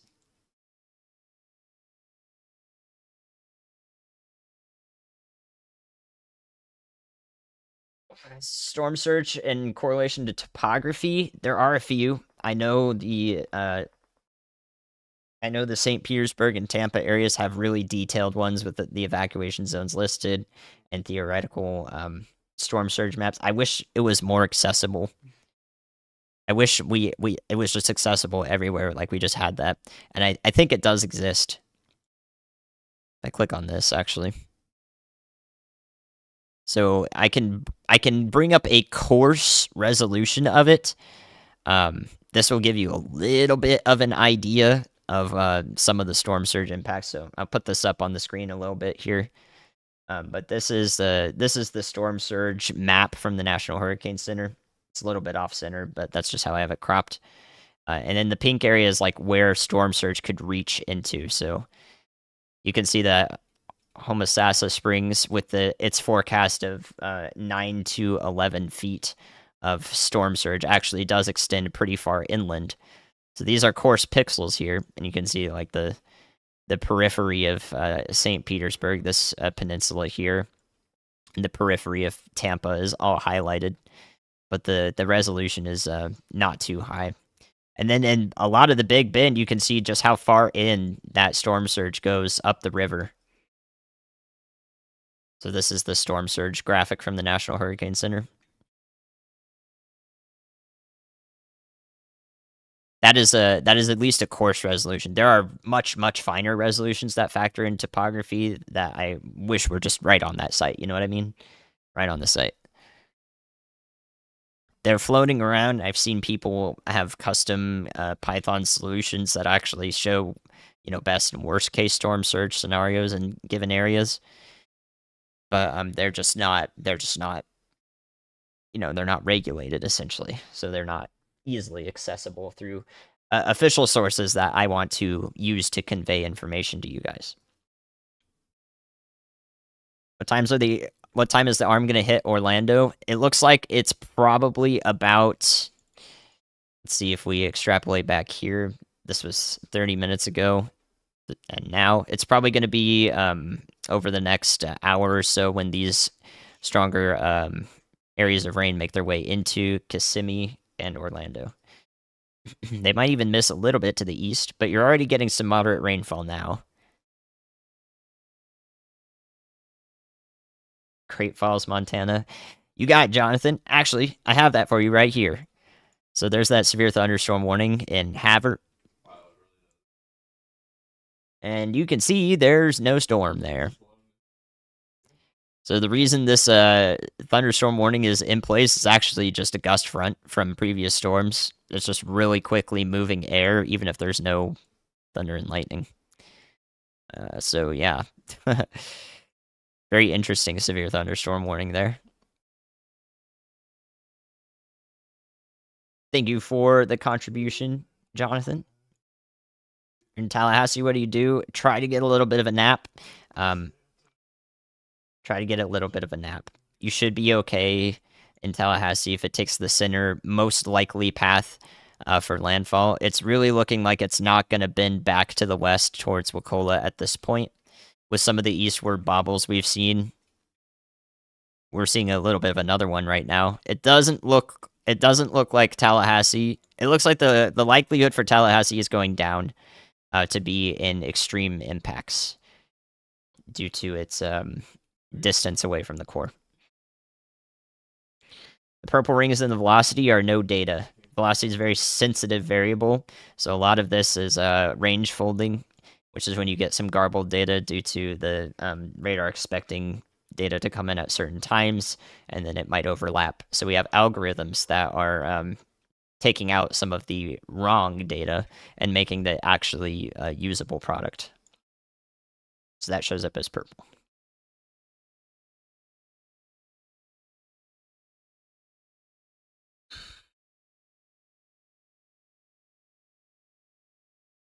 Okay, let's take a look at the Cedar Key webcam again.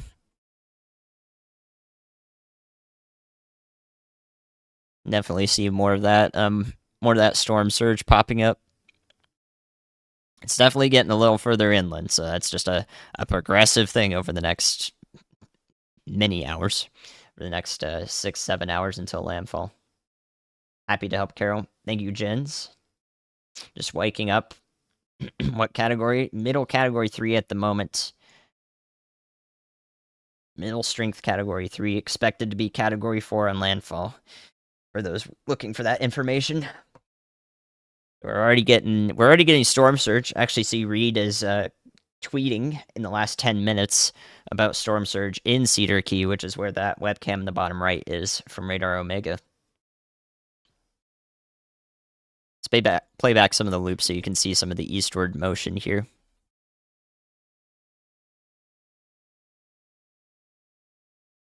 No current tornado warnings, by the way, just in case you were wondering. The previous areas of rotation that did prompt one tornado warning and a confirmed tornado to the northwest of Sebring has since kind of fallen apart. I don't see any strong rotation over there, so I'm not super concerned. Thank you, Danger, for the support. Yeah, Reed is tweeting from Cedar Key right now.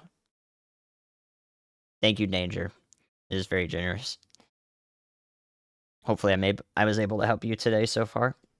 How do you bring it up? You enable the setting that is Project Mesovort. And I believe that's only available to alpha subscribers, if I'm not wrong.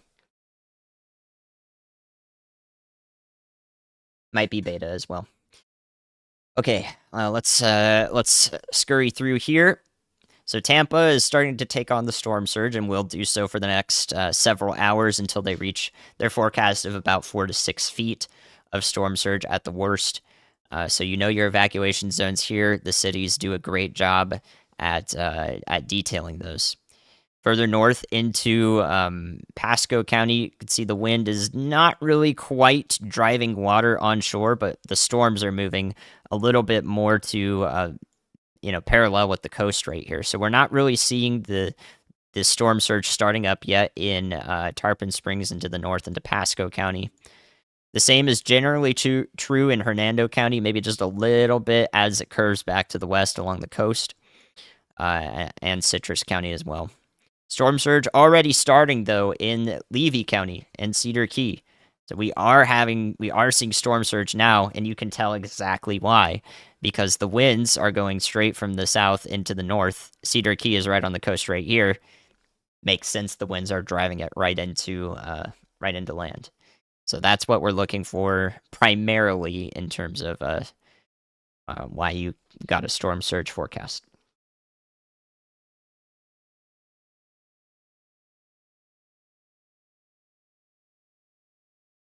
Doing one more check here to see if we have any water spouts ongoing or if we have any imminent areas of concern for rotation in our tornado watch. I don't see anything. Um, I think all the storms moving this direction are not going to be conducive for tornadoes. Thank you for another 50 danger. Wow. Sebring. Yeah, I got it right the second time. Appreciate that. Builders. Guys, I appreciate the support. Wow. Graveyard shift. You're looking out for me. I hope I'm looking out for you equally.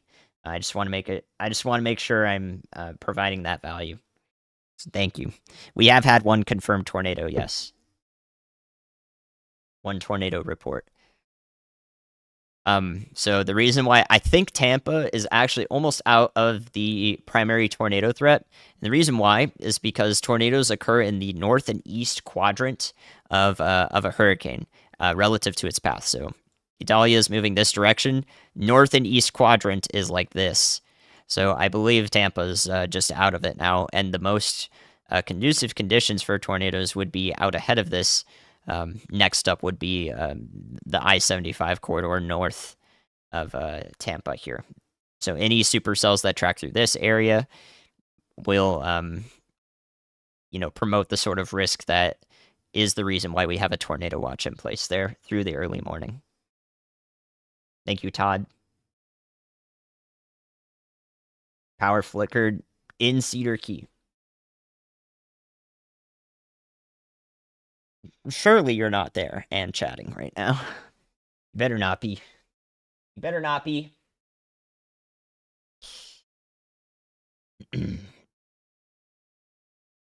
Currently 120 miles an hour at the center of the storm. Volusia County is not going to have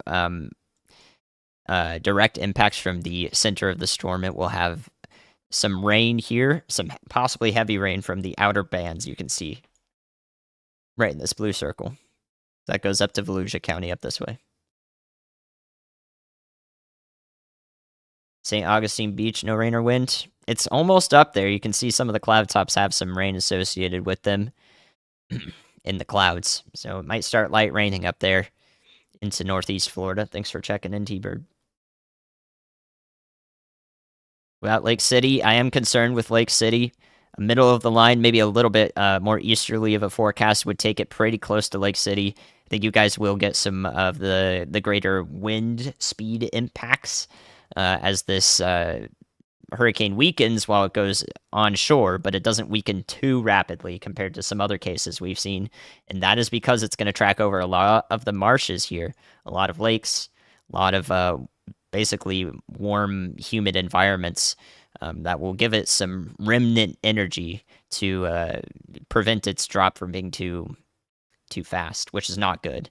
That means it will persist at hurricane strength for a little bit longer inland, possibly up to the Georgia state line.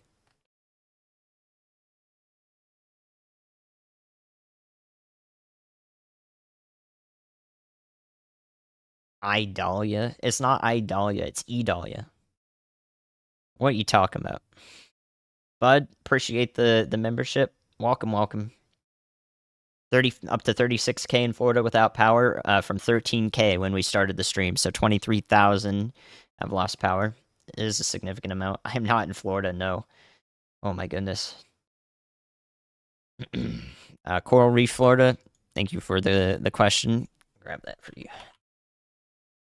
Coral Reef.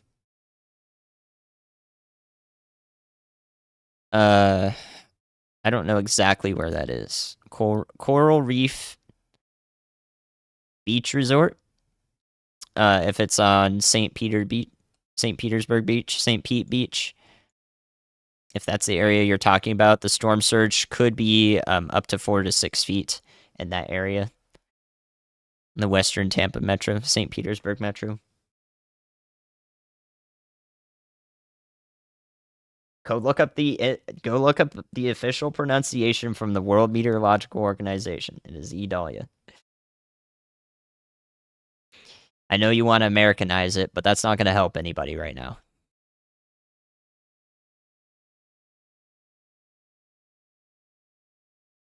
What is millibar pressure? Pressure is measured in millibars. It's one of the units that indicates an amount of pressure. When you see the storm having 945 millibars at its center, as opposed to your typical 1,000 millibars as a surface pressure on a given day, that means that there's less stuff above your head in totality, less molecules, less stuff floating through the air. And that happens with a low pressure because air is rising up into it and being diverted out way up ahead of it. So the more air is exiting the area above your head, the lower the pressure will be. And that's what you need for a strong hurricane and generally unsettled weather. So that's why we measure the strength. One of the measurements of strength is done in pressure. How fast air is rising, how fast air is being departed aloft.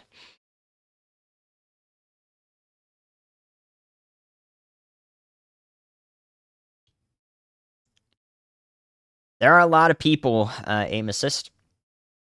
I think one of the most important things with Idalia is forecast verification. I've been talking about my YouTube video a couple times that I made 2 days ago on Idalia, almost specifically only Idalia, with a couple of other updates in it, because verification is really important. Even if you're wrong, you gotta verify, and you gotta look back and say, why was I wrong? And should I have said that? And did I have any scientific basis for saying these things? You know?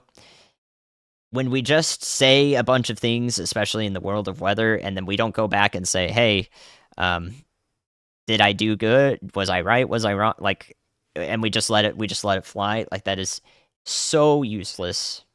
It's so useless. We really need to be doing more verification and not just letting things fly wild.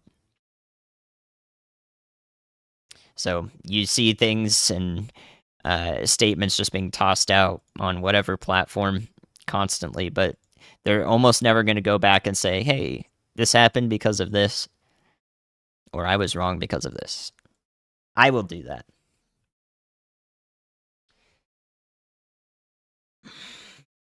There's not going to be anything on correlation coefficient to do with the precip shield up here.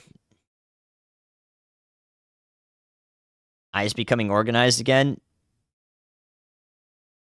It does certainly look like that. What's the infrared imagery look like?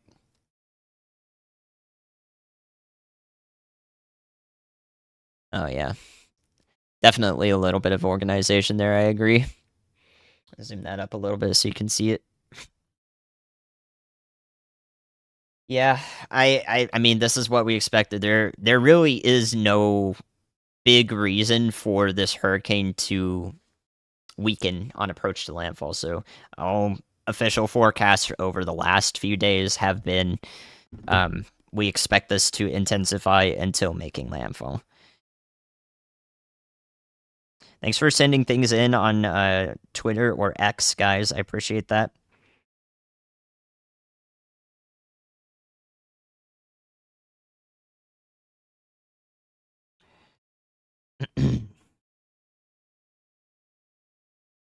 There's a few questions that are being sent along. Someone asking why they're seeing 121 kilometers per hour and probably not realizing that miles per hour in or that would be about 90 miles an hour.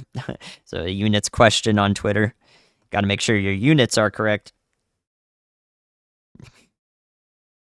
Thank you guys for sending stuff along on Twitter, though. Hopefully I was able to help notify people on that platform. That's what I want to use it for sure in this case. Here in Tallahassee, going to try to nap for 2 to 3 hours. Good.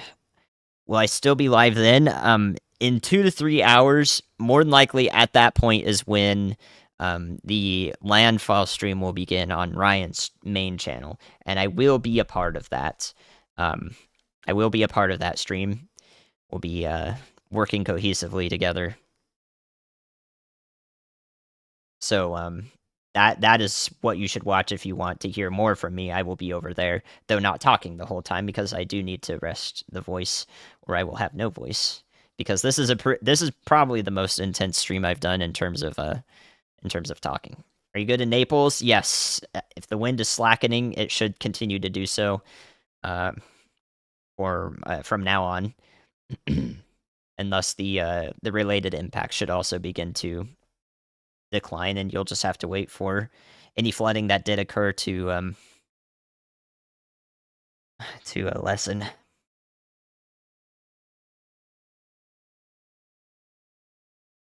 Yes, I do think Live Oak will have some pretty significant impacts.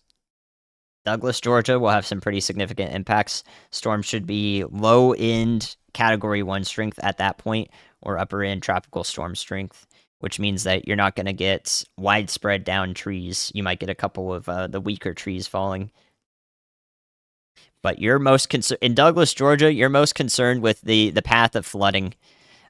There might be this is probably the corridor where you'll get quite a bit of flooding into parts of inland southern and southeastern Georgia up through Augusta. I'm really concerned about the amount of flooding that might happen up there. Just watching this more and more, it's the most likely landfall is really zooming in now to central Taylor through Dixie County at some place. So I was keeping in the western landfall for a while until we've seen a couple of those bobbles to the east, wobbles, a couple of the wobbles to the east. If that continues on, I don't think we'll see a landfall in Jefferson or Wakulla counties. So they're looking okay so far. How's the weather kitty doing? The cat is here. There he is right there for any Midas fans. He is resting in his cat tree today or tonight while I'm down here. So he's doing okay.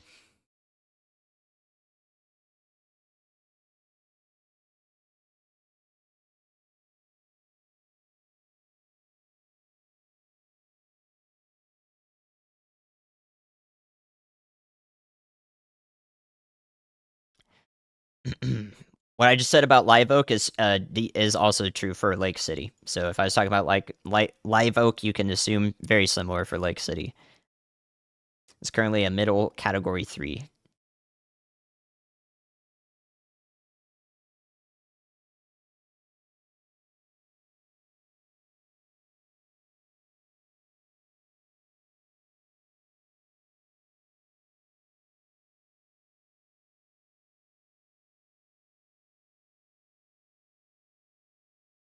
Some flickers in Apopka. Yeah, some of the moderate rainfall is approaching your area. Also, a little bit of that heavier rainfall too. It's going over Kissimmee right now. That's correct, right, guys? Kissimmee. Just want to make sure I get that one down because I've had troubles with that for years. And it's getting to the Orlando metro proper as well. So a lot of that heavier rainfall. No tornado threat that I'm seeing in the near term here. All of the rotations have kind of fallen apart with this line of storms up here. Let's take a close look at the Orlando radar, though, just to make sure nothing sneaky is in here. A little bit of something sneaky, but I don't think that's going to turn into a tornado. Yes, thank you. Let's put that back a little bit to see how it looks on the terminal radar. Okay, it's starting to intensify right here, so we're gonna keep a little bit of an eye on this, just in case that wraps up more. So I'm gonna keep an eye on this south of Orlando for a little while, or southeast of Kissimmee. We'll bring back another radar site over to Idalia. Let's look at it from the Tallahassee radar. Two different ways to look at the storm. This one from the north here allows us to see the winds predominantly on the west and east side of the eye wall in their full strength. So the reason why is because the winds are moving away from and toward the radar here. So we can see them instead of the winds that aren't really moving toward or away from the radar on the north and south side. This eastern side gives us a good look at some of the most powerful winds to expect at any given level with Idalia. So you can see the bright pinks here. There's actually some 140-mile-an-hour winds in there because the hurricane itself is moving. So we have that wind speed moving forward, plus the rotational wind speed on top of that, wrapping around the storm. So that's why we get slightly higher wind speeds on the eastern side of eye walls here. Slightly higher winds are being felt on this side. The same is actually true in a tornado as well. 3 a.m. update. Moved down 1 millibar. Same wind speed. Thank you, Jared.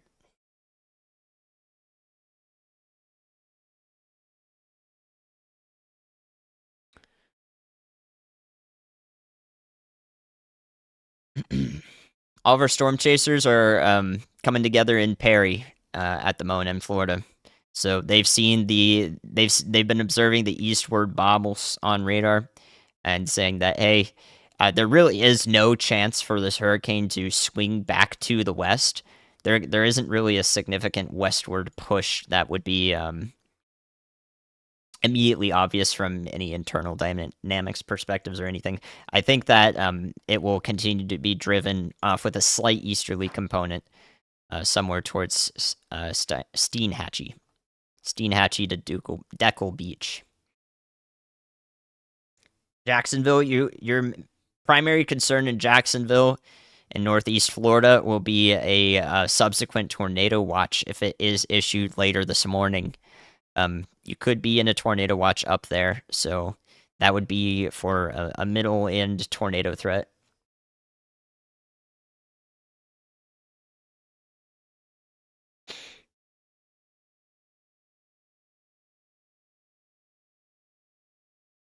Oh, Brantley County, Georgia fair. Brantley County's up here, Nahunta,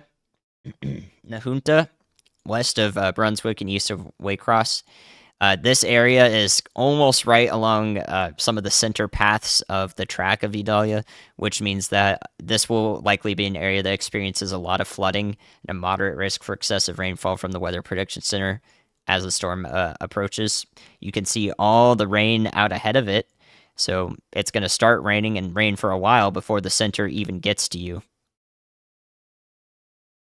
So flooding is a big concern for that part of inland southeastern Georgia. Same is true for Valdosta, over through Waycross, Jessup, Baxley, and probably just to the west of Savannah, I think. So Statesboro, Vidalia would be concerned about flooding in those areas. Furthest north and west probably is Augusta. Given a little bit of an eastward track, we might see a little bit less rain in the Macon, Warner Robins area and the Augusta area until it gets further up there. So right now, I am most concerned about flooding once we're well into Georgia. The storm will be downgraded to a tropical storm at that point, so it will no longer be a hurricane, but it will still bring a lot of rain, up to half a foot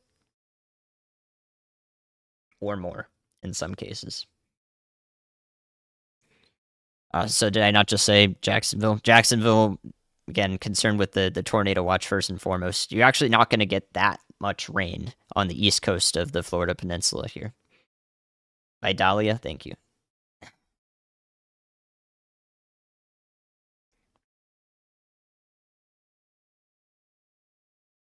Pasco County, storm surge is going to start up there in probably an hour or two and persist for a few hours into the morning.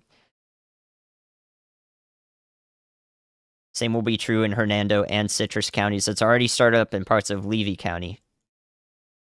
So the winds are shifting around this thing. They're being drawn into the center, but when the winds are mostly with that southwesterly component, such that they're off of the Gulf and onshore, then it's going to drive the waters onto the coast, and that's when your storm surge forecast starts up. Has the tornado activity been like so far? Pretty run of the mill, I think. Every hurricane, virtually every single hurricane, has tornadoes associated with it.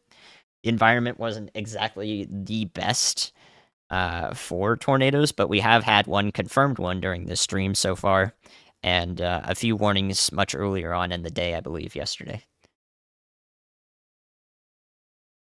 What's the width of the eye? I think the eye is probably. I don't actually know the eye's width directly, but I would imagine it wouldn't be more than 12 to 15 miles in diameter.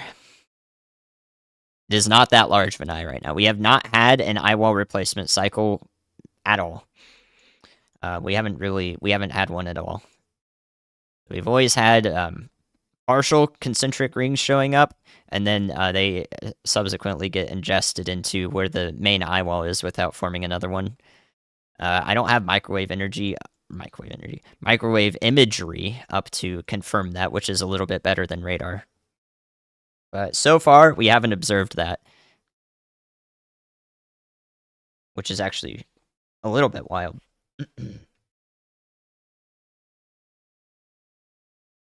You think you should leave from Lake City,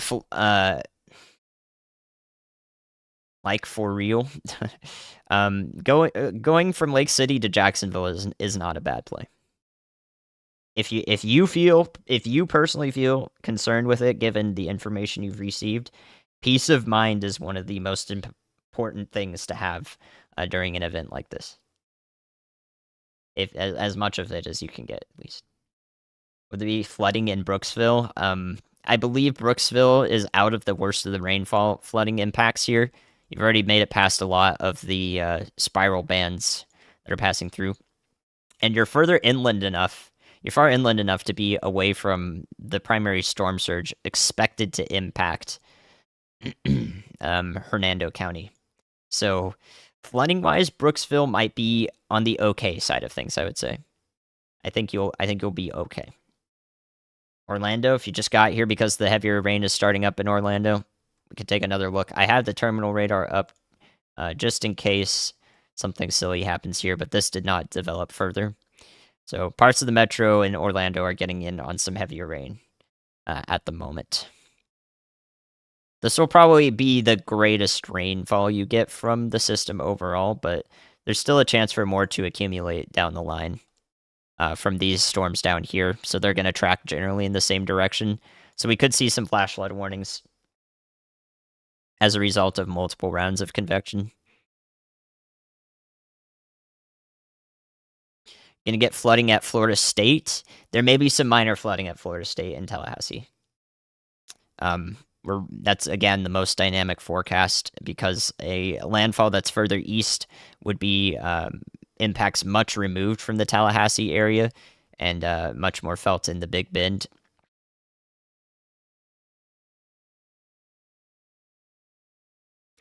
But if we had a further west impact, which is looking less and less likely as the stream goes on, then Tallahassee would be experiencing much worse flooding and wind impacts. Right now, it's straying away from that, but that's not a guarantee.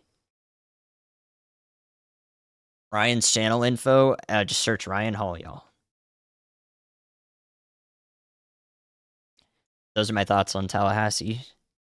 So looking for Milton, you anywhere from Panama City to the west, you guys are okay. On the northwest side of the storm, the winds at their strongest will be from the north as they circle around into the storm like this. As a result, you're not going to get much of any storm surge at all from this area to the west, and the extent of the rain really doesn't go this further west than Panama City. Panama City, you might not even get that much rain from this at all, if any. So you're okay over there. Why is the wind bad in Montana? Because the storms put down some incredible outflow and pushed it forward across the foothills, so it's also going down in elevation, meaning it's accelerating. Millibar update. The latest National Hurricane Center update is 944 millibars.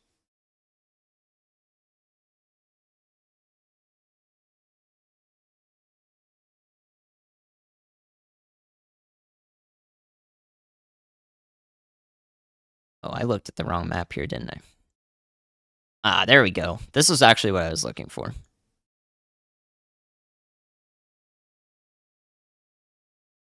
It's a little hard to read though. Yeah, I don't know how effective this is to show you guys. It's actually pretty hard to read this storm surge map.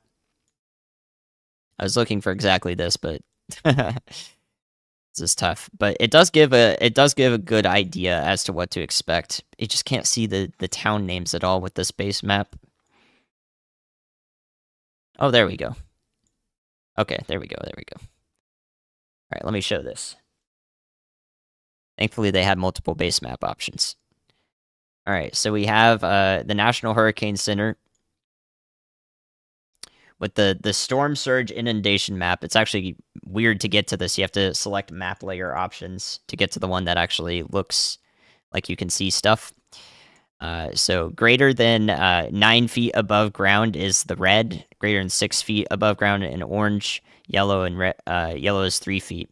So if we go through the Big Bend coast here, actually we can just start down here.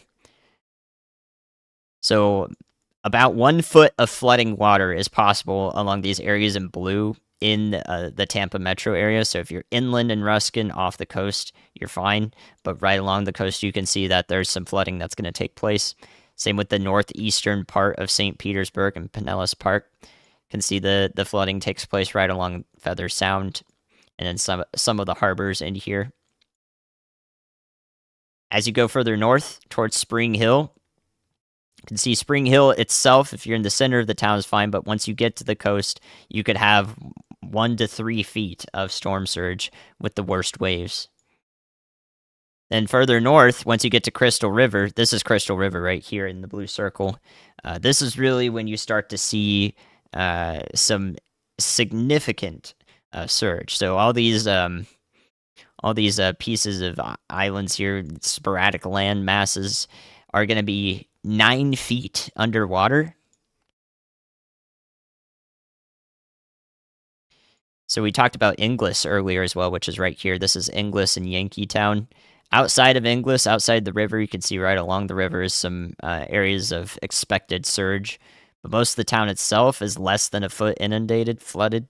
But if you go to the coast, yeah, you don't want to go to the coast. Some other areas we're looking at, this is Cedar Key. Right in the middle of Cedar Key is a tough to decipher forecast, but there's several areas of, up to 6 feet of storm surge inundation there. And then this is just this is the Big Bend of Florida. Exceptionally, unfortunately, exceptionally vulnerable to just intense storm surge. I mean, look how far inland that goes. My goodness.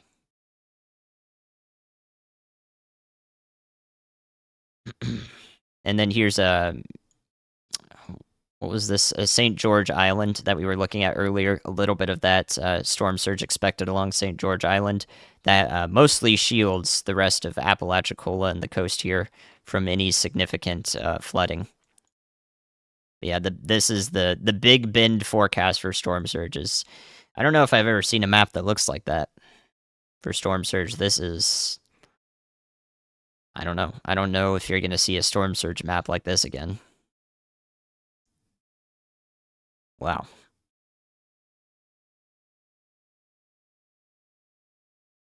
So that illustrates what I'm talking about with the storm surge whenever we've brought it up. And in case anyone's just getting here, any storm surge forecast you see like those includes the tide in them. So if you've heard about the super moon and so forth, and what contributions that has to the rising tide, the tide forecast is included in the maximum storm surge that was just demonstrated on that map. So rest assured, the super moon's already factored in. What are my credentials? Graduated from UNC Asheville 2021, spring 2021. 3.76 GPA, concentration in climatology and forecasting. You can look it up. Panama City's fine. Myrtle Beach. Myrtle Beach has the potential for flooding, storm surge along the immediate coast, 2 to 4 feet, and also a chance at tornadoes if there is a tornado watch issued into the afternoon tomorrow. That is the reason why.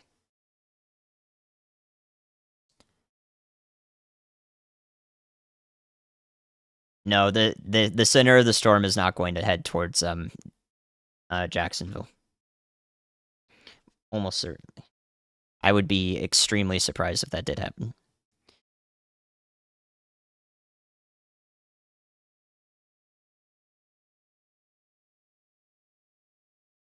Yeah, there's definitely going to be flooding spots in almost any university campus. So Florida State, not exclusive to that. Could we could be seeing maybe either the first attempts at an eyewall replacement cycle starting to set up here with some of these bands coming together. This looks like it could. This looks like it could conjoin here on the latest radar scans. But again, I would need some more imagery to find out. Also, we could look at the aircraft observations. If there are two speed maxima, that would help us understand if it were or not.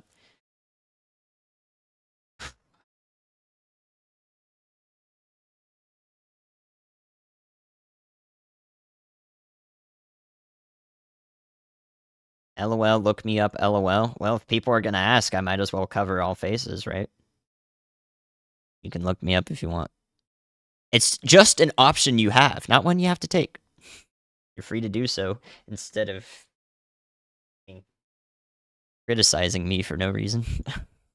I don't care that you do that. It's a waste of your time, but I might as well supplement you. All right. Let's see. Newberry. Newberry in Alachua County. That's to the north of Bronson and west of Gainesville. So think Gainesville. With this eastward, if we keep getting a little bit more of an eastward track, we could see some lower end hurricane impacts in Gainesville. Newberry would be a little bit closer to experiencing those. I think it'll go well off to the north of Newberry. Current track, I think it's going to take it as close to Steinhatchee as possible. That really looks like where we're honing in, Steinhatchee area. So Newberry would be a little bit to the east of that, but I bet that some hurricane impacts would be very close to being felt in this area, especially with the intensity expected at landfall. Indeed, Jared. Live Oak and Lake City, I do think that you're almost in one of the you're in the middle of some of the highest confidence in a path that we have at the moment for landfall, and then later down the line, it would track pretty closely to the Live Oak and Lake City area. So at that point, it will be a weaker hurricane. It will not be a major hurricane that far in. However, you will see some significant impacts in that area. As it stands, it's looking more and more likely to be concentrated there and away from Tallahassee. Not a guarantee, but latest trends are looking like that. Storm chasers, I can see on the map, are relocating, so they're talking amongst themselves and thinking the same thing. True, Amy. I should just block them, shouldn't I? Myself, I can't help myself though. I have to respond. My one weakness.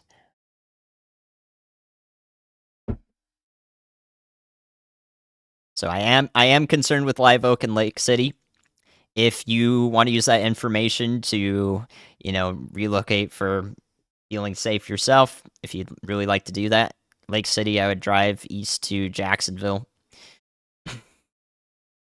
That should be an okay spot to be in Jacksonville. The center should stay pretty far away.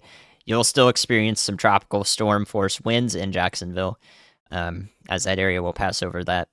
So you're not going to get out of the impacts, but you may be out of the main impacts if you feel more comfortable doing so. That is not a bad call.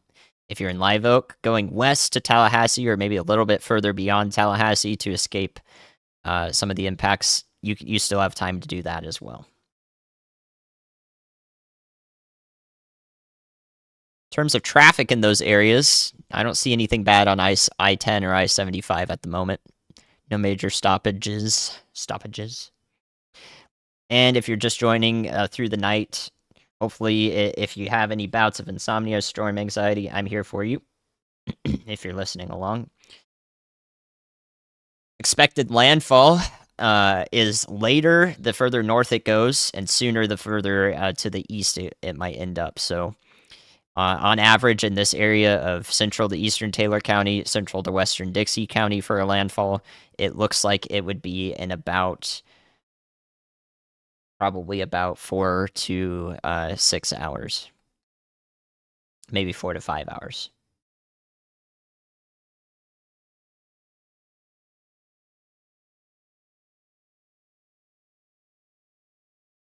Uh, let's see.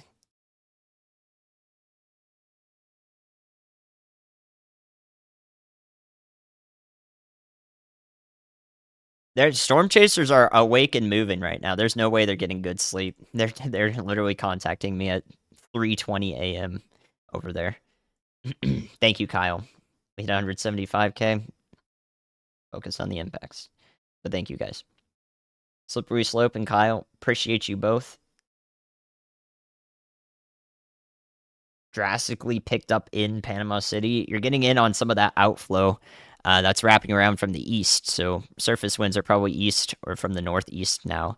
But you're probably not going to really get much of any rainfall from this. Let's see how much rain. We'll load this radar site up. So like you're right on the edge of the rainfall here. So a little bit of rain looks like it's going pretty far out, but if you're west of Panama City, like you're not going to get that much rain from the system at all, and thus the winds will also stay pretty far away. So Panama City likely just outside the edge of the tropical storm force winds. Doing what I can, Zach. Thank you for the support. Waycross, Georgia. Thank you for tuning in. Down the line from the Live Oak and Lake City area. Waycross is pretty much going to be in the direct path of some of the worst flooding impacts I think that will happen. So I'm concerned about flooding in this vicinity of inland Georgia from Valdosta over to Fargo and up through inland southeast Georgia. That includes Waycross, Jessup. I think the worst of the flooding will be away from the coast for Brunswick and Savannah, but not too far away. Happy to help, Bob. Let's take another look at Orlando to see if there's any tornado threat, and there really isn't. Some rotation exists with this storm right here near St. Cloud, east of Kissimmee, but it is definitely on the weak side of things. I'm keeping it open just in case, but the storm is on the weaker end of things now. So just some heavy rain is its primary impact.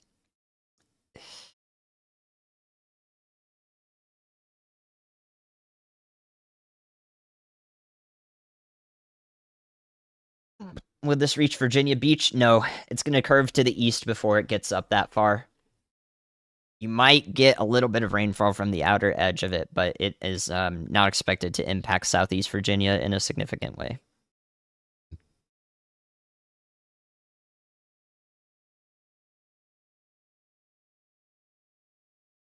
Appreciate it, Malibu.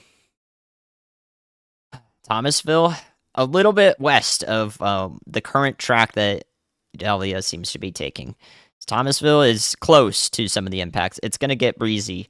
It's probably going to rain quite a bit in Thomasville, but I think the worst of the impacts outside of possible flooding will be further east, basically from I-75 and to the east, and to the south of Tifton. So maybe in a corridor like this for flooding and some of the damaging winds, I would say. So maybe that will include Savannah down the line if it doesn't take too much of an eastward curve. We'll have to watch for that.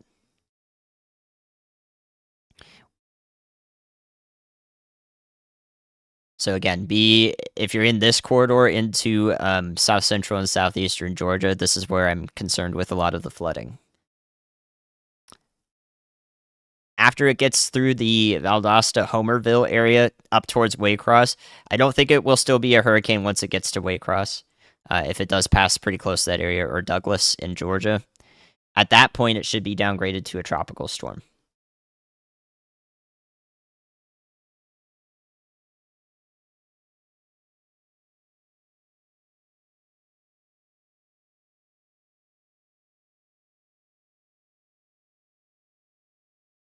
Whew. All right. Central dense overcast is getting cold around the eye and fully enclosing it.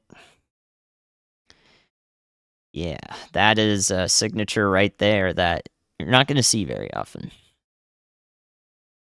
Latest on infrared. Latest on infrared looks pretty bad, yeah. I mean, again, it is what we expected. Nothing is really combating the storm. Nothing is really combating the storm on approach to landfall, unfortunately. It's going to be down to internal dynamics, whether or not it, continues to intensify or not. Almost nothing external has a major say on this at the moment. I mean, yeah, look at how just over the last 15 minutes, look how healthy the storm on radar looks now. It's just it just looks when it looks visually satisfying like this, that's when you know it's not good. So yeah, it looks like that now, and that's unfortunately not good. I don't like the look of that at all. But this is what I was mentally preparing for. So thank you, Fuse. North Carolina mountains will avoid most of the rainfall. Yeah, I'll show you the overall chart. Let's look at the rainfall outlook. Bring that over for you. So if I do this, that gives you a pretty good look at it, and then I'll make it larger. This is the overall rainfall outlook from the National Hurricane Center, created by the Weather Prediction Center. You can see pretty much the worst of the rain is where we've been discussing it. That goes through south central and inland southeastern Georgia, maybe even a little bit further to the northwest than what we were just showing. But if it takes a little bit more of an easterly track, you can kind of translate these warmer colors a little bit more to the east. So it's a very minor change, but yeah, there you go. So in the orange is 6 to 10 inches, so over half a foot. That exists all the way through Fayetteville, North Carolina, like we've been mentioning, and it actually even goes off to the Outer Banks as well.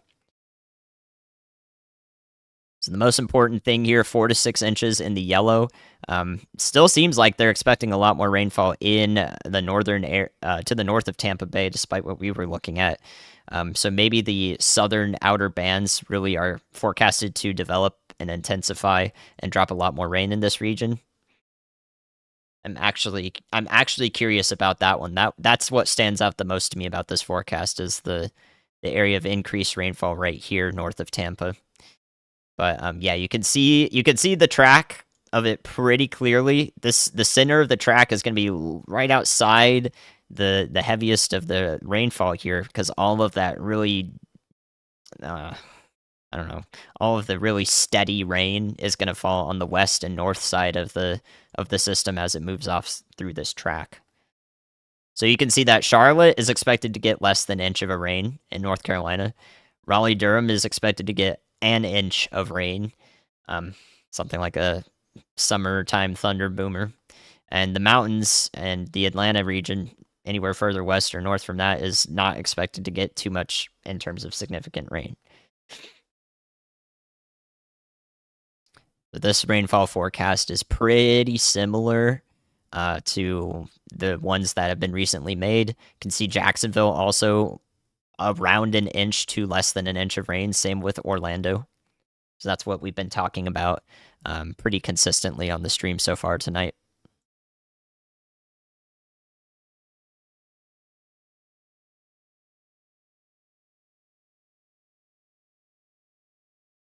Is Lakeland in any danger besides Lakeland? Sorry, Lakeland. Not directly. You guys are in the tornado watch. Most of the storms that were within the tornado watch have kind of moved around Lakeland. So we had a few heavy rain cells that went through Tampa and a few that went off to the east, Sebring into the east. Yeah, this live camera is in Deckle Beach at the moment. This is Deckle Beach. So that's right here. This is Deckle Beach right here. So we're seeing some pretty heavy rain at the moment in the northern tier of the northern area of stratiform rainfall. Yes, Alaska's good. Macon, Georgia, yes. If you get impacts up there, it's going to be a stiff breeze, mostly rain. Different colors of the buoys on radar Omega. I think it's the difference between a buoy that can only read pressure and maybe a tsunami sensors versus ones that have meteorological instrumentation on them, other meteorological instrumentation.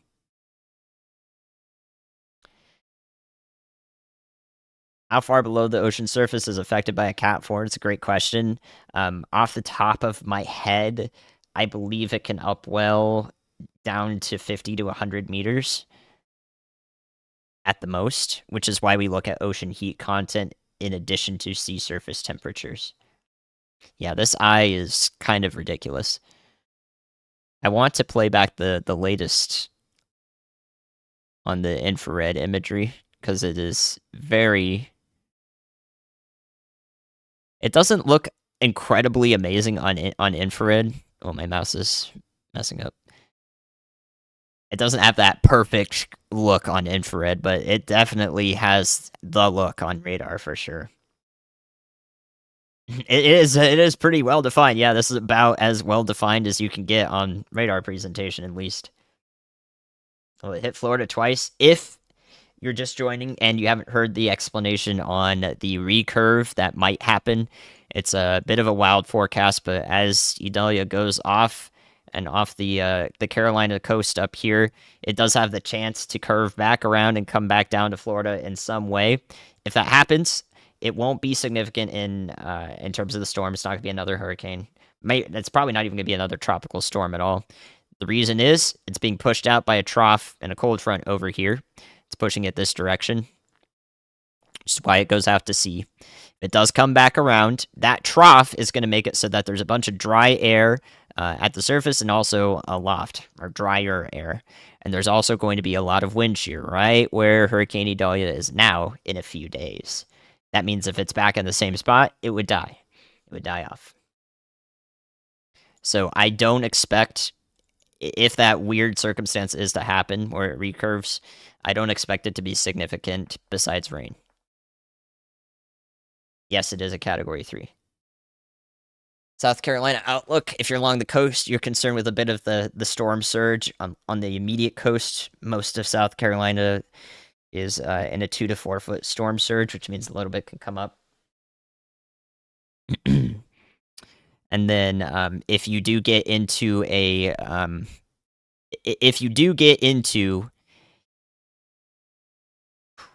a tornado watch at any point in parts of South Carolina, then the reason would be tropical tornadoes are possible, and we will cover that.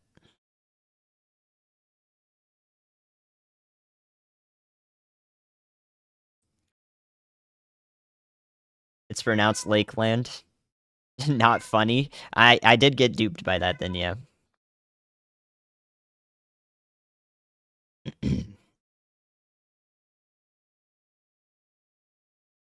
The latest updates don't have it at Category 4 yet. Official update is a mid. Official update is a high-end Category 3 at the moment, or a mid-end Category 3. But we have some observations that it could be approaching Category 4 at the moment.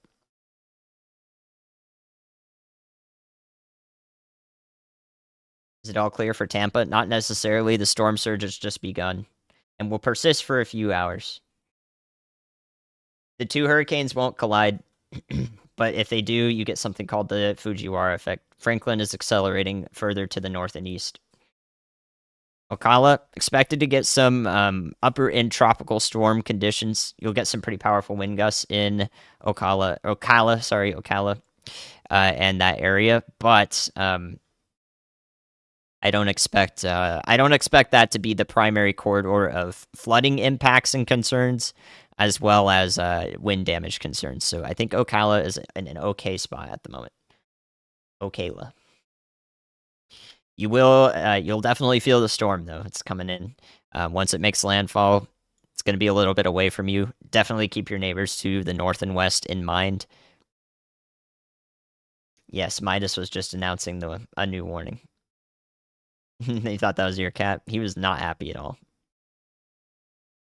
Will the wind speeds be in Tallahassee? Can't tell you that right now, unfortunately. Thank you for the $5, Kindle. The problem with that is it's wildly dependent on where it makes landfall. Makes landfall right here into Taylor County. The wind speeds could be up to 20, 25 miles an hour higher in Tallahassee. If it's 15 miles east, it could be 25 mile an hour less. Problem is that the western edge of the storm has wind speeds that dramatically decrease as you go away from the eye wall. So, depending on where exactly it tracks, the winds will be dramatically different in Tallahassee. But it is looking like the worst possible outcome, which is the storm approaching land up here towards western Taylor County and keeping Tallahassee very close to the eye wall. It looks like that's less likely. It looks like it's going to be central Taylor County in the furthest west solution. It does look like it's taken another northward track, but yeah, I think central Taylor County is likely. We're going to see a few more wobbles of the hurricane's eye to the west and east. So Perry in Florida is looking pretty gnarly. Steinhatchee is looking pretty gnarly. And then anywhere along I-10 from Madison to Lake City down the line when this is still a hurricane inland. It will weaken by that point, but it will still be it will still have some pretty widespread effects. Oh, all right. You're in Chiefland in Levy County. Chiefland, if there's no traffic right now and you want peace of mind, I personally, if I were in Chiefland, I would be happy relocating to Ocala. That is if you want peace of mind. Otherwise, you will be a little bit closer to areas that are experiencing landfall conditions, but you may be removed from the worst impacts. The radius of hurricane winds is really small. It's not really that large compared to the tropical storm force winds. So hurricane impacts are going to be very concentrated. It's not like we're going to see hurricane wind speeds in Tallahassee and all the way over in Gainesville. That is not going to happen in terms of sustained winds that would do the most wind damage.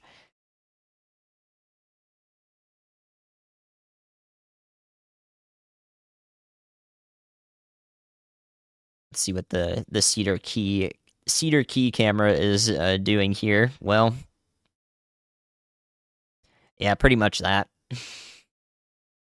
Is Lakeland clear? Not entirely.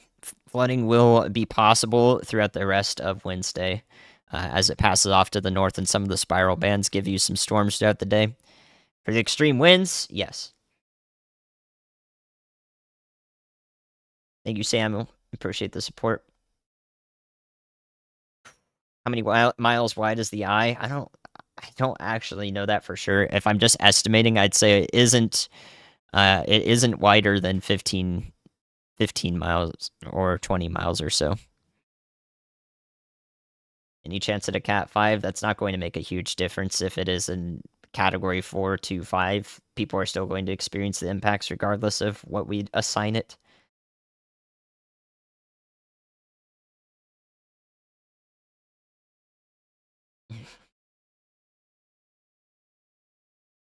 How high the surge will be in Old Homosassa and when will it peak? The storm surge in Homosassa is expected to be roughly anywhere from 6 to 10 feet in this area, unfortunately. It will be pretty significant. When it peaks, we can look at that on let's see. We'll look at that on the Tampa radar.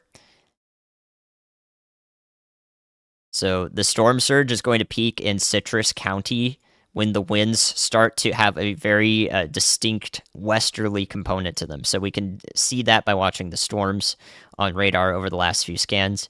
You can see the storms are moving generally to the north and a little bit to the east, but you can see back here, these storms are moving much more this direction. When these winds reach the coast, that's when it's going to drive all that water onto the coast.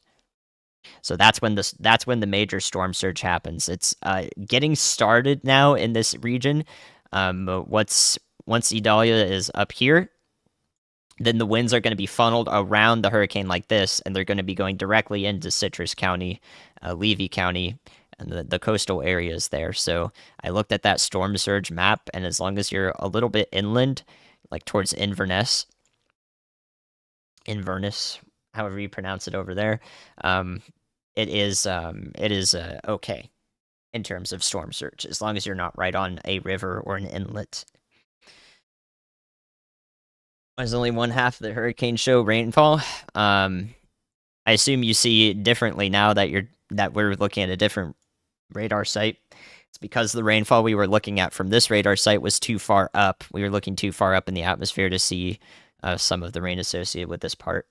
So now you can see both parts from two different radar sites. Average diameter of an eye, it varies pretty drastically depending on the processes it undergoes. So if we get an eye wall replacement cycle, it will double in size, maybe even a little bit more than that. So you can get some really wide eyes, and thus the average diameter doesn't actually tell you too much useful information. You can get ones that are pinhole eyes that are super small, only a few miles across, and you can get ones that are really wide, like what Franklin turned into, or Typhoon Saola.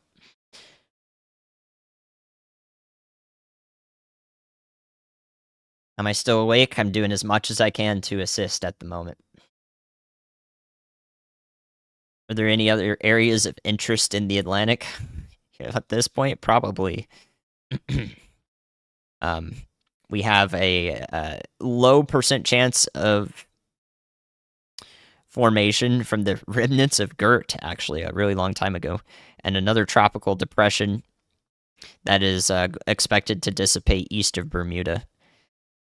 So Hurricane Franklin is the other major one that's going to go eventually towards Iceland, but that's like a week out from now, and it's expected to decrease in intensity as it transitions into a extratropical storm, which is a cold core storm, much like what we get in the wintertime in the United States.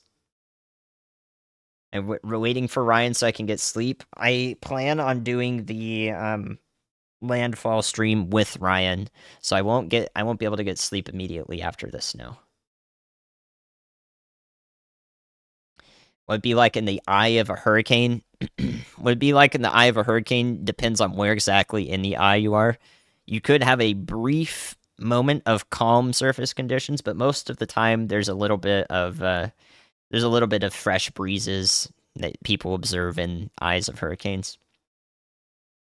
So the wind will markedly decrease compared to the eye wall, which is fierce in a system like this. But it won't be totally calm. You'll also see some patchy clouds, and those will be about a mile or so above your head in the eye of a hurricane. If there's any patchy clouds, little small cumulus, those happen because at about that level, a mile above your head in the eye, there's sinking air on top of that and rising air underneath it. So you get tiny little clouds that condense and don't drop any rain. So it could be partly cloudy. Could be partly cloudy in the center.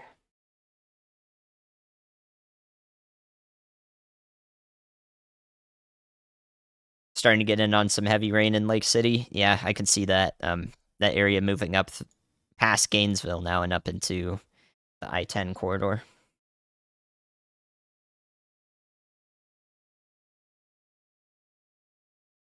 So a couple of the last few wobbles we can see on the radar here. Does look like it's taking a little bit of a westward wobble right in the last few scans. Right in there. It's a little bit of a westward wobble now. That is orienting it pretty closely toward Taylor County on average here, toward Perry. It's looking like we're honing in on an area of landfall. It's probably going to be really close to Taylor County, Deco Beach. If I had to give one based on the latest radar scans, I would say right around Deco Beach is looking very likely. That's about That's probably going to be about. It's honestly moving a little quickly here. This is the last hour of radar. Last hour of radar data has moved it this far. So if we extrapolate, we're really not looking at more than 3 hours or so until landfall. Unless it slows down just a little bit before landfall. Internal dynamics keep it bobbling around. We might be about 3 hours out from landfall.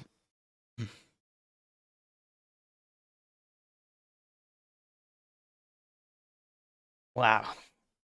Could be only about 3 hours out, which means Ryan's gonna need to wake up soon. Wake him up. Wake him up. Get him awake. Holy mackerel. All right. Thank you guys for hanging out so long tonight, too. I think we've done amazing work so far. I hope I've been very valuable with all that I've told you.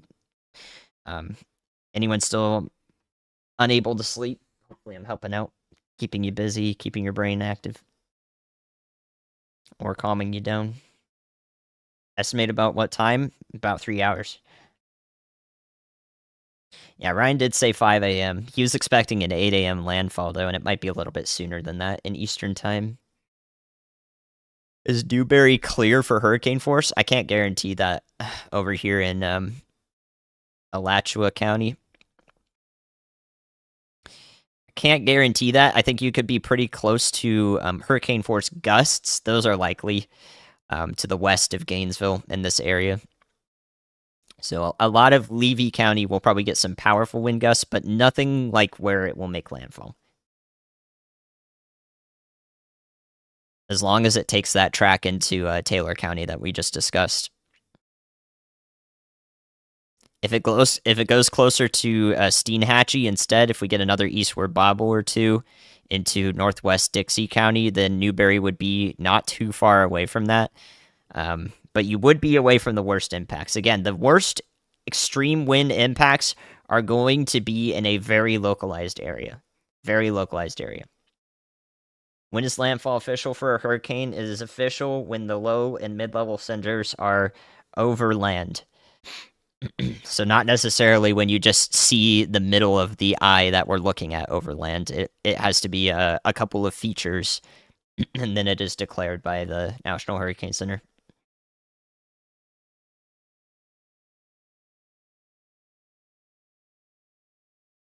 Interesting, Adriana.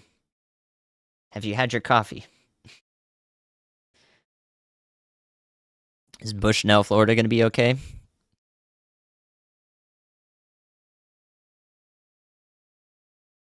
Bushnell is in. What is it? Oh, I see. East of Brooksville or northeast. Yeah.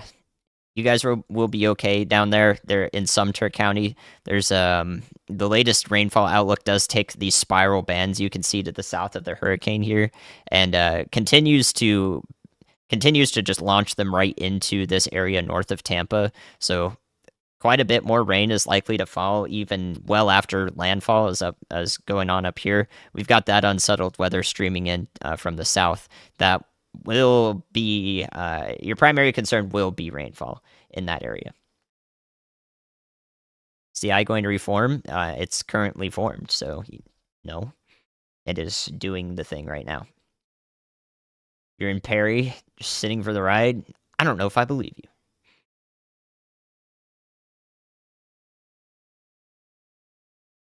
But if you are, you need to stay safe.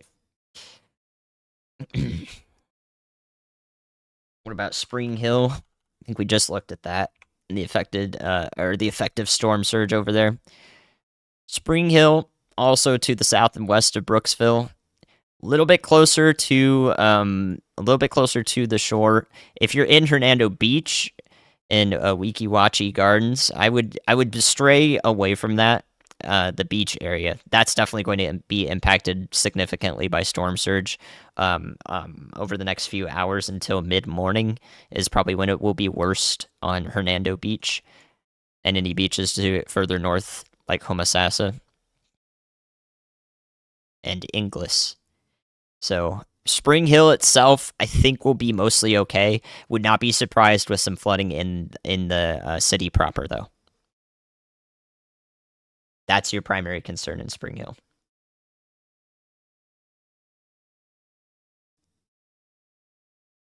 All right, let's see if there's any more areas of rotation in our tornado watch. Our tornado watch has not really brought us too many things to look at, which is why I haven't been focusing on them. We did have one confirmed tornado that we covered.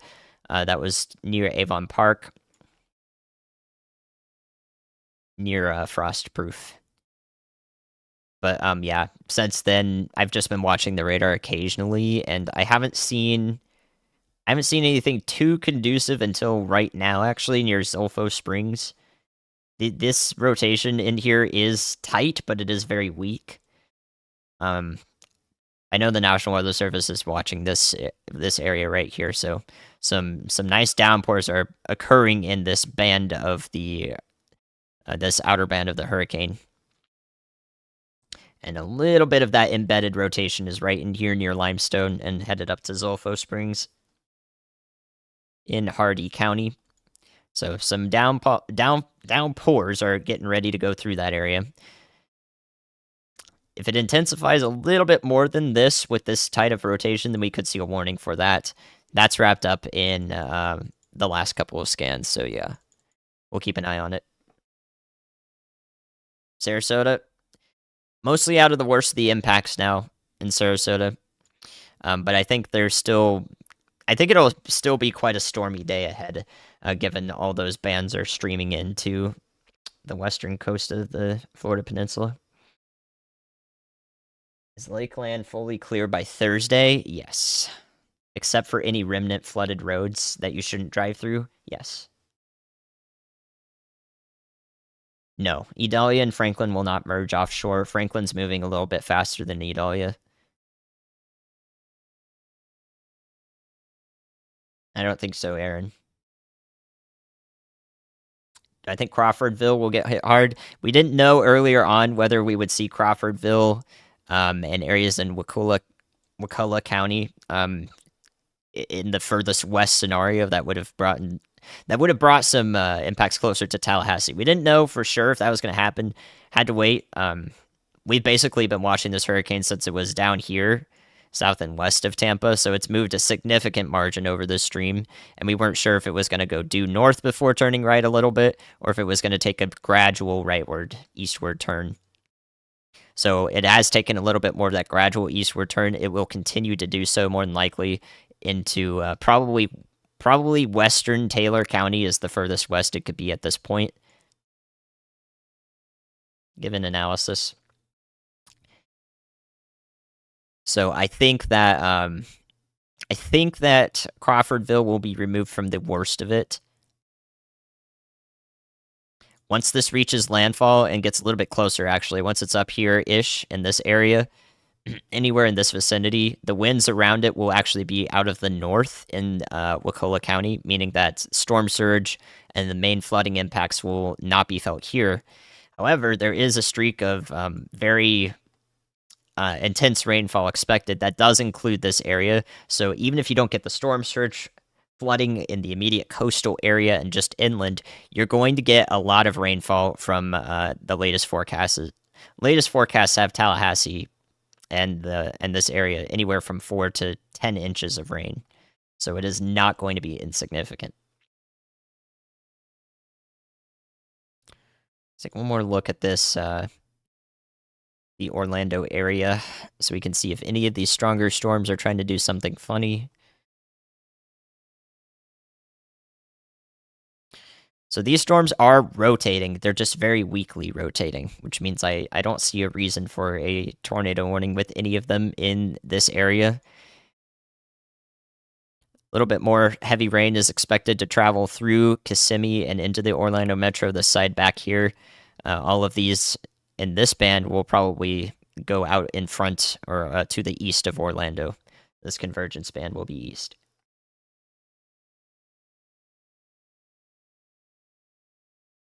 Happy to help, Gunga. Doesn't look as bad as it did when you went to bed. We'll keep that thought in the back of your mind and then see if it comes true or not. That'll probably be the most valuable learning moment for you. Anyone who's thinking the same. Because verification is the most important thing. I want to make sure, if you're going to put your own thoughts about something like this in a public space, or you're going to just express them in general to anybody, you want to keep a hold of them, and then make sure you see what happens so that you can say, "Oh, I was wrong," or "I was right." And then if you were right, then you're going to need scientific reasoning next, and then it's good. But only then. Otherwise, it's not very useful. Thank you, Susan from the UK. Verification is the most important thing, which is why I'm still thinking about my forecast video I made almost 48 hours ago. When's landfall? Probably in the next 3 hours. Thinking about what I forecasted 2 days ago and how that's turning out now.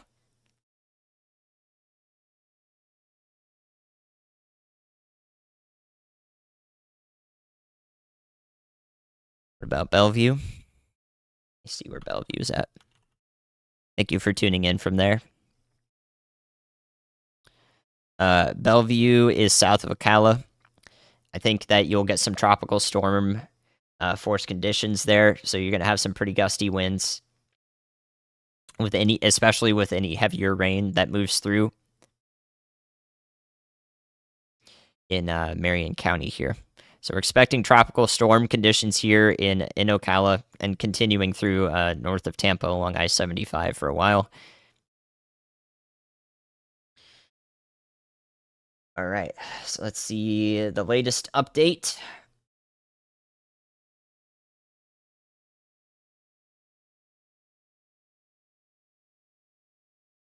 So the latest National Hurricane Center update, 4 a.m. Eastern, has it pinned at 941 millibars and 125 miles an hour, which is five more than the previous.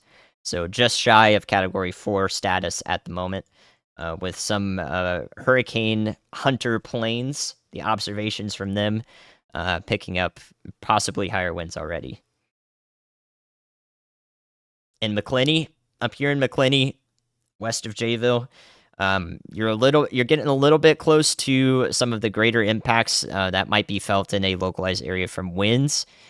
However, I think overall you'll experience a tropical storm in terms of how powerful the winds will be, and you'll experience maybe about an inch or two of rain.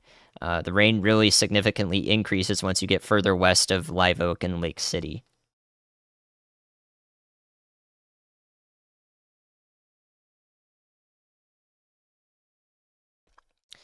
No, you shouldn't be concerned with the calm before the storm in the Newport Richey area. It's a Cat 3 currently. Upper end Category 3. Expected to be Category 4. The calm before the storm, since the storm itself is not headed in your direction like you're essentially interpreting it to be, if you're thinking of it that way, it is going off in this direction. Newport Richey being down here, it means that what you're concerned with is the winds driving the water onshore from this direction as they wrap around the cyclone. So storm surge will continue along Highway 19 to the north, in Pinellas County and to the north. Madison, it's going to be pretty gnarly up there. I think that if we get that track through Perry, Madison will be up next, and then pretty close to Valdosta later on in Georgia. We'll see the primary wind impacts. However, I do think we'll curve just a little bit more to the east. So it is going to be close to that, and you should expect some pretty significant impacts in Madison, but nothing like we're going to experience at landfall. So up here, maybe before it gets to the Georgia state line, I would say we could still have a Category 2 at that point. So wind speeds could still be pretty strong, but not tree flattening strong like they might be at the coast, so to speak. If you're in Nahunta, can't remember how to pronounce this, in between Waycross and Brunswick. We actually forecasted there earlier. The greatest the greatest rainfall is going to be around the Valdosta area and inland, south central Georgia and southeastern Georgia. It should be the greatest flooding concerns are probably going to be off to the west of Nahunta here in Brantley County and away from the coast in Savannah and Brunswick along I-95 for anybody asking for over there. So over there along I-95, we're concerned with any stronger cells that are in the spiral bands, and also right along the coast, we're concerned with any of the storm surge.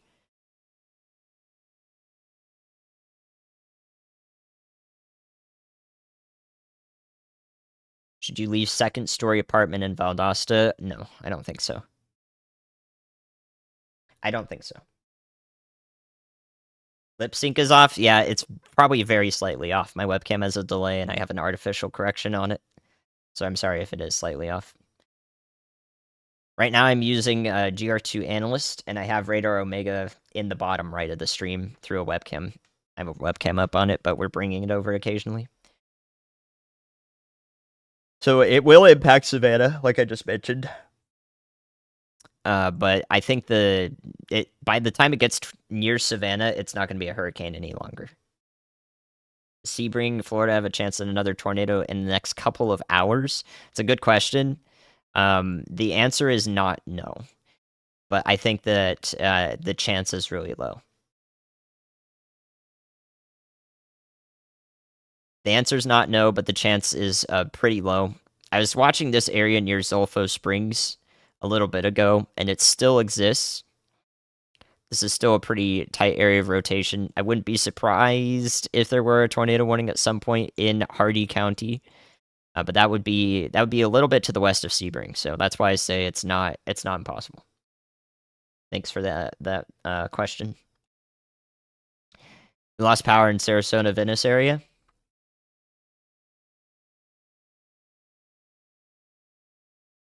Okay, thank you for letting me know. Okefenokee Swamp. You live in the swamp? Yeah, the storm surge is outrageous. The storm surge is one of the most ridiculous things I've seen about this, and we're not really going to see anything like that. We're not going to see anything like that again for a while, I think.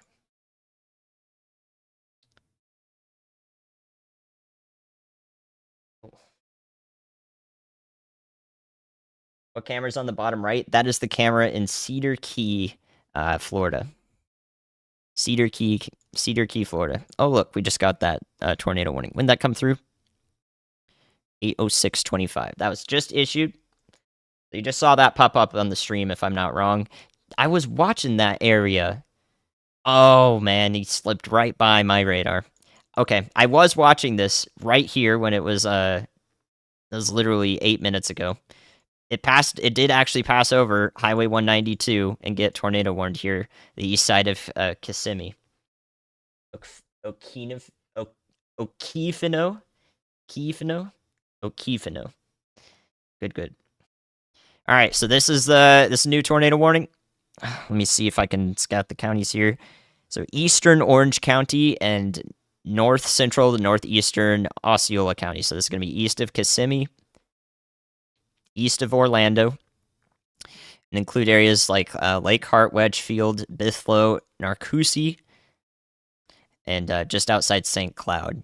So much less populated than the metro itself, but some alerts may go out to the metro. So this pink polygon is the tornado warning in place.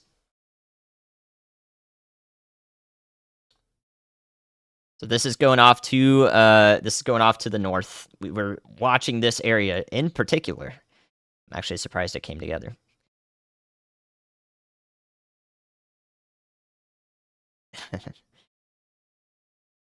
How's traffic in Florida? Honestly, not that bad.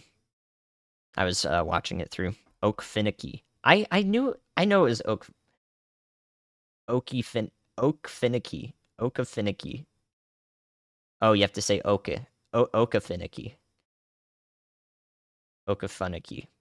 I don't know about that one. Okay, hold on. I gotta fix my webcam for Ryan. I am in a Zoom call with Ryan right now. Oh dear.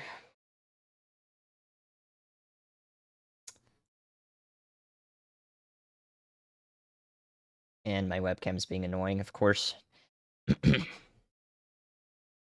Oh, okie finicky. Okie finicky. Okay. Goodness. All right, so analyzing this tornado warning right here, we have rotation concentrated right over this road east of Narcoosee. From the radar site, we have winds that are traveling this direction and then this direction in this area right here. So very tight area of rotation right in here. Yep, should be in that tornado watch. And now there is a warning in place inside of the watch. Okie finicky. Okay, thank you. Okie fanicky. Okie funicky. I've seen all three in the chat. I'm gonna go with the middle road. It was that was a tough one. That was actually a tough one. Yeah, five syllables. Actually pretty tough. Yeah, close enough. That gets the job done.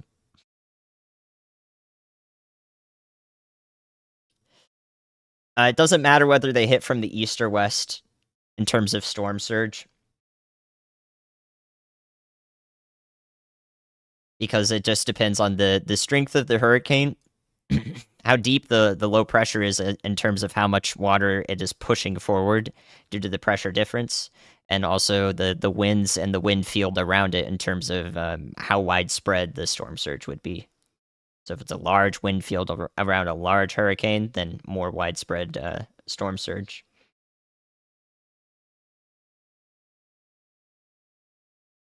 That warning didn't come through. Oh yeah, you're right. Yeah, you're right. All right, this is gonna look funny for maybe I shouldn't do that. If I do this, this might break the stream. I'll just we'll just go through a manual warning. Yeah, the warning didn't come through in the overlays also changed, which makes me think that Ryan might actually be messing with it. So if I refresh it, then it actually might just break entirely. So I don't want to chance it right now. We'll just keep it on this layout. But we do have an active tornado warning that we're looking at right here. Accent on the no. Okie fanoki. Okie fanoki? Okie fan. Oh, wow. How do you do that? How do you put the accent on the fourth? I feel like you have to put accent on the first and the fourth in order to achieve that. Yes, this tornado warning. Boobity boop, boobity boop. Okie finoki. Okay. Okie finoki. Got it. Yeah, with Lakuchi. We like that one. You guys did it. We got there. Thank you. Oh my gosh. That was actually really tough. All right, for this warning, we have more of a convergence signature now than a rotation signature compared to what caused the warning, but I think it still has the chance to come together here. Cedar Key camera is still getting that that storm surge. You can really just see it getting there. It was so far out before. And I think the town is actually those group of lights off to the right side of the webcam over there. I think that's the town. So you can see how far up the beach the water is coming. So imagine the water going into the town over there.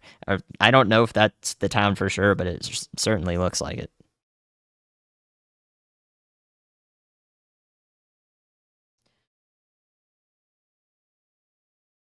Thank you, Japa.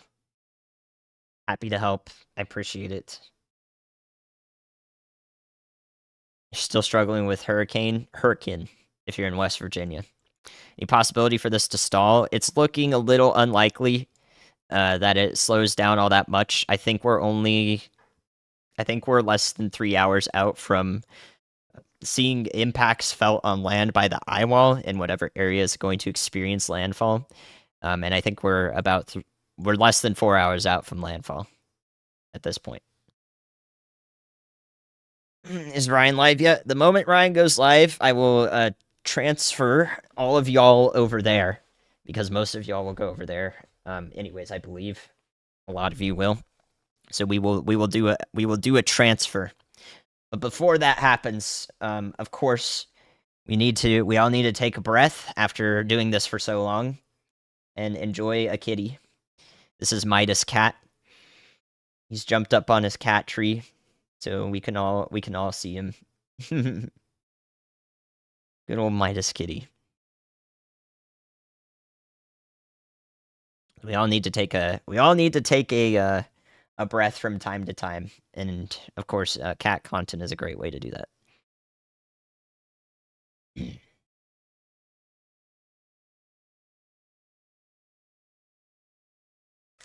No, well, the thing is, I am a human, and I have 3 hours of sleep on me right now that I'm going to stay up even longer with. Does the name hurricane? Does the name mean hurricanes come through here? They don't come through Hurricane in West Virginia, not usually. Maybe a tropical depression might. Yeah, absolutely happy to help. We're still good to go even longer. Ryan's setting up at the moment. I don't think he got nearly a lick of sleep. Yeah, let's take another look at our areas of concern. We still have the active tornado warning. It's going to pass to the east of the Orlando and Kissimmee areas.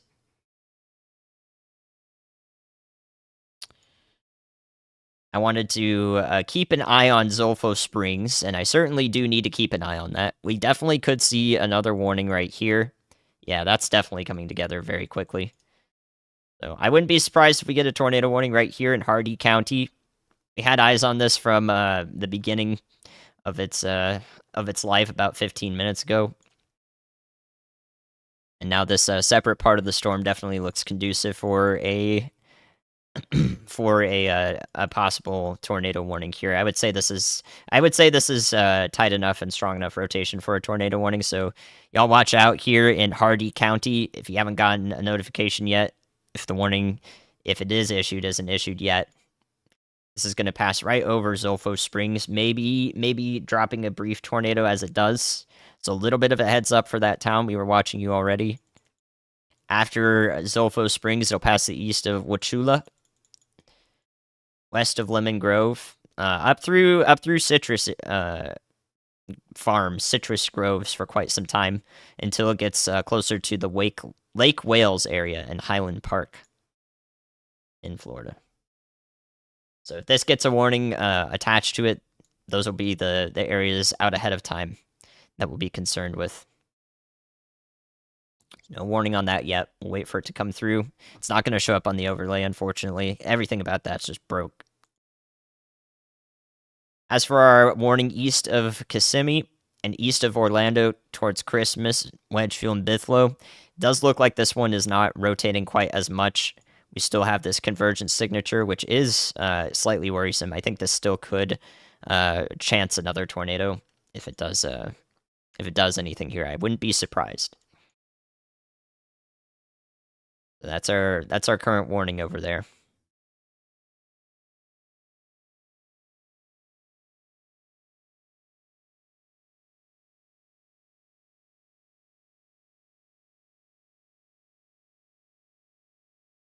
Absolutely, Sharon. Thank you for being here. That goes for every single person who has been here through the night. If I helped you with any insomnia or anything like that, I do.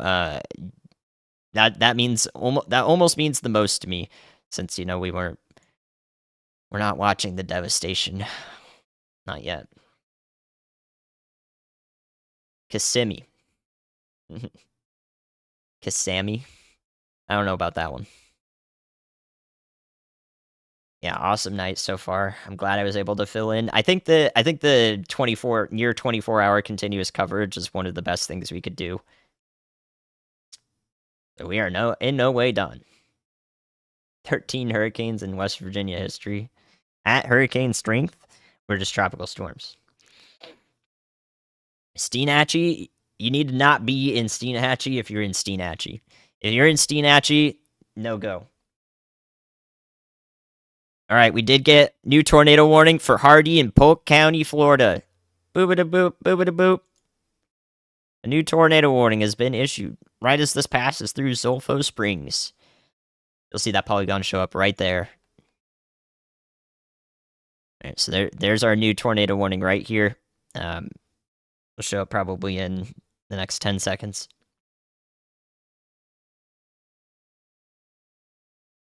So again, this is gonna, there it is. Gonna pass off to the north and east. May have produced a brief tornado at worst here. We can try to check and see. Don't see anything on the correlation coefficient, so we have no confirmation of this yet, but I do think it's capable of doing so.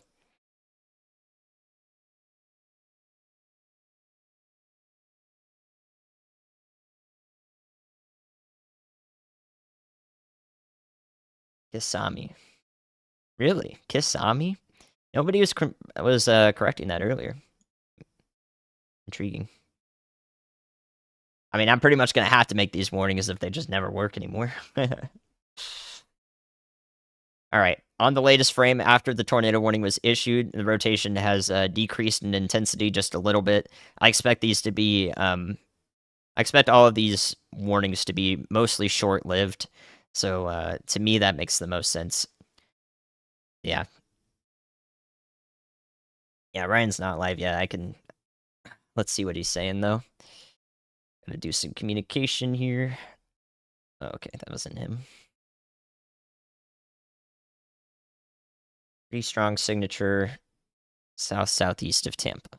I didn't see that. Okay. Let's go take a peek at that. Oops. Okay, so in order to look at this...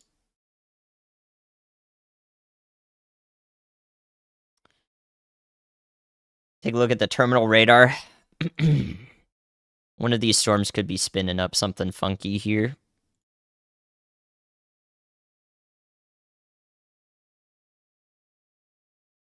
Oh, he's looking at Zolfo Springs. Okay. That's the same storm over there. Got it.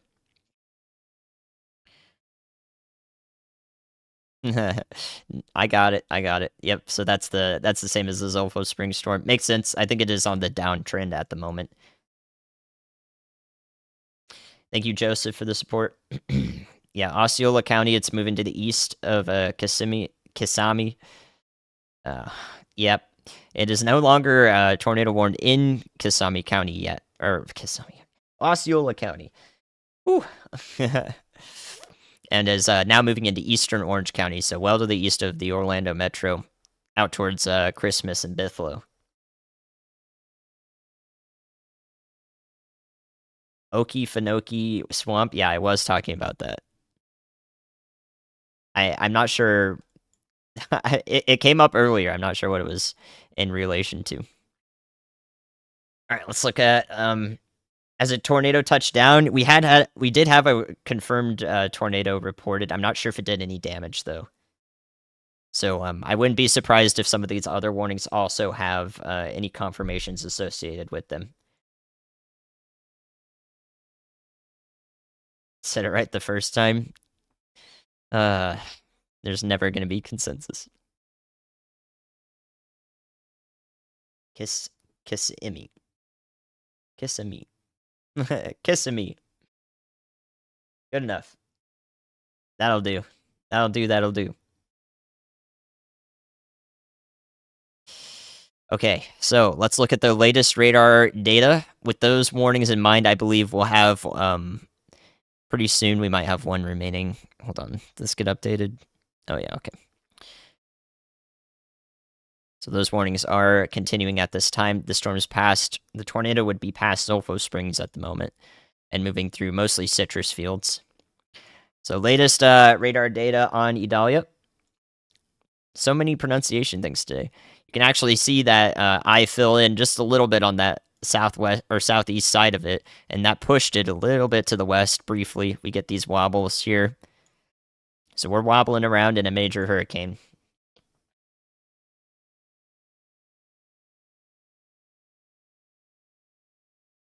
Lots of lightning in the eye wall too. Yeah, that's been nonstop. There's a ton of lightning in there. Wow. ton of lightning in the eye wall. That is a ridiculous amount of lightning.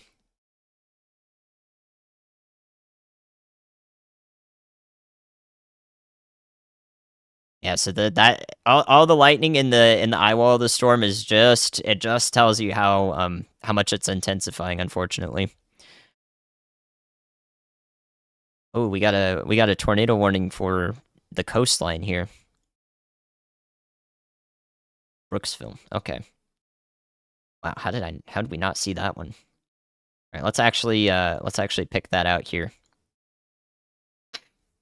As a tornado warning that does include Bushnell, Brooksville, areas we've talked about. Man, that wrapped up. Oh, it's gone away on the next scan though. Okay, so brief rotation here. You can see the supercell right to the south and east of Brooksville in Florida. This is headed up I-75 to the north of Tampa, a good clip. So it will eventually go towards Coleman, Wildwood here, stay to the south and east of Ocala here. So if we play back this loop, we can see the formation of it. Yeah, I was looking at this earlier. So earlier we had this line that looked like it was rotating, but nothing was. I didn't want to point out anything in particular, but then the most recent scans had this area of rotation right here on the right side of your screen. This looks a little bit more. This looks like a little bit more worth a tornado warning. After the warning was issued, though, we see that rotation broaden out. So hopefully this is not producing a tornado, but that's your latest update there. And the reason for this tornado warning. So now we have 3 active at once. I wish I could fix it, but I'm probably going to break my entire stream if I do that. So 3 warnings at the moment. Boop-a-da-boop, boop-a-da-boop.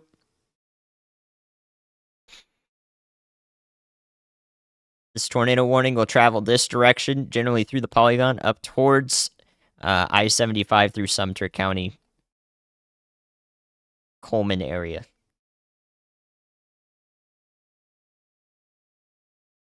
The next full outlook update from the National Hurricane Center will be at the top of this next hour. So at 5 a.m. Eastern, 4 a.m. Central. The risk for isolated... let's see. The risk for isolated tornadoes will continue. Oh boy.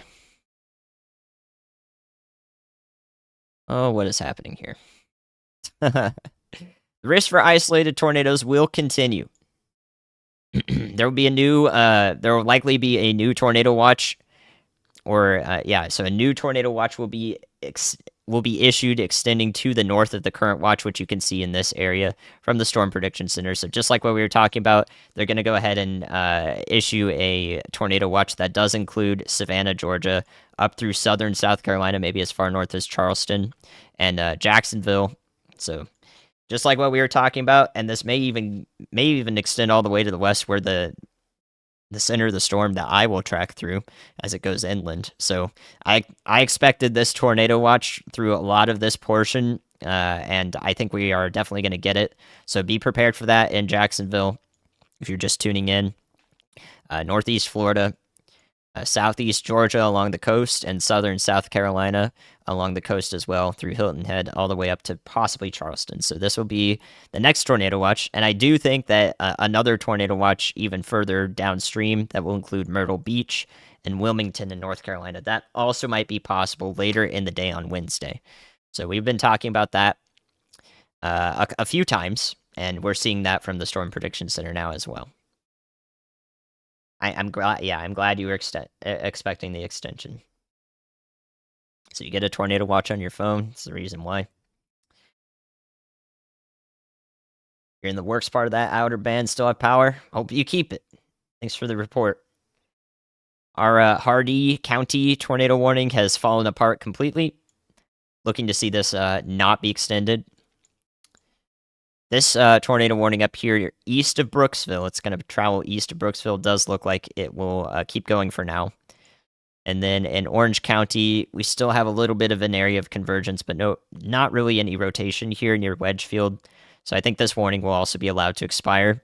It's a strong storm, though. I wouldn't be surprised if it manages to spin something up again down the line.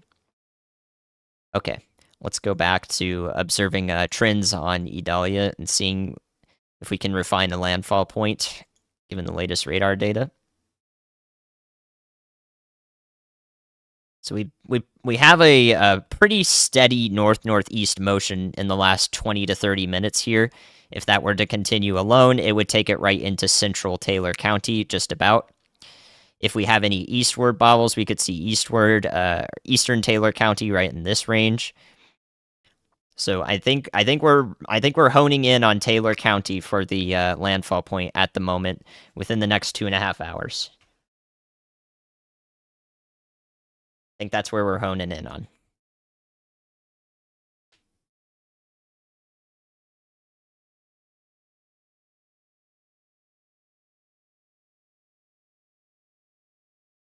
Yep, Brian, we just covered the Hernando County. I hope you were able to catch that on the tail end of the latency you might have to the stream. I expect it to continue to east of Brooksville, and we'll travel to the northeast into Sumter County. So please be taking shelter over there.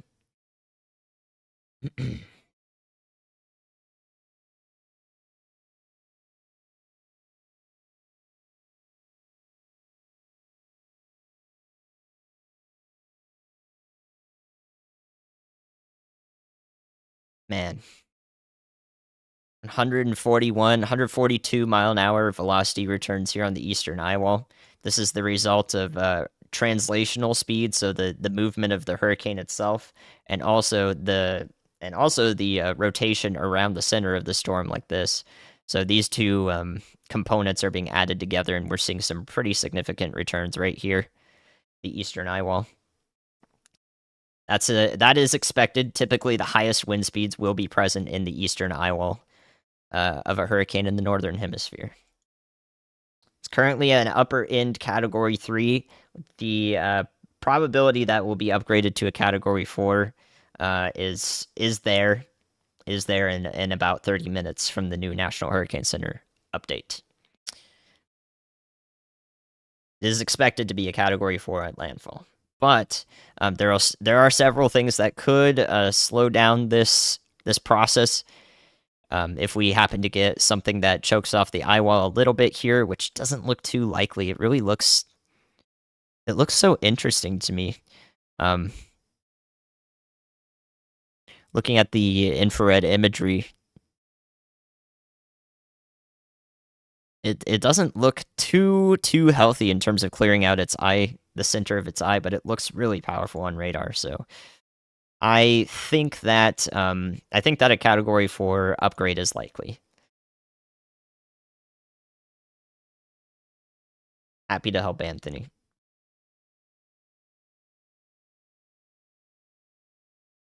Yeah, 113 knots. It would translate into 130 mile an hour winds, which would be the Category 4 definition, if I remember correctly.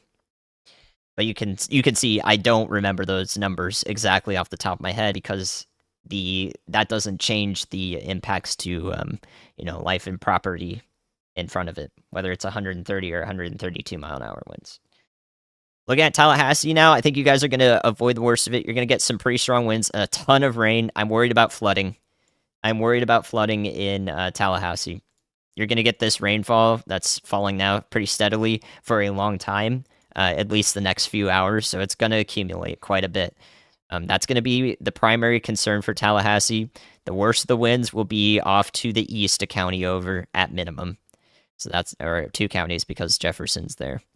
So yeah, we're really watching the trend and expected landfall point somewhere in Taylor County.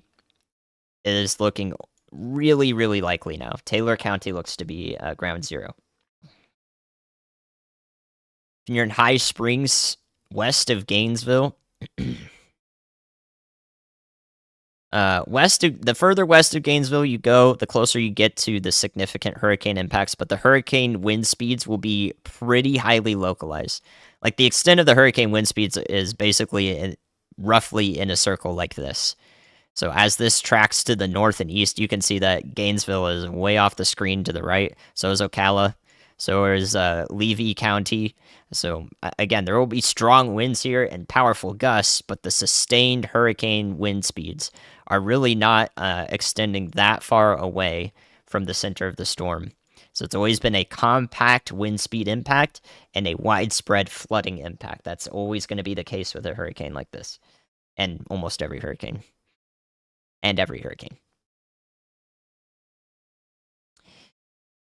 So yeah, down the line, it does look like this track will bring it close to Madison in Florida, close to Valdosta in Georgia as it weakens.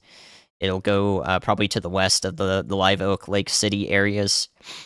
So somewhere it'll cross I-10 somewhere in the region of eastern central Madison County to Suwannee County and Hamilton County.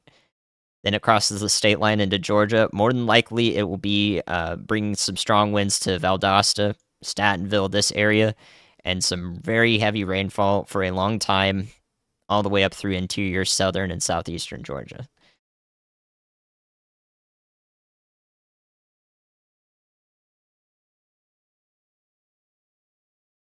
Oh, all right, so let's go back through our active tornado warnings. Starting with this one in Hernando County, eastern Hernando County in Florida. The area of rotation's kind of losing its updraft strength, I think, a little bit. We may see this warning be canceled if the storm continues to fizzle out at the tail end. This warning is still ongoing, though, so please be taking shelter. This warning over here has almost nothing in it that we can see on the radar. There may be some hidden rotation somewhere in this vicinity, so until this warning's canceled, please continue taking shelter.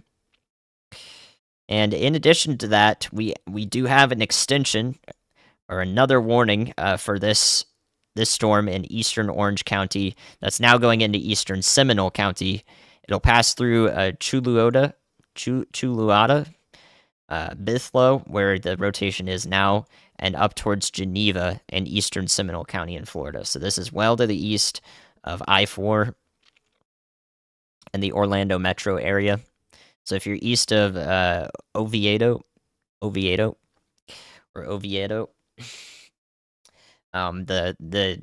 rotating part of the storm will pass by to your east.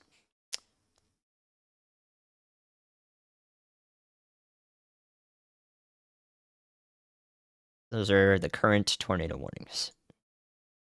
We went a long time this morning and into the night without seeing a tornado warning in our watch, but now we have a few active at the same time. Mom in Jacksonville can relax a bit. She should have heightened awareness, but it's good that she already knows. Most of the flooding impacts will be away. She will get a tornado watch. Oviedo, thank you, Oviedo. It's on top of UCF.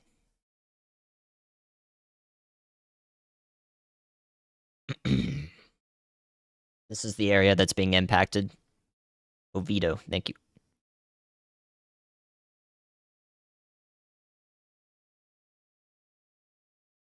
So just let her know that she is probably going to expect to get a tornado watch for her area. Conditions favorable for tornadoes, weak tornadoes in particular, to occur over the next several hours toward noontime in northeast Florida, southeast Georgia, and also southern South Carolina.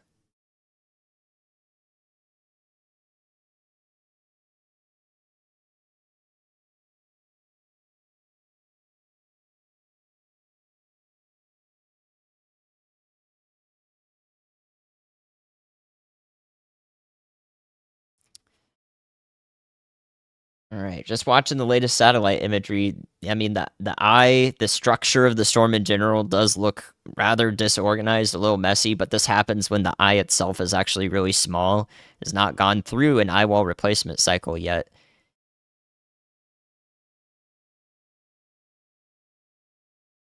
So any other trends I noticed really aren't. This is really steady state here. The winds are extremely strong. Winds are still extremely strong and lasting for a while. So yeah, I'm not seeing any significant changes to the forecast here in terms of landfall point and also in terms of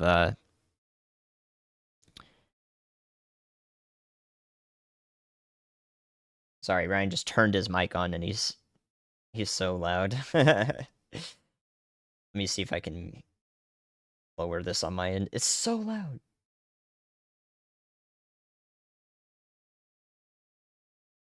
Okay, give me a second. Whoa, what?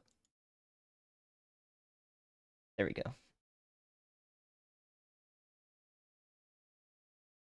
Okay, there we go. Yeah, we have a mic on in the Zoom call, and it's completely distracted me from what I'm doing. So I had to turn that down for a second. So they are getting ready. I can see them. They're all at their stations at 4:40 in the morning, getting ready to do the landfall stream. Is it weakening? No, it is not weakening, unfortunately.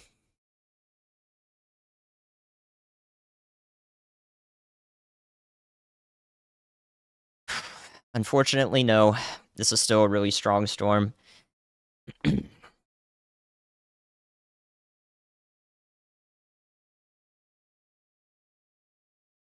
Tornado warning in Crystal River. It's pretty far away from you. It's in southeastern Citrus County, where it's continuing towards Pinola and Floral City.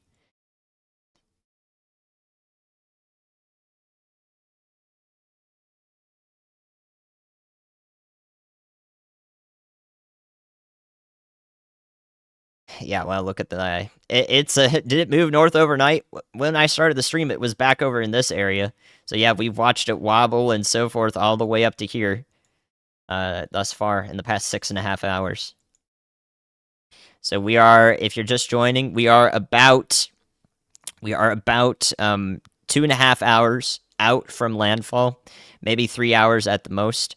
Looking like, based on all of the trends that I can see, that landfall is going to occur somewhere in Taylor County in Florida. That means that Perry, Deckle Beach, and the Perry area in Taylor County in Florida are going to be probably the hardest hit in terms of damaging winds. They will last a little bit for a while. The damaging winds will last a while inland to the Perry area, and a little bit beyond that into Madison County as well, and to the west and areas around Live Oak. So this is probably where the most significant wind impacts will be felt, right in the vicinity of landfall in this area.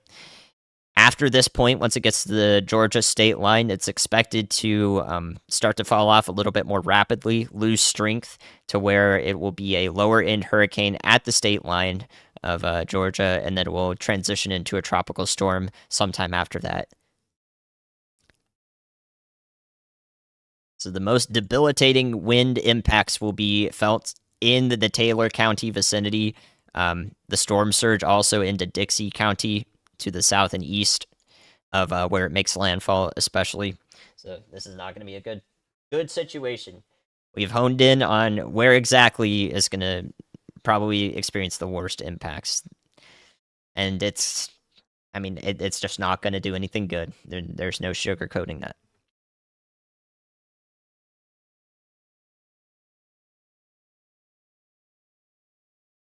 I mean, I can't predict whether there will be a hurricane ahead of time in Miami. There's just no way I can do that.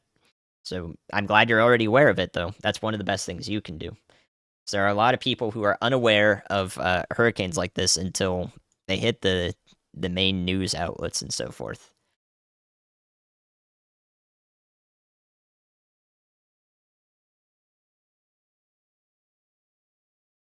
How does a hurricane generate tornadoes? On the north and east side of the track of the hurricane is when you get that is where you get your most favorable conditions for nadir juice, or literally wind shear in the first mile above your head in the atmosphere. So in this quartile of the hurricane and its area of impact, you get a bunch of supercells because the wind is generally rotating with height and intensifying in the first a mile above your head. It's generally rotating in this direction. So because of that, all the storms that are appearing in this region of the hurricane are spinning in a way that is conducive for tornadoes, counterclockwise, and also in the same mechanisms that would produce a tornado otherwise. So that's the ingestion of the tendency to spin or vorticity.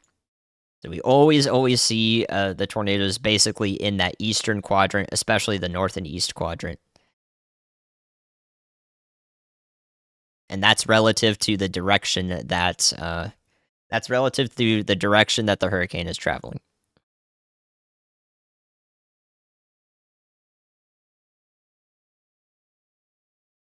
Nope. I think the tree flattening conditions will stay to the south and east of Tallahassee and Wakulla County as it stands. It does look like the hurricane is not going to get that close to the Tallahassee metro area, and that it would bring hurricane force winds that are sustained. You can still get some really powerful gusts. I mean, you can start to see the winds that are hitting the webcam now at Cedar Key. So you see that webcam in the bottom right? That's this right here, this area right here in the pink circle. So we have Cedar Key there. That's the webcam.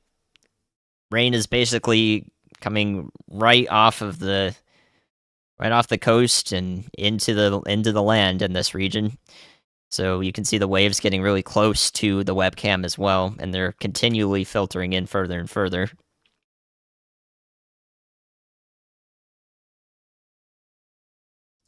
Can take a look at the other webcams too to see what they're experiencing. These ones will be a little bit closer to the hurricane itself. So this is Horseshoe Beach, which has the webcam oriented with a little bit of interesting stuff going on there. Then we also have Steenhatchee. It's the Steenhatchee cam. You can see the water is moving pretty succinctly there. Continual waves, which tells me it's being pushed inland, and that's being reflected in that small area of light that's off that dock right there. So there are definitely onshore winds pushing water into the coast here, and that's what's going to cause our storm surge. If you're in the St. Petersburg beaches, you're going to continue taking on storm surge over the next 5 to 6 hours, especially. In these regions, storm surge in the regions of the Big Bend, it's expected to be 12 to 16 feet. Near Homosassa, 7 to 11 feet is the forecast. Further to the south, down to St. Petersburg, you have a 4 to 6 foot storm surge forecast.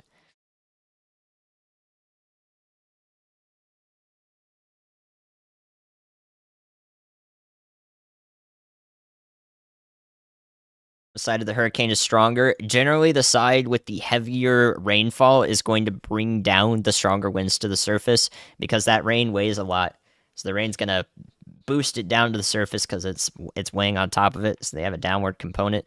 However, if you have equal rain on both sides of the hurricane, equally falling rainfall like this and this, equal intensity, then this side, the eastern side, will be stronger. The right side of the hurricane will be stronger, and that is because you have both the forward speed of the hurricane and also the rotational speed of the hurricane added together.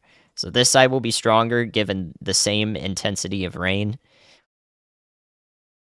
But the side that has the stronger rainfall will oftentimes have the worst conditions at the surface. Thank you, Amy. Jefferson County, Monticello or Monticello. You're a little bit east of Tallahassee along Interstate 10. And basically, every little bit further east you go from Tallahassee has the chance to experience some worse impacts. It could be pretty significant. Given the track right now, I don't think it's going to go through Jefferson County. I think it's probably going to go closer to Madison and Hamilton counties as it acquires a little bit more of that eastward component to its track. So I think that Jefferson County will escape the worst of it, but you'll be pretty close to the proximity of possible hurricane force winds. So it's not going to be a fun ride, but I suppose it could be one you could ride out if you've already done preparations. Thanks, Amy. Thanks, Brian. I'm monitoring Franklin too. Not necessarily, since it's not a direct threat to land as it stands.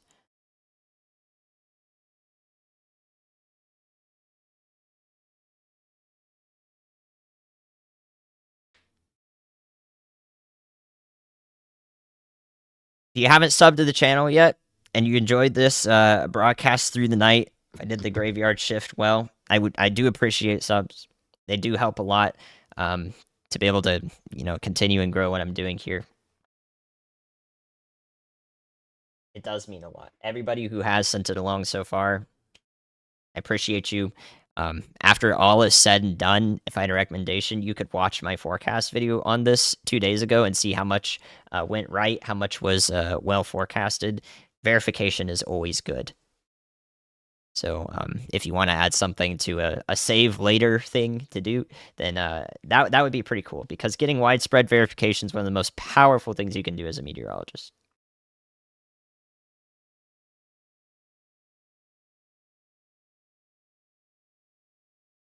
So that's what you want to do. Wow. Okay. Yeah, my coverage through the night. Absolutely happy to help. I will go until Ryan actually starts. I don't know what he's doing right now. Okay, he is actually live and starting soon. Gotcha. So my coverage will go through the night. Until then, while that is happening, I need to set up a redirect so I can send you all automatically over there. That is my plan. And then I will stream. I'm not going away. I'm not done. I will be streaming the landfall of Hurricane Idalia on that channel. So we have 24-hour continuous coverage. I can give my voice a little bit of a rest and talk in the important times that Ryan needs me. So that was the plan, to continue through the night. Let me set it up so that I can send you all over there. That is what I want to do, if possible. If possible, I would like to do that. Okay, let me see. Dude, where is this? So do let me know. Do let me know if I was able to assist you. I will continue providing coverage though, so we're not done at all today on my end, but eventually I will crash. I'm going to try to stay for the landfall and as many tornado warnings as I can. Thank you for the support. I am desperately trying to figure out how to redirect. I don't know why I can't do that. I am desperately trying to figure out how to redirect.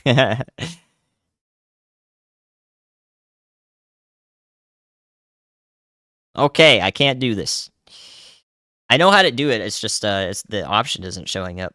I have to go into the dashboard itself. Maybe I'll just try that real quick, and if not, we can properly close it out. Thank you guys. Thank you for all the memberships as well. If you're considering joining the membership tier, you get 2 very easy, simple things. Simple things when you join. No complexity at all. No complexity at all. Okay. I'm almost there. I just gotta find it. Redirect. I know I can edit this. There we go. I found it. I found it. All right, here we go. This should work. This should work. This redirect should work. Thank you guys again for sticking through the night with me. We're going to go over to Ryan's channel. I'm going to send you all over there. You don't have to do anything. You don't have to do anything. You don't have to click anything. It should just work for you. You should go over there, and you can continue to enjoy my coverage alongside Ryan's as Hurricane Idalia makes landfall with some intense conditions expected. So if you watch this back at any point, thank you for watching. Seeing this through the end, go ahead and watch back the entire video or the entire live stream archive so you can see how things progressed. We're down to 1 active tornado warning. So, yeah. Let's see how this continues, and cross your fingers that we avoid the worst of the impacts, all right? Thank you guys for being here. Much appreciated. See you soon.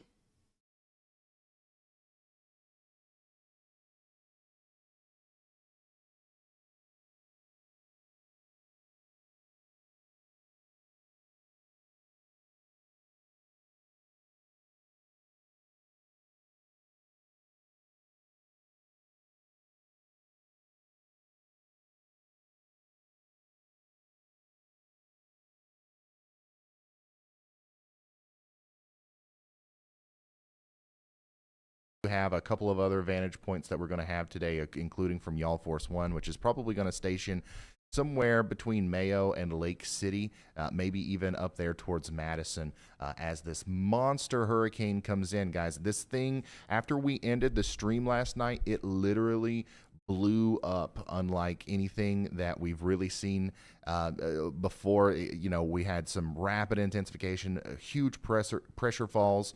And we've also seen a couple of tornadic problems today. So let's take a quick look at that. We do have one tornado warning right now. I want to show you what we're